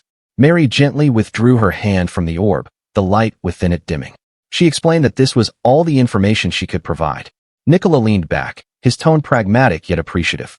He remarked that the insight might prove valuable when the time came. Despite the information she shared, Nicola made it clear that their discussion was over, gesturing toward the door with cold finality. The remark carried his usual bluntness, half irritation, half pride. As Mary rose to her feet, She faltered for a moment, quietly mustering the courage to speak again. There was still one last thing she needed to say. Mary carefully placed a small vial on the table and said it was something Jay wanted to give him. It was a single-use drug said to amplify one's strength to its absolute limit. When Mary mentioned Jay's name, Nicola's expression darkened, the weight of old memories stirring within him. Nicola eyed the vial suspiciously, certain this had to be poison. Mary shook her head. She assured him that she had already investigated the potion's effects. It was genuine and harmless. Her voice softened. Jay, she said, believed it might help them. And though she hesitated, she relayed one last message, an apology he had asked her to deliver on his behalf. Nicola fell silent, his expression unreadable. He glanced at the potion on the table once more, his expression guarded. He admitted he still couldn't place his trust in either Jay or Mary.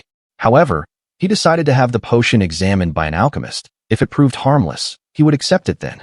Gathering her composure, Mary took a small step back and began to excuse herself, ready to leave the room now that her message and task were done. Before she could turn away, Alice suddenly stood from her chair and called out to stop her. Alice smiled brightly, her tone sincere yet resolute. She expressed her desire to learn magic directly from Mary, a request that caught everyone off guard. Mary blinked, utterly taken aback, and unsure if she heard her right. Alice explained calmly that she had already learned how to alter her form using magic. She focused her energy and her skin disintegrated like liquid, proof of her growing mastery. But the transformation was unstable. It only lasted a few seconds before fading, making it impractical in real combat.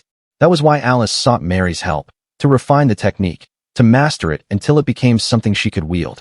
Nicola rose immediately from his seat, anger rising from his voice. He objected, saying he wouldn't allow it. But Alice stood her ground. Her tone grew serious as she reminded him that at their current level, they had no chance of defeating Orochi. She reminded him of his own lesson, that she should never be scrupulous about the means of winning. Nicola rubbed his head, exhaling in frustration, realizing she was using his own words against him. Alice smiled, her eyes filled with quiet determination. She declared that this was her path of cowardice. Alice turned back to Mary with a bright grin, expressing that she would be relying on her guidance. Mary glanced toward Nicola ashamed. She admitted she would only agree to help if her master had no objection. She was being cautious and respectful. Nicola rubbed the back of his neck, caught between irritation and reluctant understanding. He sighed and finally gave his consent, allowing them to do as they wished. Alice immediately grabbed his arm with excitement, excitedly saying that she will do just that. Startled by her sudden enthusiasm, Nicola tried to protest. But Alice had already succeeded in clasping both Mary's and Nicola's hands together, bridging the tension that once divided them. Nicola froze while Mary looked flustered by the sudden gesture. He tried to appear unfazed, though a bead of sweat traced down his cheek. Mary, still startled, couldn't help but laugh, a flicker of the old camaraderie she once shared with her master lighting her eyes once more. The day of the semifinals came. The air at the Grand Coliseum trembled with anticipation. Inside the Grand Hall, Nicola turned his head toward a familiar voice. It was Colin, standing calmly near the edge of the arena corridor. He asked if Colin was there because he was worried about how the day's matches would turn out. But the young elf brushed the insult aside. He was there to watch his mentor participate in the tournament. He wouldn't miss it for anything. With a tone both cautious and direct, he questioned Colin, who's behind Orochi's mask. A flicker of surprise passed over Colin's face at Nicola's apparent ignorance. He merely scoffed, withholding any explanation. Irritation sparked in Nicola's eyes as he leaned forward, demanding to know exactly what Colin meant by that. Colin brushed the matter aside, his tone cool and detached. He remarked that some things were better left unknown, and that Orochi should simply be left to find amusement in his own way. With a dismissive tone, Colin remarked that Nicola would understand in time, his words carrying a cryptic edge. Nicola frowned, but before he could question him further, Alice came jogging down the hall. Alice noticed the change in his mood immediately, tilting her head in concern. Nicola brushed it off with a short answer, claiming it was nothing, but his eyes remained distant. Trying to shift the conversation, he asked if Alice had gotten enough rest. She clenched her fists with excitement and nodded. Her excitement did little to ease the unease weighing on Nicola. He exhaled quietly, his gaze shifting toward the arena gates. Beyond them, the distant murmur of the crowd and the echo of footsteps signaled the start of the semifinals. He fixed his gaze on a familiar silhouette across the arena, his tone low as he murmured that Orochi had arrived as well. Orochi stepped forward and addressed Nicola with unsettling familiarity, greeting him as though they had met long before under different circumstances. Nicola furrowed his brow. His tone turned guarded as he asked if they knew each other. Orochi chuckled faintly, lifting a hand toward his mask. He admitted that the spell altering his voice might be confusing him and offered to correct it, as if savoring the suspense of revelation. Nicola's eyes widened as realization began to stir. Orochi slowly lifted his mask, revealing a familiar, composed smile beneath. His tone softened into something both teasing and nostalgic as he greeted Nicola, calling him Nico like he once did in the past. Nicola couldn't believe his eyes, his voice rising in shock as he called out to his pops, his father. Still reeling from the sudden reunion, Nicola demanded to know why his father was participating in the tournament. Orochi calmly met his gaze and replied that it was a long story. He chuckled softly, explaining that after returning from his travels to the east, he had taken many pupils under his wing, one of them being Colin. That connection, he admitted, had sparked his curiosity and led him to join the current war for the throne purely for his own amusement. He went on to say that chances as entertaining as this tournament were few and far between, and he simply couldn't resist the thrill. Nicola rubbed his temple with a weary sigh, muttering that his sister, Satella, had been worried sick about him. Orochi chuckled again, dismissing the concern with ease. He remarked that Satella was a refined woman who could handle herself, adding that he'd always believed in letting Nico and Sati live their lives however they pleased.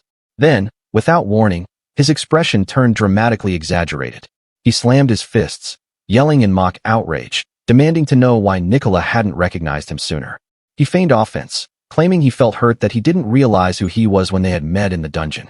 Nicola froze mid-breath as the realization struck. His mind flashed back to the dungeon, the eerie encounter with Satella, whose behavior had seemed suspiciously strange. It hit him all at once. That person had been his father in disguise. Orochi chuckled, his tone dripping with playful mischief as he teased Nicola for being so cruel. His own son failed to recognize him. With a weary sigh, Nicola retorted that Orochi should have just used his real name if he wanted to be recognized.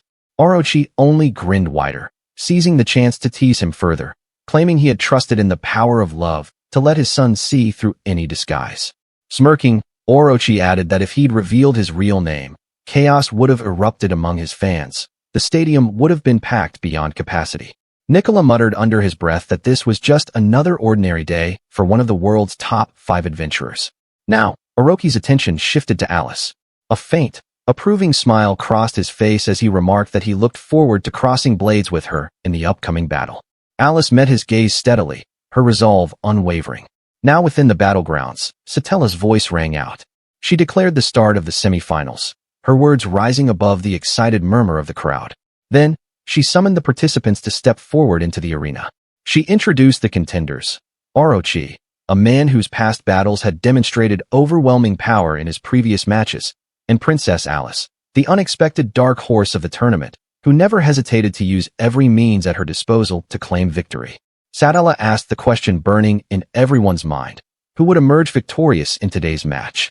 Standing firm, Alice raised her voice and called out to Mr. Orochi. With fierce determination, she declared her intent to defeat him without a shred of hesitation. A confident smile curved Orochi's lips as he studied his young opponent. Exactly the spirit he expected from one of Nico's pupils. Satella's voice echoed through as she gave them the signal. The duelists stood poised, their stances unwavering, faces calm yet tense. With a sharp motion, Orochi's sword left its sheath, slicing through the air like lightning. Orochi's blade flashed faster than sight, forcing Alice to leap back just in time, her face tightening from the near hit. With composed ease, he offered a faint, cryptic smirk and told her he'd grant her a single hint. With sharp, commanding eyes, he urged her to cast aside her restraint. He was not an opponent she could afford to hold back against. He wanted to see the techniques she'd learned from Nicola, even the desperate, foul ones. His presence demanded that she fight without fear, as if daring her to show the true extent of her growth. Alice thought to herself how fast Orochi's advances were. Alice steadied her breathing, her palms trembling as she accepted his challenge. This would be her first time using that technique in real combat, one she had only ever practiced under Nicola's close supervision. Magical energy surged around her, swirling like a rising storm as she warned Orochi to prepare himself. His gaze narrowed, instincts flaring as the air distorted around them, and Alice vanished. Inwardly, he knew exactly what kind of magic this was. Mist swept past Orochi like a phantom veil, and in the next instant, Her form materialized behind him. Her blade was already in motion, cutting through the air with deadly precision as her eyes blazed with focus and resolve. But Orochi's instincts were sharper than her speed.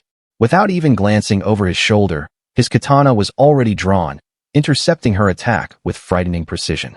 A faint glint of amusement flickered in Orochi's eyes as he lowered his guard, his tone calm, yet tinged with intrigue. He observed that her movements mirrored a magic he knew well, then offered a cold, measured congratulations for her triumph over Rise. Her mind raced, as she wondered if he had truly recognized the origin of her magic. He explained that he recognized her magic. It was the same one from a grimoire he had once obtained during his travels and later entrusted to Rise. Her mastery of its contents genuinely surprised him. Her spell was a rare technique that only a few could learn. He admitted that he might have underestimated her. For someone so young to fully grasp the complexities of that grimoire and wield its magic so precisely was nothing short of extraordinary. Alice muttered under her breath, realizing her earlier strategy had failed. Seizing the brief opening, she lunged forward. But Orochi moved first, his figure vanishing in a blur. His blade sliced through the air, forcing Alice to twist her body instantly. The sheer pressure of the swing grazed past her, cutting strands of her hair as she narrowly evaded the strike. A faint smirk touched his lips as he praised her evasion, but warned that such speed couldn't be maintained for long. The clash intensified in a blur of motion as Orochi's follow-up came instantly. The edge of his blade grazed her arm, scattering blood into the wind. Her breath hitched. She realized his footwork flowed like water, his precision merciless. Pain seared through Alice's side as Orochi's strike landed clean, driving her back until she dropped to one knee. Orochi calmly sheathed his sword, his cold gaze fixed on her as he declared his victory inevitable. Blood seeped through the gash across her arm. Her knees wobbled, but she refused to fall. She insisted she could still fight. Orochi watched her calmly, urging her not to force herself.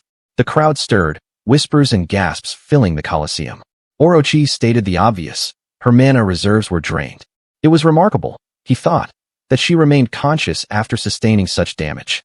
He took a step back, lowering his weapon in restraint. He would not strike her down any further. There was no honor in crushing a student of Nicola who had already proven her resolve. To continue would not be victory, only cruelty. Turning towards Satella across the stage, Orochi called out for her judgment, his tone calm, but commanding. From the stands, Nicola's lips curved into a knowing smirk. He could tell Alice still had a trick left to play. Meanwhile, Orochi pressed Satella to declare his victory at once. The crowd erupted in cheers, already celebrating his victory, and even Satella appeared poised to make the official announcement. Alice's hand twitched. Slowly, she reached into her uniform pocket, pulling out a small vial. With a trembling motion, she raised it to her lips and drank. The potion's energy pulsed through her veins, making her move just enough to shift her position unnoticed. Orochi's instincts screamed too late. He felt a faint presence at his back, a surge of ki that wasn't there before. With a fierce cry, Alice declared the battle far from over, channeling every last drop of her strength into one final, decisive strike. The strike connected squarely across Orochi's back, its impact cracking through the arena like thunder. He dropped to one knee, clutching his side as blood spilled from his lips. The ever-composed swordsman's eyes widened in disbelief. He hadn't even sensed her approach. The crowd collectively gasped, stunned by what they had just witnessed. Orochi groaned, forcing himself up from the ground. Despite the pain twisting through his body, a faint, satisfied grin formed on his lips. He acknowledged her feat, a comeback fueled by a restorative potion, and muttered with quiet amusement that such cleverness could only have come from one of Nicola's students. Satella's voice resounded, clear and proud as she declared the result. Alice was this match's winner. Chapter 18. Excitement rippled through every corner of the city as announcers declared the long-awaited duel. The Dark Elf Swordsman versus Princess Alice, the unexpected finalist. Their voices thundered across the arena, rousing the crowd with a single question. Who would prove worthy to claim the crown today? Some cheered fervently for Colin. To them, there was no chance the princess could triumph. His victory would mark the beginning of a new era for the Dark Elves. Among the gathered spectators, a few high elves watched anxiously. One observer muttered silently if the princess would ever stand a chance. Some clasped their hands in prayer, whispering her name with quiet faith. Meanwhile, in the corner of the city, there stood a modest wooden house, its calm interrupted by two firm knocks on the door. Inside, Nicola sat by the window, his tone calm, yet courteous as he apologized to his guest for coming all this way. Standing at the doorway was Colin. As he entered, his sharp gaze locked with Nicola's, the air thick with tension. Nicola broke the silence first, congratulating Colin's advance to the finals. Colin brushed off Nicola's words, uninterested in exchanging pleasantries. To him, any compliment from Nicola was laced with irony he had no patience for. Nicola merely smirked in faint acknowledgement. If Colin had fallen along the way, Alice's victory would have been all but guaranteed. Without wasting time, he went straight to the reason for his visit. He raised the folded letter Nicola had sent. He wanted confirmation if Nicola could truly lead him back to the person he had been searching for. With his usual nonchalance, he gestured toward the table and offered a seat, along with a casual suggestion to drink first. But Colin scoffed, his mistrust boiling over. He barked back that he wouldn't dare touch a drink from him, accusing that it was probably poisoned. Nicola took an unhurried sip of his tea. He knew full well the man across from him harbored hatred toward him. Colin's voice stayed flat and unwavering as he demanded to know the whereabouts of the elven princess. He mentioned that Alice wasn't there. He had purposely sent her away. Whatever was about to be discussed between him and Colin was not something meant for the princess to hear. Then he set his cup down and calmly confirmed that Colin must be looking for his sister. The mention of it made him stiffen. His voice strained as he demanded to know where she was. Nicola added calmly that he could arrange a meeting if Colin truly wished it.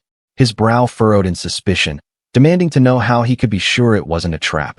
Nicola's faint smirk returned, calmly asking why he would think that way. His tone sharpened as he asked why Nicola would know the whereabouts of his long-lost sister. Nicola replied that Alice was the princess, someone with access to more information than most. For a brief moment, Colin's defiance faltered. He asked, this time more sincere, if Nicola would truly let him meet his sister. Remaining composed, Nicola agreed, but set one condition. He wanted the truth if Colin's participation in the war for the throne was driven by his desire to find his sister.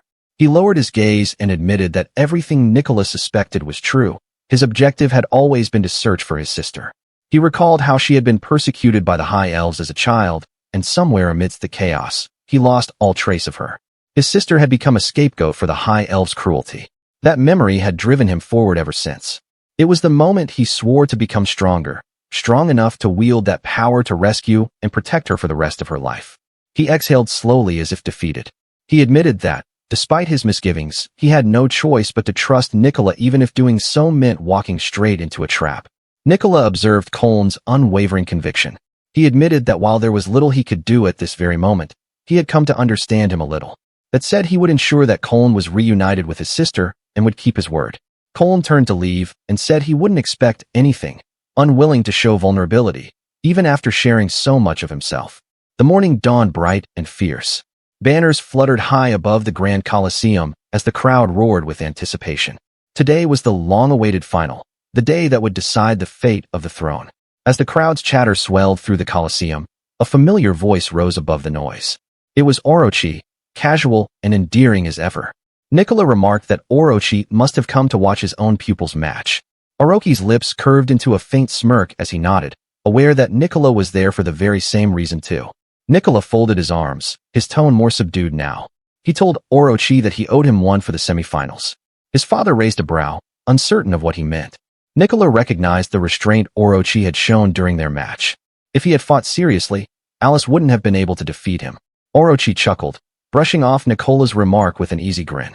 He said Nicola was giving him too much credit. He had fought seriously during that match. As they both took a seat along the arena hallway, his father shifted the conversation. He asked what Alice's odds are of winning the tournament. Nicola smiled. There was no need for concern. Everything had already been set in motion, a careful plan ensuring Alice's victory. Orochi cautioned him about Colin's strength, speaking as his mentor. He explained that while Colin's technique might not match his own, his resolve to seize the throne burned stronger than anyone's. Nicola shot him a confident glance and replied that he should just watch. Alice would win, and the result would surprise him. As he turned to leave, Orochi called out, asking where he was headed. A smile tugged at his lips as he said he needed to go see someone. The grand arena gleamed under the morning sun, its ancient stone pillars casting long shadows across the field. At its center, the two finalists faced each other, Alice and Colin. The tension in the air grew palpable as Alice and Colin faced each other in silence. From the edge of the stage, Orochi noticed Satella scanning the stands, perhaps looking for Nicola. He quietly informed her that Nico had stepped out, saying he needed to find someone.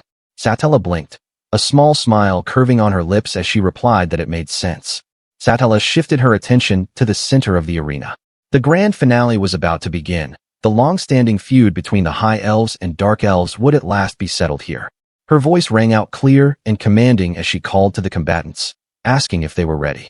Alice straightened her posture, her eyes unwavering as she declared her readiness. Colin mirrored her resolve, nodding slightly as he announced that he too was prepared. The spectators leaned forward, anticipation thick in the air. From the center stage, Satella's clear voice rang out, marking the match's beginning, Colin versus Alice. She finally gave the signal. The finals of the tournament would now begin. As the clash in the arena raged on, Iris entered with her usual calm, yet guarded demeanor. She demanded to know why she had been called there. Her tone carried a trace of irritation. She had to guard the king. Nicola calmly assured her that her responsibilities were already covered, and the top magician from Sais was filling in during her absence. Still skeptical, she asked flatly what his intentions were for bringing her there. Nicola spoke in a calm, deliberate tone as he asked Iris to do him a favor. After a few seconds of silence, he revealed his request, that she reunite with her brother Colin. Iris narrowed her eyes, quickly seeing through Nicola's intentions. She accused him of scheming. She knew his request was likely to help the princess, yet she couldn't possibly face her brother again. Nicola understood the peril tied to her true identity. If revealed, it could endanger her very life. But Iris shook her head, her voice firm as she protested. It wasn't her safety that troubled her. She did not fear for her life. What she truly feared was the resentment of her brother. Nicola's tone softened, curiosity threading through as he asked why her brother would harbor such resentment. Nicola's steady gaze met Iris's troubled one. He quietly remarked that her brother didn't seem like the kind of man to hold hatred toward her. Yet Iris shook her head. She thought of the years spent in hiding. To her, it was only natural that he would despise the sister who abandoned him. Her eyes reflected guilt and sorrow. She could not bring herself to face her brother. But Nicola's tone remained steady as he told her the truth. Colin wanted to see her and had never held any resentment toward her. She shook her head, unwilling to believe him, dismissing his words as nothing more than hopeful speculation. Nicola disagreed, urging her to understand that meeting Colin would not only mend what was broken but also benefit Alice's fight. Watching from afar, she clenched her fists as the clash between Alice and Colin intensified in the arena. Alice appeared to be on the verge of defeat. It was clear she would soon need her help. Nicola's calm but piercing voice cut through her hesitation. He wanted to know which mattered more to her, the princess or her brother. Her voice rose sharply, almost defensive, as she declared her answer. To her, there was no question. Her loyalty belonged to the princess. He reminded her that choosing to see her brother wasn't just about seeing if her suppositions about Colin's resentment were correct. It was also a way to aid Alice win.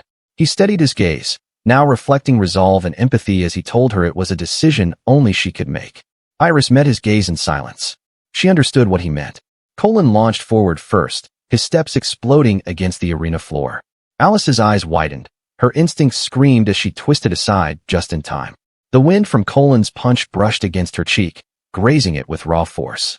Then he pressed the assault, pivoting sharply as he spun with flawless precision, his next strike cutting from an unexpected angle. This time, Alice didn't miss his movement, his powerful blow hitting her on the cheek. Relentless, his advances forced Alice onto the defensive once again. He swept his leg upward, kicking up dust and pressure that sent her sliding backward across the arena floor. She winced, catching her breath as pain pulsed through her body. Almost pitying, he asked why she would not surrender. Her exhaustion and their brief exchange had already shown she can't win, with this vast difference in their strength. Still panting, Alice lifted her head, voice trembling but resolute. She declared that surrender was not an option, not when she carried the hope of uniting the High Elves and Dark Elves. Blood trickled down the corner of Alice's lip, but her resolve burned fiercer than ever. She refused to back down or allow herself to lose. Closing his eyes, he muttered with a sense of reluctant respect, admiring her unwavering conviction as a princess of the High Elves. As he reopened his eyes, Colin's demeanor changed. Now, he was prepared to finish the match in a single decisive move. His muscles tensed, body coiled to strike. But just as he was about to lunge, a voice suddenly called out his name, halting him mid-motion. His eyes widened, disbelief tightening his chest. That voice, it was familiar, yet distant, like a memory resurrected. At the far end of the entrance, Iris stepped into the light. Colin's lips parted as he struggled to find words. His voice carried both shock and yearning. After all this time, After years of separation and guilt, the moment he longed for had finally arrived. His sister was here. From the stands, murmurs and chatter rippled through the spectators. The tension of the match dissolved into curiosity as they wondered who the woman was. Alice's breath caught as she turned her gaze toward the arena's entrance. She couldn't understand what Iris was doing there. Disbelief flashed in her eyes as she grasped what Iris was trying to do. Colin took a cautious step forward, his voice trembling as he, her big brother, tenderly called out to her. He reached out and pleaded, asking if she still remembered him, the brother she had been separated from so long ago. Then, Alice clenched her fists, a storm of emotions twisting inside her. Before the reunion could unfold, she made her move, shouting an apology as her body lunged forward. Summoning every last ounce of strength, she drove her foot into Colin's back with fierce, desperate force. The impact struck true, sending Colin staggering backward, blood spraying from his lips. His expression twisted into disgust. The sudden, unannounced strike filled him with anger for being attacked without warning, but Alice didn't stop. The moment his guard faltered, she stepped in and delivered a fierce follow-up punch straight to his jaw. From the sidelines, Iris shouted, trembling with fear. She reached out instinctively toward her brother. Colin fell on his back with a strained grunt, tears welling in his eyes. After years of wandering and countless battles, his long search had finally ended. He had found her at last. The tournament no longer mattered to him. Every fight, every grudge he carried against the High Elves was nothing more than a path to finding his lost sister. He let out a strained chuckle. Even if his hatred had consumed years of his life, he said it was worth it because it had led him back to her. Tears shimmered in Iris's eyes as guilt tightened her throat. She asked if he hated her for abandoning him. Colin shook his head. No matter what had happened, he could never hate his sister. Colin's voice wavered as he finally spoke the words long buried in his heart. He admitted he had broken the childhood promise he once made to her and could never atone for the pain she must have endured during her persecution. But from that moment onward, he swore to protect her. Tears welled in her eyes as she listened, her lips parting in disbelief. Then, without hesitation, she stepped forward. He wrapped his arms around her, pulling her close in a desperate embrace. His eyes glistened with tears as he promised to never leave her again. Iris pressed her face against his shoulder as she nodded, whispering in joy that they should stay together from now on. From a distance, Alice felt her chest tighten, her voice soft and apologetic as she whispered his name. Colin pulled back slightly, a faint, bittersweet smile touching his lips as he turned to address her. After a long pause, he exhaled and declared his decision, softly uttering his surrender. As his decision echoed across the arena, silence fell for a brief moment. Then a thunderous roar erupted from the stands. The announcer's voice declared that Colin had officially admitted defeat. Princess Alice had triumphed, claiming her place as the rightful heir to the throne, the new monarch of the Elf Kingdom. As cheers erupted throughout the arena, familiar faces filled the crowd, her allies, friends, and mentors, each watching with pride at how far she had come. Beaming with joy, Alice raised her arm high. She was the newly crowned queen. The crowd erupted into thunderous cheers, chanting her name with pure elation. Deep within the arena halls, Nicola stood in silence, arms crossed and a faint smile on his lips. When Alice spotted him, she called out to him with pure joy. Overwhelmed with emotion, she threw her arms around him, beaming with pride that she had finally done it. His tone was calm yet proud, commending her for doing a good job. Alice shook her head, insisting that it was all thanks to him, that without his plan, she could never have defeated Colin. But Nicola dismissed her modesty with a quiet chuckle, reminding her that the outcome was by her efforts. After a brief moment, he asked what she intended to do next. Alice blinked, unsure what he meant. He clarified his question. As the ruler of the elves, her duties would now keep her too busy to continue studying martial arts under his guidance. Alice called softly to her teacher, her voice tinged with melancholy. Beaming with pride, he declared that the once weak elven princess before him had now become the strongest martial artist in the entire Elf Kingdom. Alice's heart swelled with emotion. She thanked him, saying it was all because of his teaching that she had grown this strong. But Nicola disagreed. He reminded her that it was her own perseverance that shaped her strength. He merely guided her path. And he admitted that watching her grow had changed him too. Alice blinked, confused at what he said. To her, he had always been strong. He admitted that in a fight, there was no one he couldn't defeat. Yet despite the strength of his body, his heart had always been weak. He confessed that he lost faith in people after being cast out from the hero's party.